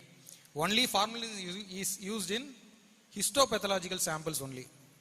Otherwise we can't use formalin in any of the specimens. And poor labeling. I got a specimen of small intestine for examination from Yalagiri police station. One case has been done in the Tirupattur GH. I got a small intestine sample for examination. I first opened the sample. Before opening the requisition, I opened the sample. It was a part of small intestine and it contents. Then but the label was saying hyoid bone. Okay, the request said you have to examine the hyoid bone and say whether it is a post-mortem or ante-mortem fracture. How can I say that using the small intestine? Okay, so we have to be cautious in labeling the sample also. Every step you have to be cautious. These are some common pitfalls and errors. Ultimately, we are getting some take-home messages from this presentation. First and foremost is the plan. We have to plan how we are going to collect, preserve and package, label and transport this material.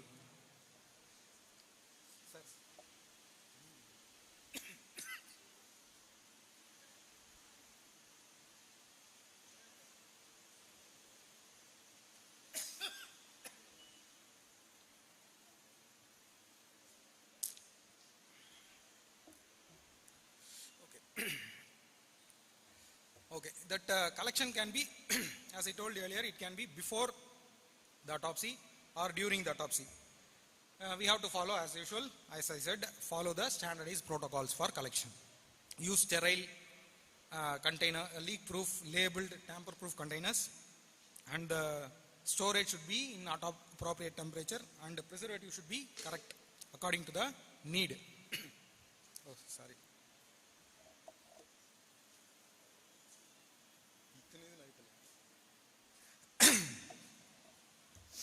Okay, the transport, then coming to the transport in the frozen specimens should be transported in cold chain, and the chain of custody has to be maintained and recorded. Okay, these are the 4 things that we have to keep in mind. Thank you one and all. These are my references. Thank you for giving me this opportunity. Thank you once again.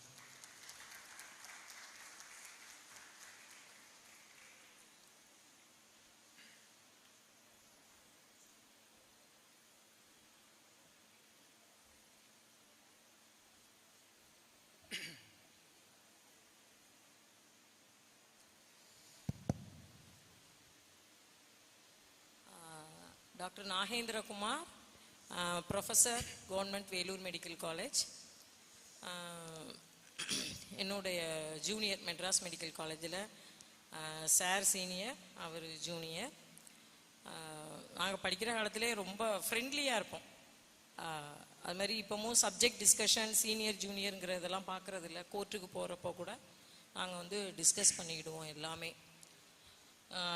So மற்ற physician சர்ஜனை விட ஃபாரின்சிக்கில் வந்து எப்போதுமே கான்டாக்டில் இருக்கணும். ஏன்னா different cases. So இப்போ நாகேந்திரகுமார் பார்த்தீங்கன்னா POCSO இதில் வந்து அந்த ஜட்ஜ்மெண்ட்லேயே potency test not needed for routine அப்படிங்கிறது ஒரு பெரிய இதாக போயிட்டு இருந்தது. அப்போ 2016-17 இருக்கும்னு நினைக்கிறேன்னா அந்த டைம்.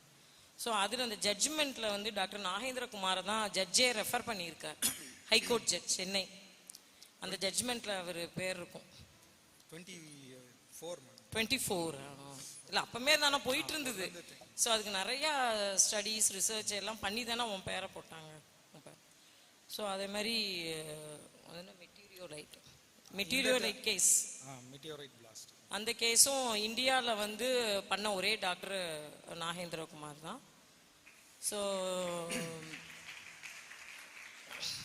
இந்த டாபிக் வந்து நாட் ஓன்லி ஃபார் ஸ்டூடெண்ட்ஸ், எல்லாருக்குமே இது வந்து ஒரு அப்டேட்டடாக இருந்த மாதிரி ரொம்ப டீட்டெயில்டாக சாம்பிள் கலெக்ஷன், ப்ரிசர்வேஷன். ஏன்னா இதில் வந்து நமக்கு வந்து ஃபால்ஸ் நிறையா வர வேண்டியது இருக்கு. இப்போ சொன்ன மாதிரி அந்த ஒரு டிசாஸ்டர் வந்தது, பேர்ன்ஸ் எரிஞ்ச நிலையில் வந்தது, ஐடென்டிஃபை பண்ணுறாங்க இதுதான் இந்திராணி அப்படின்னு சொல்லிட்டு பையன் வந்து எங்கள் அம்மானை ஐடென்டிஃபை பண்ணிட்டு போயிட்டாரு. நாங்கள் கேஸை பண்ணிட்டோம், போலீஸ் ஐடென்டிஃபை பண்ணி சொன்னாங்க. கொஞ்ச நேரத்தில் இது எங்கள் அம்மா இல்லை அப்படின்னு சொல்கிறாரு. இன்னொரு பார்ட்டிக்காரங்க வந்து இதுதான் எங்கள் அம்மான்னு சொல்கிறாங்க. அப்படி எல்லாம் நடக்குது. ஆனால் நாங்கள் ஃபீமரை கலெக்ட் பண்ணிட்டோம், இந்திராணிங்கிற பேர்லேயே பிஎம்மும் பண்ணணும். அந்த ஃபீமர் போன் எல்லா கேசஸ்க்குமே ஃபீமர் போன் எடுத்தோம். அது இந்திராணிங்கிறது இருக்கு, ஆனால் ஆக்சுவலாக அது முத்துங்கிற பாடியோட ஃபீமர். உடனே இதான் எங்களுக்கு தாட்டில் வந்து அந்த ஃபீமர் போனை மறந்துடக்கூடாது, மற்ற கேசஸ் பண்ணிட்டு இருக்கும்போது உடனே அந்த லேபிள் எடுங்க அப்படின்னு தான் சொன்னேன். லேபிள் எடுத்து முத்துங்கிற கேஸ்க்கு எப்போ வருதோ வரட்டும் ரெக்வஸ்ட்டு, அது மறுநாள் தான் வந்தது. உடனே அதை வந்து அந்த இந்திராணிங்கிற லேபிளை தூக்கிட்டு முத்துங்கிறத வச்சோம். ஸோ அந்த மாதிரி வந்து அதே மாதிரி நிறைய கேசஸில் வந்து இந்த இன்சூரன்ஸ் இதுல எல்லாம் வந்து ஆல்கோஹால் இதெல்லாம் இருந்தால் கிடைக்காது. ஸோ அப்போ நம்ம ஃப்ரூட்டி ஆர்டர் இல்லை நோ ஸ்பெசிஃபிக்ஸ் பண்ணணும், அந்த கேஸ்ட்ரிக் கண்டென்ட் எழுதியிருக்கோம். ஆனால் அதில் ஆல்கோஹால்னு வந்திருக்கும். அப்போ லாயர்ஸ்லாம் இது பண்ணுறப்போ ஒன்றுமே இல்லை, இதில் ஆல்கஹாலுங்கிறது சும்மா இடையில ஆட் பண்ணது அப்படிங்கிறதெல்லாம் அந்த செயின் ஆஃப் கஸ்டடி இதில் வந்து அது கரெக்டாக போகிறப்ப வராது. அப்படி கேட்பாங்க டிஃபென்ஸ் லாயர்ஸ். அதே மாதிரி பாய்சன் கேசஸ்லேயும் அப்படி தான். ஓபிசி வந்து சில சமயம் நமக்கு ஸ்மெல்லே இல்லாத இன்செக்டிசைட்ஸ் இருக்கும், அப்போ நோ ஸ்பெசிஃபிக் ஸ்மெல் அப்படின்லாம் எழுதியிருப்போம். ஆனால் ஓபிசி பாசிட்டிவ்னு வரும். ஸோ அது டிஃபென்ஸ் லாயர் வந்து நம்மகிட்ட கேட்பாங்க, அது ஒரிஜினலாகவே ஓபிசி இருந்திருக்கும், அது இடையில ஆடட் ஆனது அப்படின்லாம் அது அந்த இன்சூரன்ஸ்க்காக சொல்லுவாங்க. அதுமாரி எல்லா ஸ்பெசிமனும் என்ன தேவை, இந்த பாய்சனுக்கு என்ன தேவை, இல்லை பேர்ன்ஸ்க்கு என்ன தேவை, ட்ரௌனிங்க்கு என்ன தேவை, என்ன அளவு எடுக்கணும், எப்படி எடுக்கணும். இப்போ செக்ஷுவல் அசால்ட் கேசஸில் வந்து எப்படி ஸ்வாப் எடுக்கணும், எங்கேருந்து எடுக்கணும், எந்த மாதிரி ப்ரிசர்வ் பண்ணணும். ஸோ யூஜி லெவலில் வந்து இது சாம்பிள் என்ன எடுக்கணும், எவ்வளோ எடுக்கணும், எந்த கண்டெய்னரில் எடுக்கணும், என்ன டெஸ்ட் பண்ணலாம், இதை நீங்கள் படிச்சுக்கிட்டாலே ஓரளவு நீங்கள் வந்து ப்ராக்டிக்கலில் வந்து நிறைய மார்க் எடுத்தே பாஸ் ஆகிடலாம். ஸோ தேங்க்யூ டாக்டர் நாகேந்திரகுமார், உங்களுடைய எக்ஸ்பர்ட் ப்ரெசன்டேஷன் ரொம்ப டீட்டெயில்டாக இருந்தது. எல்லாருக்குமே புரிகிற யூஜி லெவலுக்கும் புரிகிற மாதிரி உங்கள் ப்ரெசன்டேஷன் இருந்தது. Thank you so much. Thank you doctor Nagendrakumar. It's a good presentation. Thank you. எப்பயுமே சொல்லுவேன், after a good biryani, it's very difficult for the speaker, audience, chairpersons எல்லாத்துக்குமே. But still you seek the attention of audience by asking a question. Composition of dry ice என்னன்னு எங்களை கேட்டு அந்த இது பண்ணி வச்சுட்டேன். Right, it's a good presentation. Okay sir, thank you sir. I think if there are no questions, we can wind up this session.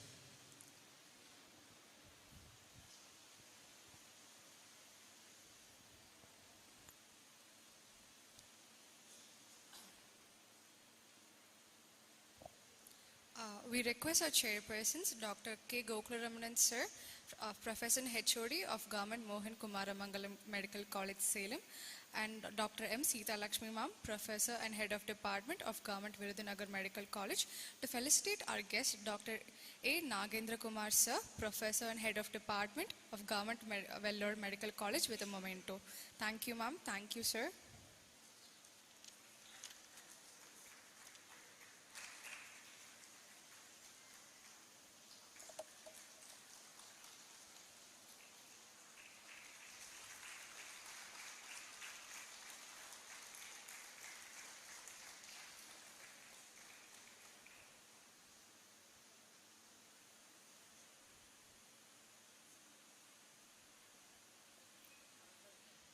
I kindly request Dr. Magesh Kumar sir, Assistant Professor of Forensic Medicine from Govt. Karur Medical College, to felicitate our respected Dr. Gokularaman sir. Thank you sir.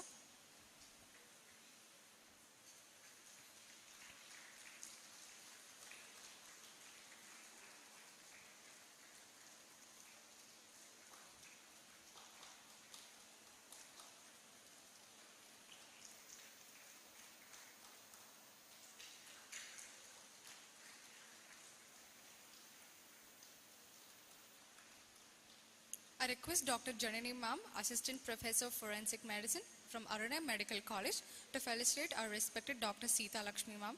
Thank you, Ma'am.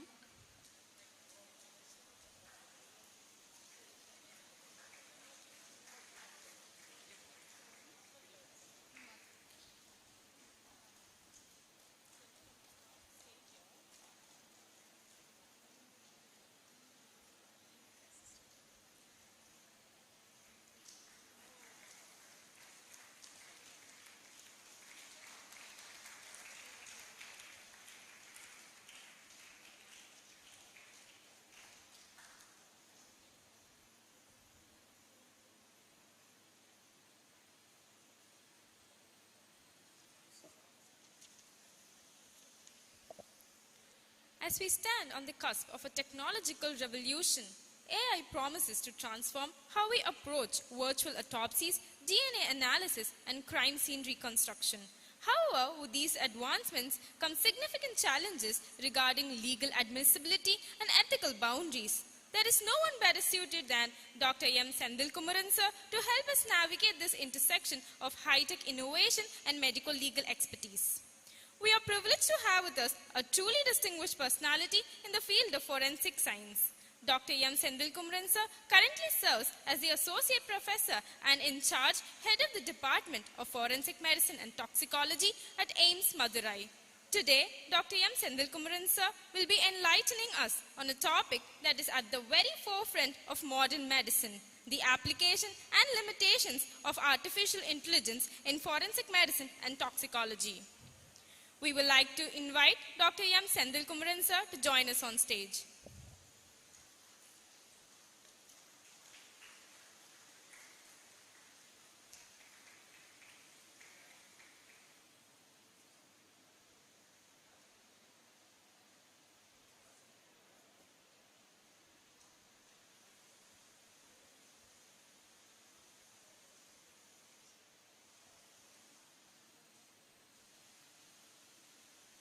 We now invite our respected Dr. Bobby Ma'am, Associate Professor from the Department of Physiology, and Dr. Sukanya Ma'am, Assistant Professor of Forensic Medicine from Madras Medical College, to kindly chair the event. Thank you, Ma'am.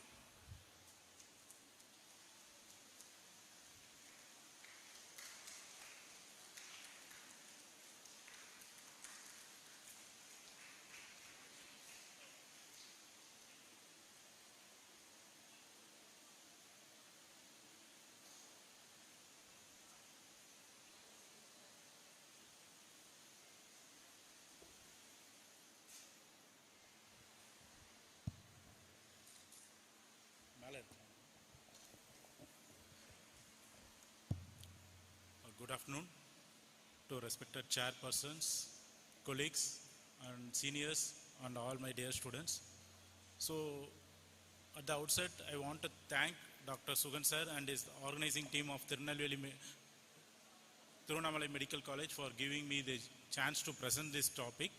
So the topic given to me was application and limitations of artificial intelligence in forensic medicine and toxicology. This is a novel topic and new topic which is on the rise. So when the topic was given, I was very skeptical what to present about this topical, because whatever artificial intelligence we are using now, it's related to AI chatbots, which we are using more commonly. And regarding the applications in forensic medicine and toxicology, we are in the budding stage. As such, we are not using much. The topic mainly is of various research articles which was present, which they have tried to use. So based on that, this topic was done.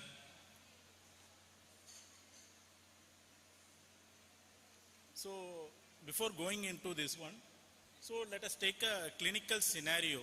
A partially decomposed body was discovered from a remote field. And first autopsy, there is no external injuries and routine toxicology were inconclusive. So cause of death was declared undetermined in the initial autopsy. Month later, the case was reopened for advanced evaluation due to some issues. The relatives of people have accused of some suspicious activity. So again it was reopened. So then it was a hypothetical scenario which we tried to do. AI-assisted forensic ecosystem was applied, imaging analysis, pattern recognition, and other things were used, and subtle changes in organs and trace levels of rare toxin was detected, and subsequently the cause of death was established as poisoning. AI can reveal hidden evidence missed in conventional autopsy, which we are trying to do using an AI. This is a hypothetical situation only. So first we want to discuss what are the AIs, what are the ecosystem. So now we are in a pivotal crossroads. Nowadays we are finding various news articles also. Recently one news articles which was in other groups also, a discharge summary which we are giving. Discharge summary is a handwritten document which we are trying to give. And people nowadays are uploading the discharge summary in an AI chatbots and trying to find what are the gaps in the discharge summary. So they are making an issue out of it. So similarly, now we are in a crossroads, like we are using traditional autopsy, like what we are seeing in autopsy room, and along with that, AI platform also should be used. You cannot neglect a fact like I will be doing only a traditional autopsy and I will not use an AI. So it has come to a place where the intersection of proven methods and digital innovations. The key question is how quickly AI can be put to practical use. You cannot deny I will not be using an AI. There comes a situation like we are using an AI. How many of you are using AI chatbots for reading? Most of us are using AI chatbots. It might be a ChatGPT, Gemini AI. Is it reliable? That is a question mark. But still you are using to find some answers. Next comes the challenge. Traditional workflows are manual and slow. Okay, sorry. Traditional workflows are manual and slow. Modern cases needed faster and more consistent analysis. And AI advantage, it is speed in recognizing a pattern and also improves consistency and reproducibility. Expert remains central. Although AI we are going to use in future for most of our thing, but expert remains central. AI supports, but it does not release medical legal judgments. Expert remain responsible for the final conclusion. Whatever you are doing in AI, whatever you are studying in AI, so AI comes with clear-cut thing. Whatever the answer AI is giving, it is not completely reliable. It comes in their terms and condition. Only it's up to you to decide whether you can rely on that answer. Even now, last week there is a thing like in an IIT, one of the IIT, they have given the question paper, okay? And they have asked the student to use ChatGPT. You can use ChatGPT for the question and you can write the answer based on ChatGPT. But still now, students were not able to find the proper answers.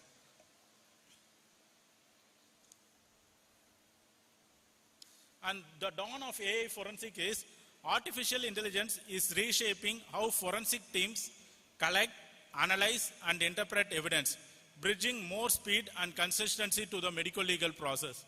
So automated evidence collection, advanced data analysis, pattern recognition, and consistent interpretations. So we'll see one by one. So before moving into it, so history of AI is not a new term. We are thinking like AI came into picture recently, post-COVID, when we try to find more of chatbots like ChatGPT and Gemini AI. We think AI came into picture just now, 2 years, 3 years back. But if you take 1921 also, that concept was introduced in a play, Artificial People. And 1950 to 56, it's marked as birth of AI, computer machinery and intelligence, which was described.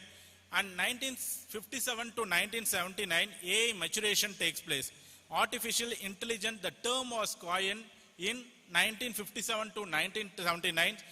There is the term where research and programs expanded. Your computer came into pictures and artificial intelligence terms were coined, and it also expanded the future. And in 1980 to 87, AI boom was there. rapid growth and research funding in academic and industrial settings.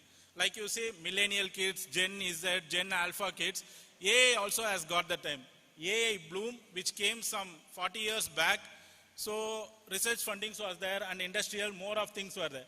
Then comes AI winter, where a period of low interest followed and research funding was negligible. So it was not expanding in AI winter, and we are in current era, AI era, where a surge in use of AI tools marks the era of artificial intelligence development.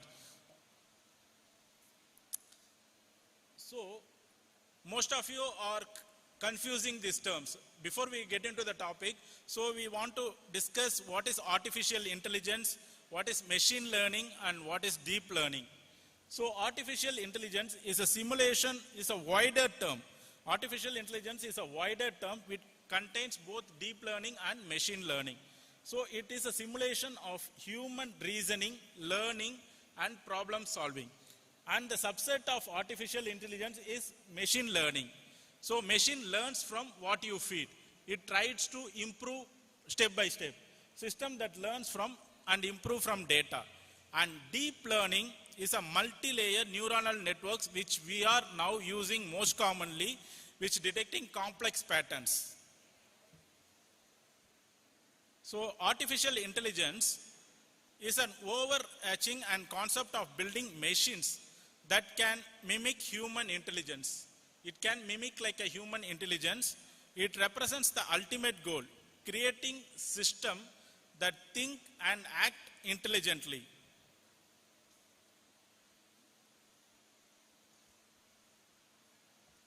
Excuse me, battery connection, power line.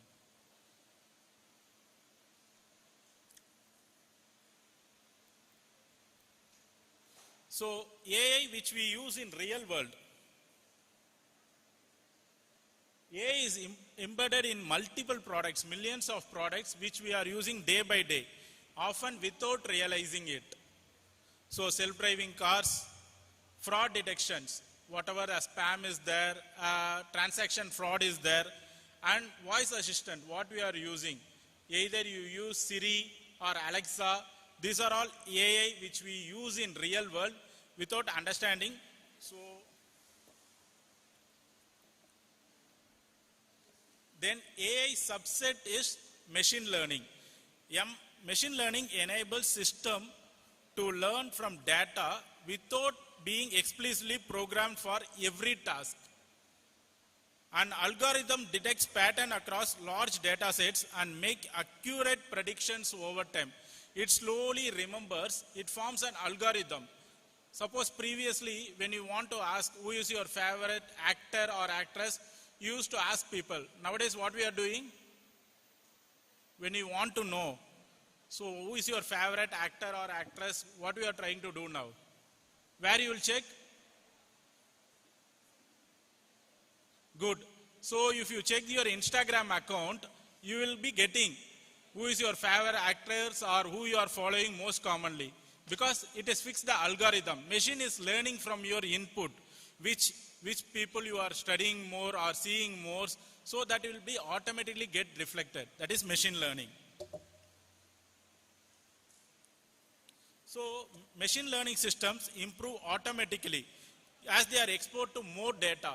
More and more data you expose, so more and more smarter it becomes. Suppose in ChatGPT, if you are trying to use ChatGPT, you want to ask some question related to forensic medicine. One person might be using ChatGPT related to forensic medicine for so long, so answer will be refined. You are using ChatGPT for the first time, same question, two will get different answer. It is not ChatGPT who is dictating the term, it is who you are feeding the data. More amount of data you use in ChatGPT, more refined the research will be there, because the algorithm is set. Similarly, email spam filtering and Netflix recommendations. Once you see particular kind of movies, if the movie is related to thriller, you will get more recommendation from thriller, because machine is learning along with you. Similarly, this voice assistant, face recognition, disease risk predictions. So everything is based on these things only. Whatever you search more in this platform.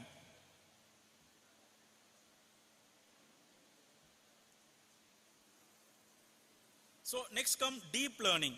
Deep learning is another medical learning subset. It is your neural networks, ANN and CNN. You know ANN and CNN, no?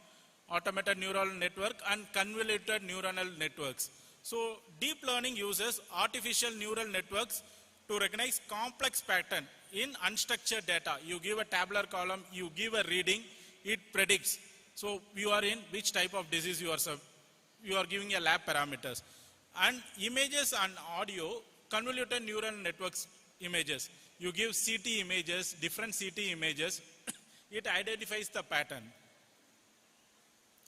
Deep learning in real world, face recognition, simple. You are using your mobile for your face recognition. It is CNN network embedded. It identifies by the various symmetry of your face and speech recognition and tumor detection. So this is about the basics. What is artificial intelligence, what is machine learning, and what is deep learning. So this same concept which they are going to make use in most of the forensic related works. So what is the problem? Why people want to get adjusted to the new artificial intelligence? What is the problem with the traditional lead work? What is the shortcome with the traditional autopsy work what we are doing? There is a missed poisoning. If it is a rare substance, if you want to detect a poison, the control should be there in FSL. If it is a rare poison, novel substance, it failed to understand. Postmortem interval, how much hours have passed after death? Mostly it depends on subjective variation and other things. Whereas in artificial intelligence, everything is fixed. Subtle injuries, small injuries which we tend to miss, and observer variability. I might be detecting that as different injuries, other person might be detecting is some other thing. So the observer variation which will be there, which can be eradicated once we use AI. And to address the gap, highlight the need for AI-assisted forensic ecosystem is a must. Ecosystem where you use different, you know the Apple ecosystem. You have an Apple phone, you have an Apple Watch, you Mac, iMac, everything is interconnected. Similarly, the future will be an AI ecosystem. Whatever you are going to do, an ecosystem will be maintained for easy detection and for the accuracy and for standardization. And AI promises a broadening horizon. Artificial neural network and convoluted neuronal network provide the foundation for more advanced AI models. So CNN and ANN are going to provide a more advanced model. AI turn to analysis into minutes. Within minutes, you have a huge database, so it can immediately do that thing. And the more subtle, the accuracy of those findings will not be variable because it is not depending on the people, so it is a machine generated, so it will be accurate. AI handles massive data without added friction. AI database will be there like your poison information center. So many poisons are there put in a poison database. So everything will be in a database and so it cannot go wrong. So it predicts like that. Next, these are some of the things which we come into AI in toxicology. What is the use of artificial intelligence in toxicology? Whenever previously, what we are doing now, sample is there, sample we fed in an analyzer, results we will get, and manual interpretation of the results will be there. Manually you will interpret the results and you will give the diagnosis. This is the thing which we are doing routinely. You feed a sample, it will be analyzed and the value will be there. You manually you interrupt the value and you fix the diagnosis. This is the disease person is suffering from. What happens in AI toxicology, sample input will be there. It will be an AI powered analysis. AI powered analysis means database will be there. If certain poison is there, if this is the value, what might be the poison? AI powered analysis will be there and results and reporting faster throughout. It is AI driven gas chromatography, mass spectrometry or liquid chromatography, mass spectrometry, interpretation will be there. You will not alone get the value, you will feed that in a AI powered database, so it will give the detect like what poisoning the person has suffered from, whether what level he has suffered from. A large database screening and identification of unknown poisons and metabolites. Even unknown poison and metabolites we frequently misses, which can be found. Reduced error, consistent reproducible result across every analytical run. It will be consistent. It will not depend on individual variation. And identifying new psychoactive substances, NPS, which is an emerging threat. Newer drugs are being available in the market. It might be a drug which is used for people, so are designed to avoid standard screening, creating blind spot in forensic outflows. Once you want to detect a poison, you are sending a blood sample for FSL. When the control is there, it can detect the poison. Suppose a person has taken some other narcotic substance, which is not in the sample, control sample, then you will not detect that sample. For that, you need this artificial intelligence. Traditional immunoassays can produce false negative results.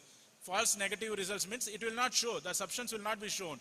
Because chemical structure is altered, they will not be able to show. And AI detection can help to solve that issue. There is in silico, a computational method allow forensic toxicologists to assess chemical behavior without physical samples. No need of physical samples, you can detect the poison.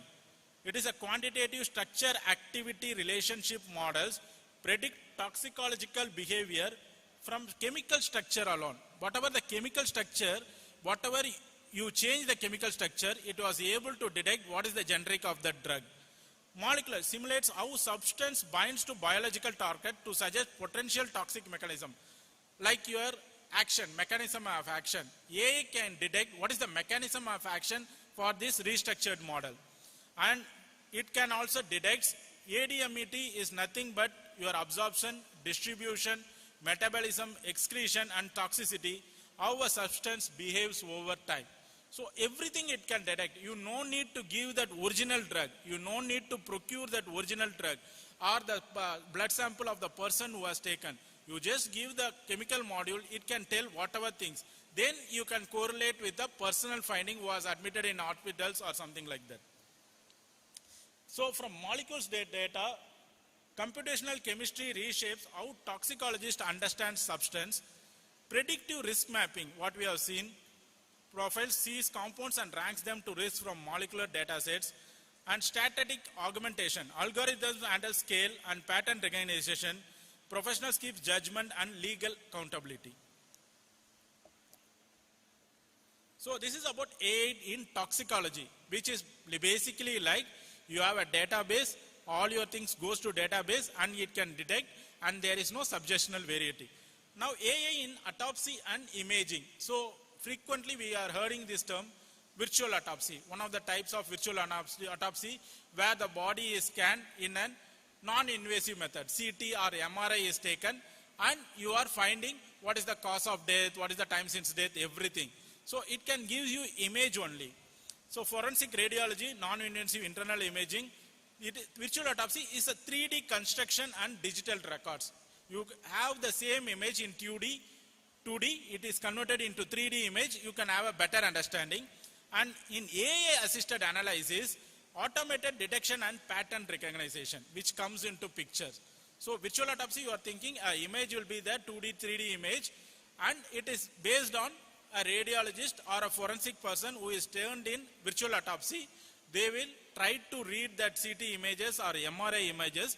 They try to come to conclusions, which is again based on interpersonal variability. I might be telling one thing, the next my senior will be telling something. So it varies from subject to subject. So Simon's Singo is another inbuilt thing which comes with Simon's. It is an AI-powered forensic imaging platform for 3D rendering, multiplanar reconstruction, and automated quantification across CT, MRI, or PET-CT. Okay, it is an inbuilt program which comes with the CT machines only. So it converts these images into 3D form. It is an AI support segmentation, volumetric measurement, and future flagging to reduce manual work and improve consistency. So what are the key capabilities of Simon's Singo? These are all software which has some of the important AI features. It is not completely AI dominated. You have some features which can use automation, rapid results, reduce post-processing time and speeds up case turnout. Centralized integration, centralized control connects CT, MRI workflows. So whatever image is there in your CT or MRI, it is converted into DICOM, then it is going to PACS system. From PACS system, a person who is going to give a report reads it. AI-enabled analysis, measure findings and flags any anomalies. Off-site review supports teleconsultation and specialist remote access can be given by Simon Singo. There is platform review, that is about platform Simon Singo, and imaging AI platform. The imaging AI platform, it is a system architecture designed to integrate, manage and execute AI algorithms on medical images. So like we have seen about AI algorithms, no? Suppose you are seeing particular kind of movies in Netflix, automatically it gives suggestion based on algorithm. Similarly, when you feed the images, DICOM images, similarly it gives an idea whether it is SAH, SDH like that. It is function as a centralized hub connecting imaging hardware, interface engines and hospital information system into a unified forensic and a clinical outflow. So basically it is future extractions. PyRadioMix. So it is a latest AI integrated software. If you ask someone is using it, it is still in a novel stage. People are using it, but they are not completely relying on this software. So AI it is like AI you can use, but the end results lies within you. Okay, you can use AI for anything, but you will be responsible for your act if you are using AI. So future extraction, extract shape, intensity and texture features from region of interest. If there is an SDH, it predicts it is an SDH. Okay, quantitative analysis turns imaging data into structured features for statistical modeling. So it is an SDH, it does a quantitative analysis. How much is the blood collection there? What is the depth of that blood collection? So quantitative analysis will be done and works with Python. You know it's a computer language, Python. ML tools like scikit-learn and TensorFlow. So it will apply these images data into that algorithm or neural network. CNN, you see in convoluted neural network, it applies there and it gives the results for you. So this was given in the pictures. So once the image is done, CT scan is done, then you feed it into PyRadioMix, and PyRadioMix will measure the quantitative analysis of the hemorrhage. Then it will give what is the thing from this. What is the application and limitations? Application, cause of death analysis, detects subtle tissue changes, tumors and diseases, and it can injury analysis, qualifies hemorrhage, contusion and edema. And what is the limitation? Its limitation is segmented dependency. Accuracy depends on precise delineation. Programming requires Python and radiomics expertise. You need a person who is expertise in this. You or me cannot read these features if you are not in the expert thing. Futures need validated and classifier. Still it is in a budding stage. It should be validated. Whatever you are doing, it should be validated, accepted by most number of people. Then only you can start using in the real world. Otherwise, it can give you only suggestion.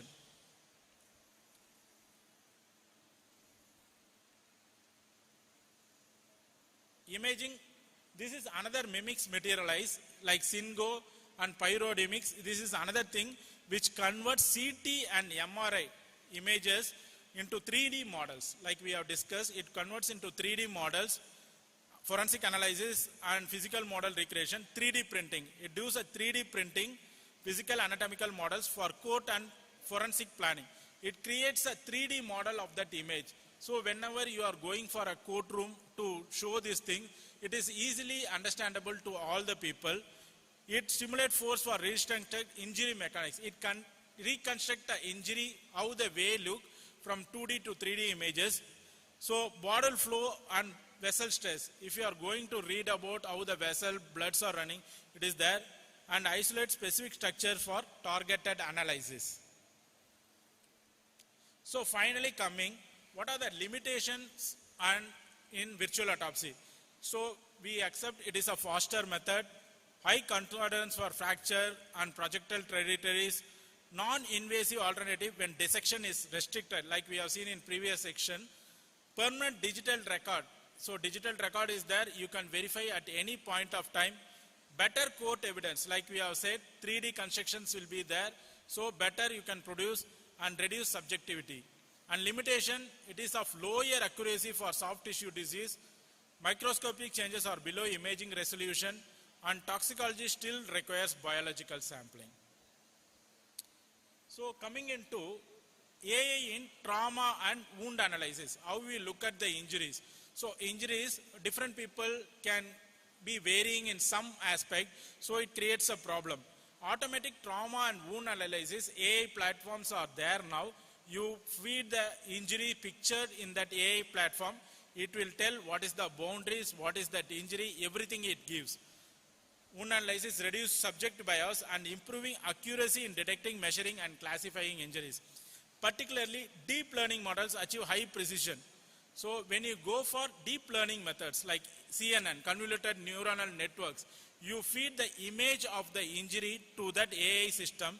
It gives whether what type of injury is that one. So there is another software, MASK or CNN, wound segmentation. Okay, so what is that software does? AI does. It precise wound segmentation, detects wound pixel with pixels level precision. Whatever injury is given, your injury will be detected in a pixel variation, and it classifies the injuries, whether it is a stab injury or an incised wound. An automated measurement, measure wound length and area automatically. Nowadays, what we are doing in traditional way, we will be using an inch tape for measuring the injury. Whereas when you take a picture and give this, it gives an exact measurement. And what it does, forensic evidence enhancement will be there. So improves detection using augmentation and contrast enhancements. So mask CRNN is like this one. So once you give the image picture, like you see in wound number 1 and wound 2, so image pictures you give, it creates a outline for that image. Okay, so image you put, then you do a segmentation, area estimation, and what is the area. So everything it will be given. So you have to take the picture and you have to put in AI, so it will give exactly what is the measurement of the injury. Another wound is deep view model. Deep view model or AI wound diagnostics developed by Spectral AI. AI wound diagnostics platform using multispectral image to assess wound healing potential. So it is used to estimate how long it will take for a wound to heal. Injury documentation, forensic relevance, injury documentation can be done to reduce inter-observable variability. Wound depth assessment, tissue damage invisible to the naked eye. Whenever we see a laceration or any other wound, what is the depth of the wound we will not be able to do. Roughly we will be telling, but how long it will take for the wound to heal, this deep view model can give an idea. So you feed the image, you calculate the depth, and it can give us a rough outline how long it will take for the wound to heal. Another app is Lakaku app, which is used by You Only Look Once version to detect and classify external wounds through mobile interface at point of care. An automated AI-driven detection and classification of external wounds. External wound classify the injuries, and it also reduces subjective variation. So various apps are there for your wound analysis. So various apps are there. You take your picture, injury picture, you put, you get all the details. So this is how this local app works. So you can take a injury pictures and you can put, you get the details. So there is Vectra 3D whole body imaging. It is originally designed for dermatology. It is now used in forensic medicine for injury age estimation, wound documentation, and full body surface analysis. Its primary clinical utility is supports early skin cancer detection and lesion monitoring. Whenever a skin cancer lesion you are suspecting, you have to take this whole body imaging and it will give. Same thing which is used for dermatology for detecting tumor detection, they are used for wound analysis. Forensic application, color accurate wound age estimation and full body injury mapping. So based on color change in your injury, abrasion, what color the abrasion is there, what is the age of the injury it can give. Because subjective variability will be there. I will be telling it is dark brown, someone will be telling it is bright red. So the variability, the change of time also varies. Wound lesions it can detect. This is basically this system. Color accurate 3D documentation, subtle wound color changes for age estimation while reducing inter-observer variability. You take the whole body scan and wherever the injury is there, different colors are depicted and it helps to identify what type of injury and what is the age of the injury, and it will not be based on variability between two individuals. It is AI-driven mechanism. It will be similar for both the people. Next, gunshot wound analysis combined with deep learning in transforming forensic gunshot wound analysis. Now, this convex, tiny and ReNet 152, which can AI platform, which can detect, which is an entry wound, which is an exit wound. Firing distance estimation also. Predict shooting distance approximately to 98% accuracy. And bullet trajectory marking, it can traject what is the entrant and exit wound, how the bullet has traveled inside the body. So whole PMCT images, if you transform into this AI platform, it can detect what is the entry, exit wound, what is the trajectory, everything can be detected. With 98% accuracy, it has been doing this process. There is a published research article also based on using this AI. So whatever I am presenting here, it is not done. It is done in real world, but these are all added advantage. It is slowly in the process, more and more research work should be done. Techniques, deep learning method and PMT synergy will be there. It enables non-invasive trajectory and distance analysis. Challenges, lack of standardization. Okay, so tomorrow some other AI will come and they say this is not proper, this is the proper. We have not validated that thing, so more and more studies to be done. Ricochet or oblique wound, it cannot detect properly. Ricochet bullet, you know, no? It eats some other things and eat the person. There it cannot give a clear idea. So that will be one of the limitations for this AI. RIFNet is another rib fracture network developed for rib fractures in CN PMCT. So forensic utility, it uses unfolded rib images from 12 ribs in a single view. To all the 12 ribs you can see in a single view. More detection of complete, incomplete, buckle, chest trauma, CPR related injury, everything you can see. 12 ribs you can see. Current limitation only on fracture detection rather than individual fractures, and does not distinguish between acute, subacute or chronic fractures. You cannot tell it is a recent one or an old one. And PMI estimation, postmortem interval estimation, AI can estimate postmortem interval by analyzing multiple biological environmental variables as once. Metabolite analysis. Neural network predict time since death with 1 day precision for 13 days of postmortem. It can analyze the skin microbiome which is present in that time. Random forest models tracks the microbiome with 55 accumulated degree hours, and OMIS integration. It can detect microbial clock up to 48 to 72 hours. So previous session also it was discussed, PM estimation by integrating environmental variables. When the body is found at a particular place, what is the environmental variables, what is the microbe present in that variable, and decomposition study can be studied up to 80% interval. It is a collaborative database. It is just a database like your Poison Information Center. It is a database which contains over 2,500 entries. And automated environmental data integration for historical weather data. What is the weather in that area? What is the microbes in that area?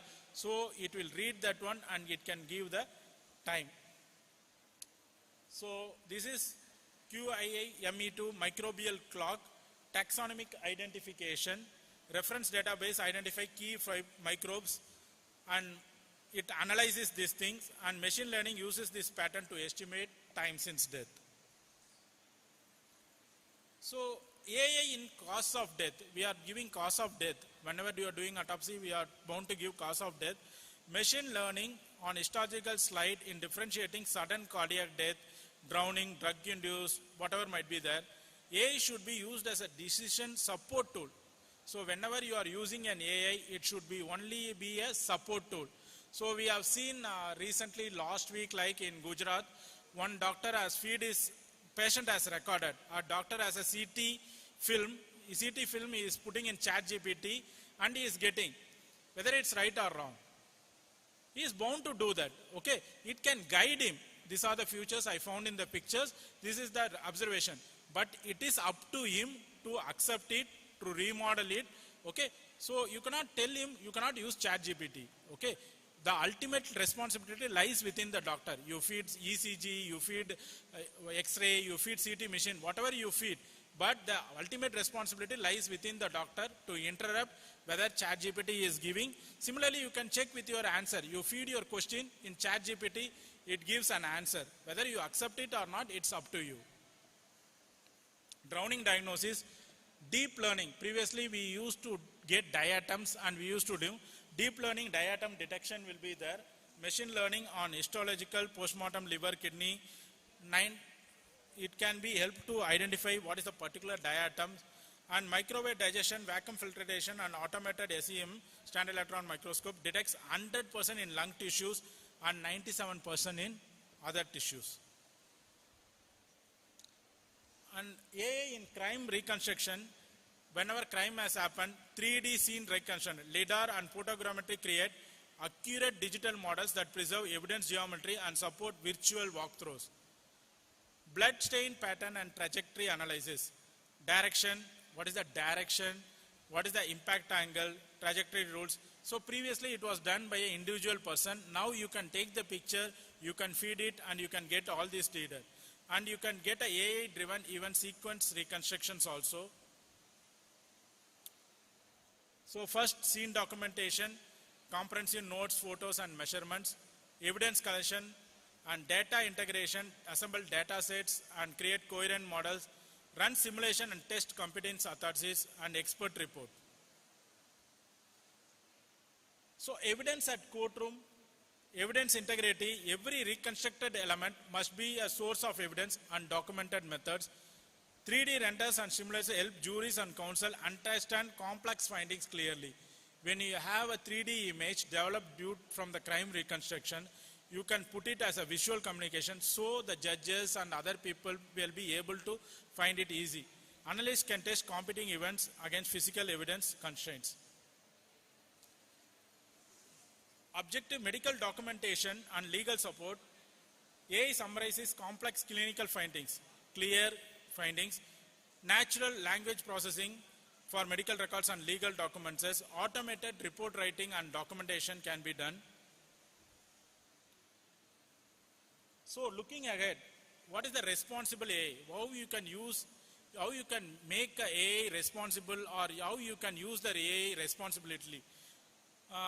Validation and oversight. Whatever you are going to do, it should be validated. If you are giving some KAP studies, you have questions, you have to validate it. Medical and legal professional review AI outputs before court or regulatory use. Whenever you are going to submit before the court, before that you have to validate it. Data privacy and data protection policy, Data Protection Act. System handling protected health information must meet state privacy requirements. You cannot randomly put a postmortem images in some other public use laptop or computer and do it. It should be protected properly. Evidentiary standards. Courts need clear rules for admitting and weighing AI-generated analysis. When you are going to submit a AI-generated analysis, you should provide with an evidentiary value, whether it can be accepted or not. So AI is used in facial identification and biological profile estimation and antemortem and postmortem comparisons, which can be done. So this is the emerging frontier, precision medicine in toxicology. AI shift toxicological evaluation from population generalization to individual precision. So how a particular individual acts for that particular poisoning or a particular drug, and integrating genetic profiles and metabolic data and patient history, accuracy in both clinical and post-mortem contact. This is the future. And ethical and legal consideration, transparency and explainability. AI decisions must be interpretable in court. Black box models weaken admissibility. It should be transparent and it should be accepted in court. Bias and data set limiting. Incomplete data set can reduce accuracy across demographic groups. So it should be complete. Incomplete, it should not be there.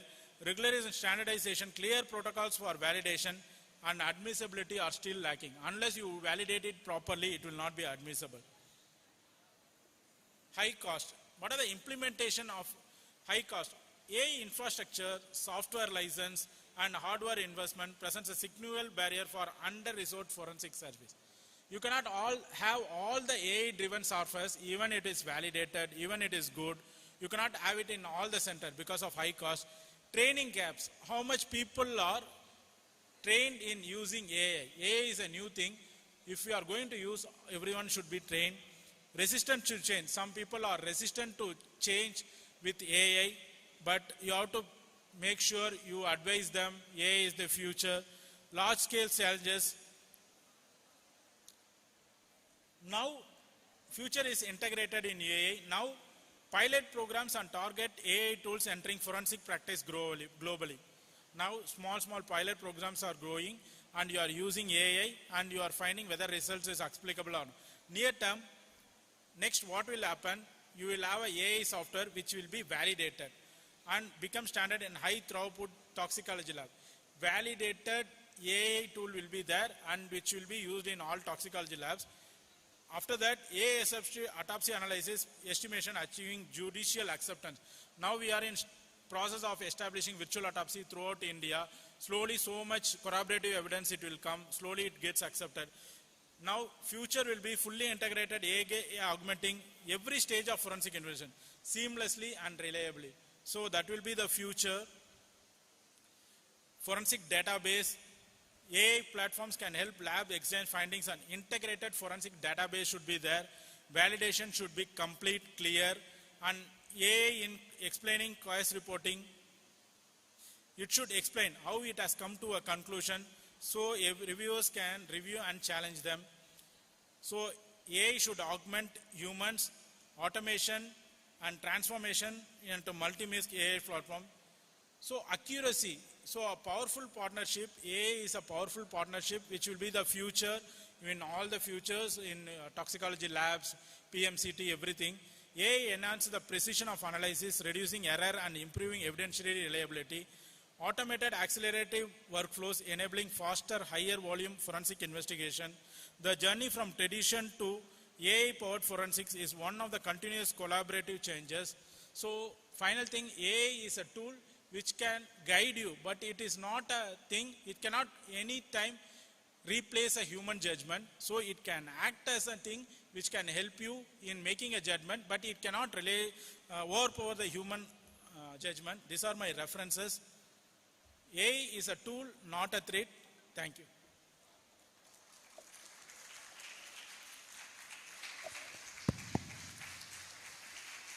Thank you, Dr. Sendil Kumaran sir, for your valuable and informative message.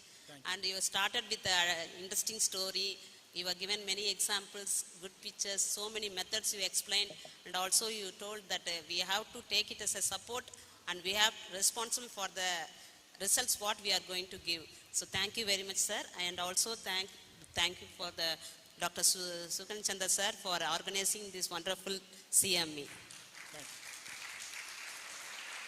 Sir, thank you, sir, for sharing your valuable insights regarding about this new AI. It's very new to us also and for our future younger generation. Thank you, sir, for the excellent presentation. Thank you, sir. Thank you.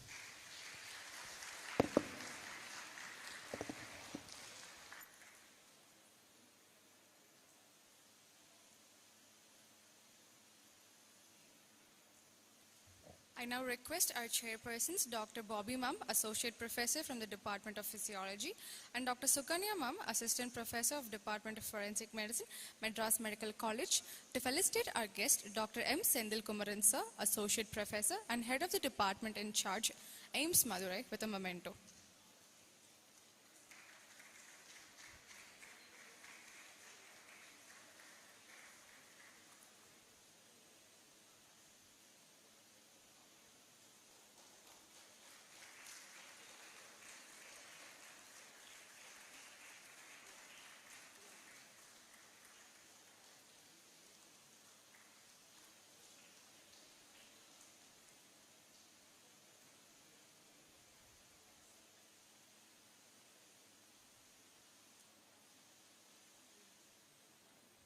I request our head of the Department of Forensic Medicine, Dr. A.H. Sugan Sandachar, to felicitate Dr. Bobby Mum, Associate Professor from the Department of Physiology. Thank you, Mum. Thank you, sir.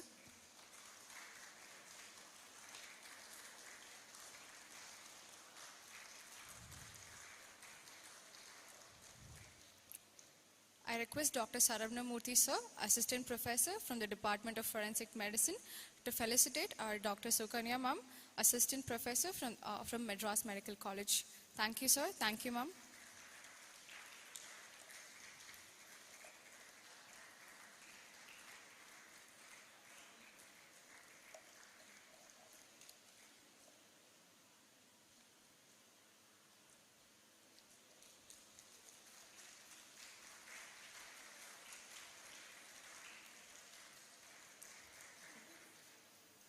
As the session comes to an end, I request everyone to kindly scan the QR code displayed on the screen to complete the post-CME quiz.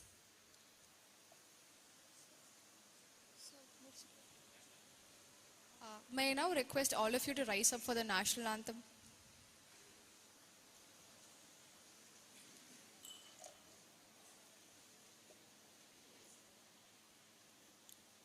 जनगण मन अधिनायक जय हे भारत भाग्य विधाता पंजाब सिंध गुजरात मराठा द्राविड उत्कल बंगा विंध हिमाचल यमुना गंगा उच्चल जलति तरंगा तव शुभ नामे जाहे तव शुभाशिष माहे गाहे तव जय गाता जनगण मंगलदायक जय हे भारत भाग्य विधाता जय हे जय हे जय हे जय जय जय जय हे।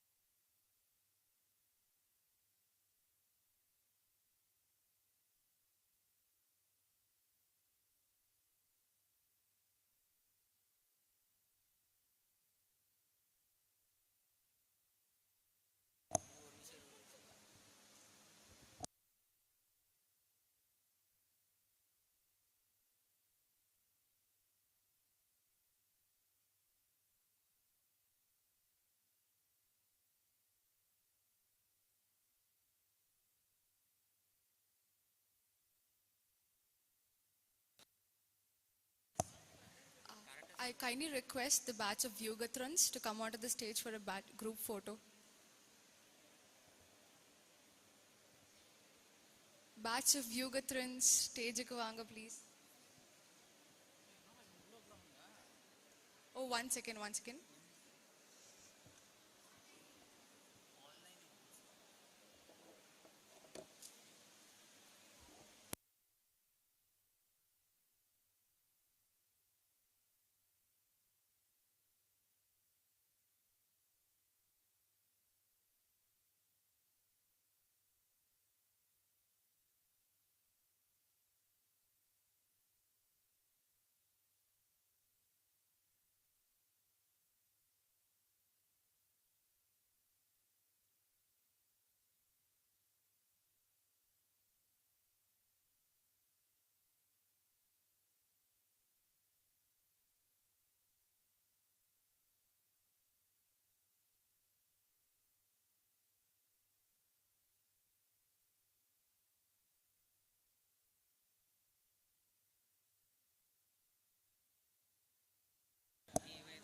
Dear juniors, I request you to wait for 5 minutes. They would like to announce the online event prize winners.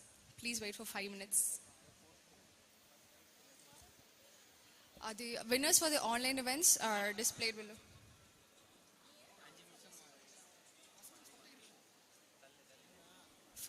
First prize, Madhuvanti of Govt Medical College, Pudukkottai. Second prize, Deepika from Srinivasan Medical College and Hospital. The winners of poem writing, first prize, Aksha RP from Indra Medical College and Hospital. Second prize, Parul S from Srinivasan Medical College and Hospital. Winners of the story writing competition, first place, Sri Shruti Meena from Srinivasan Medical College and Hospital. Second place goes to Mohanashi. Mohana Satish, Srinivasan Medical College and Hospital. Next.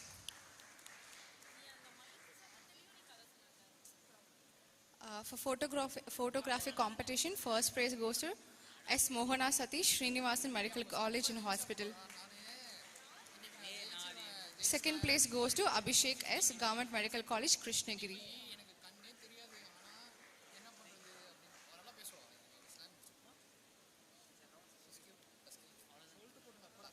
For replicating a crime scene, the first place goes to Hemachanda Ganapati and team, Govt Medical College, Dindigul. Second place to Darun Balaji JG, Govt Tanjavur Medical College. And third place to Rahul G and team from PIMS. Okay, those are all the prize winners. Thank you.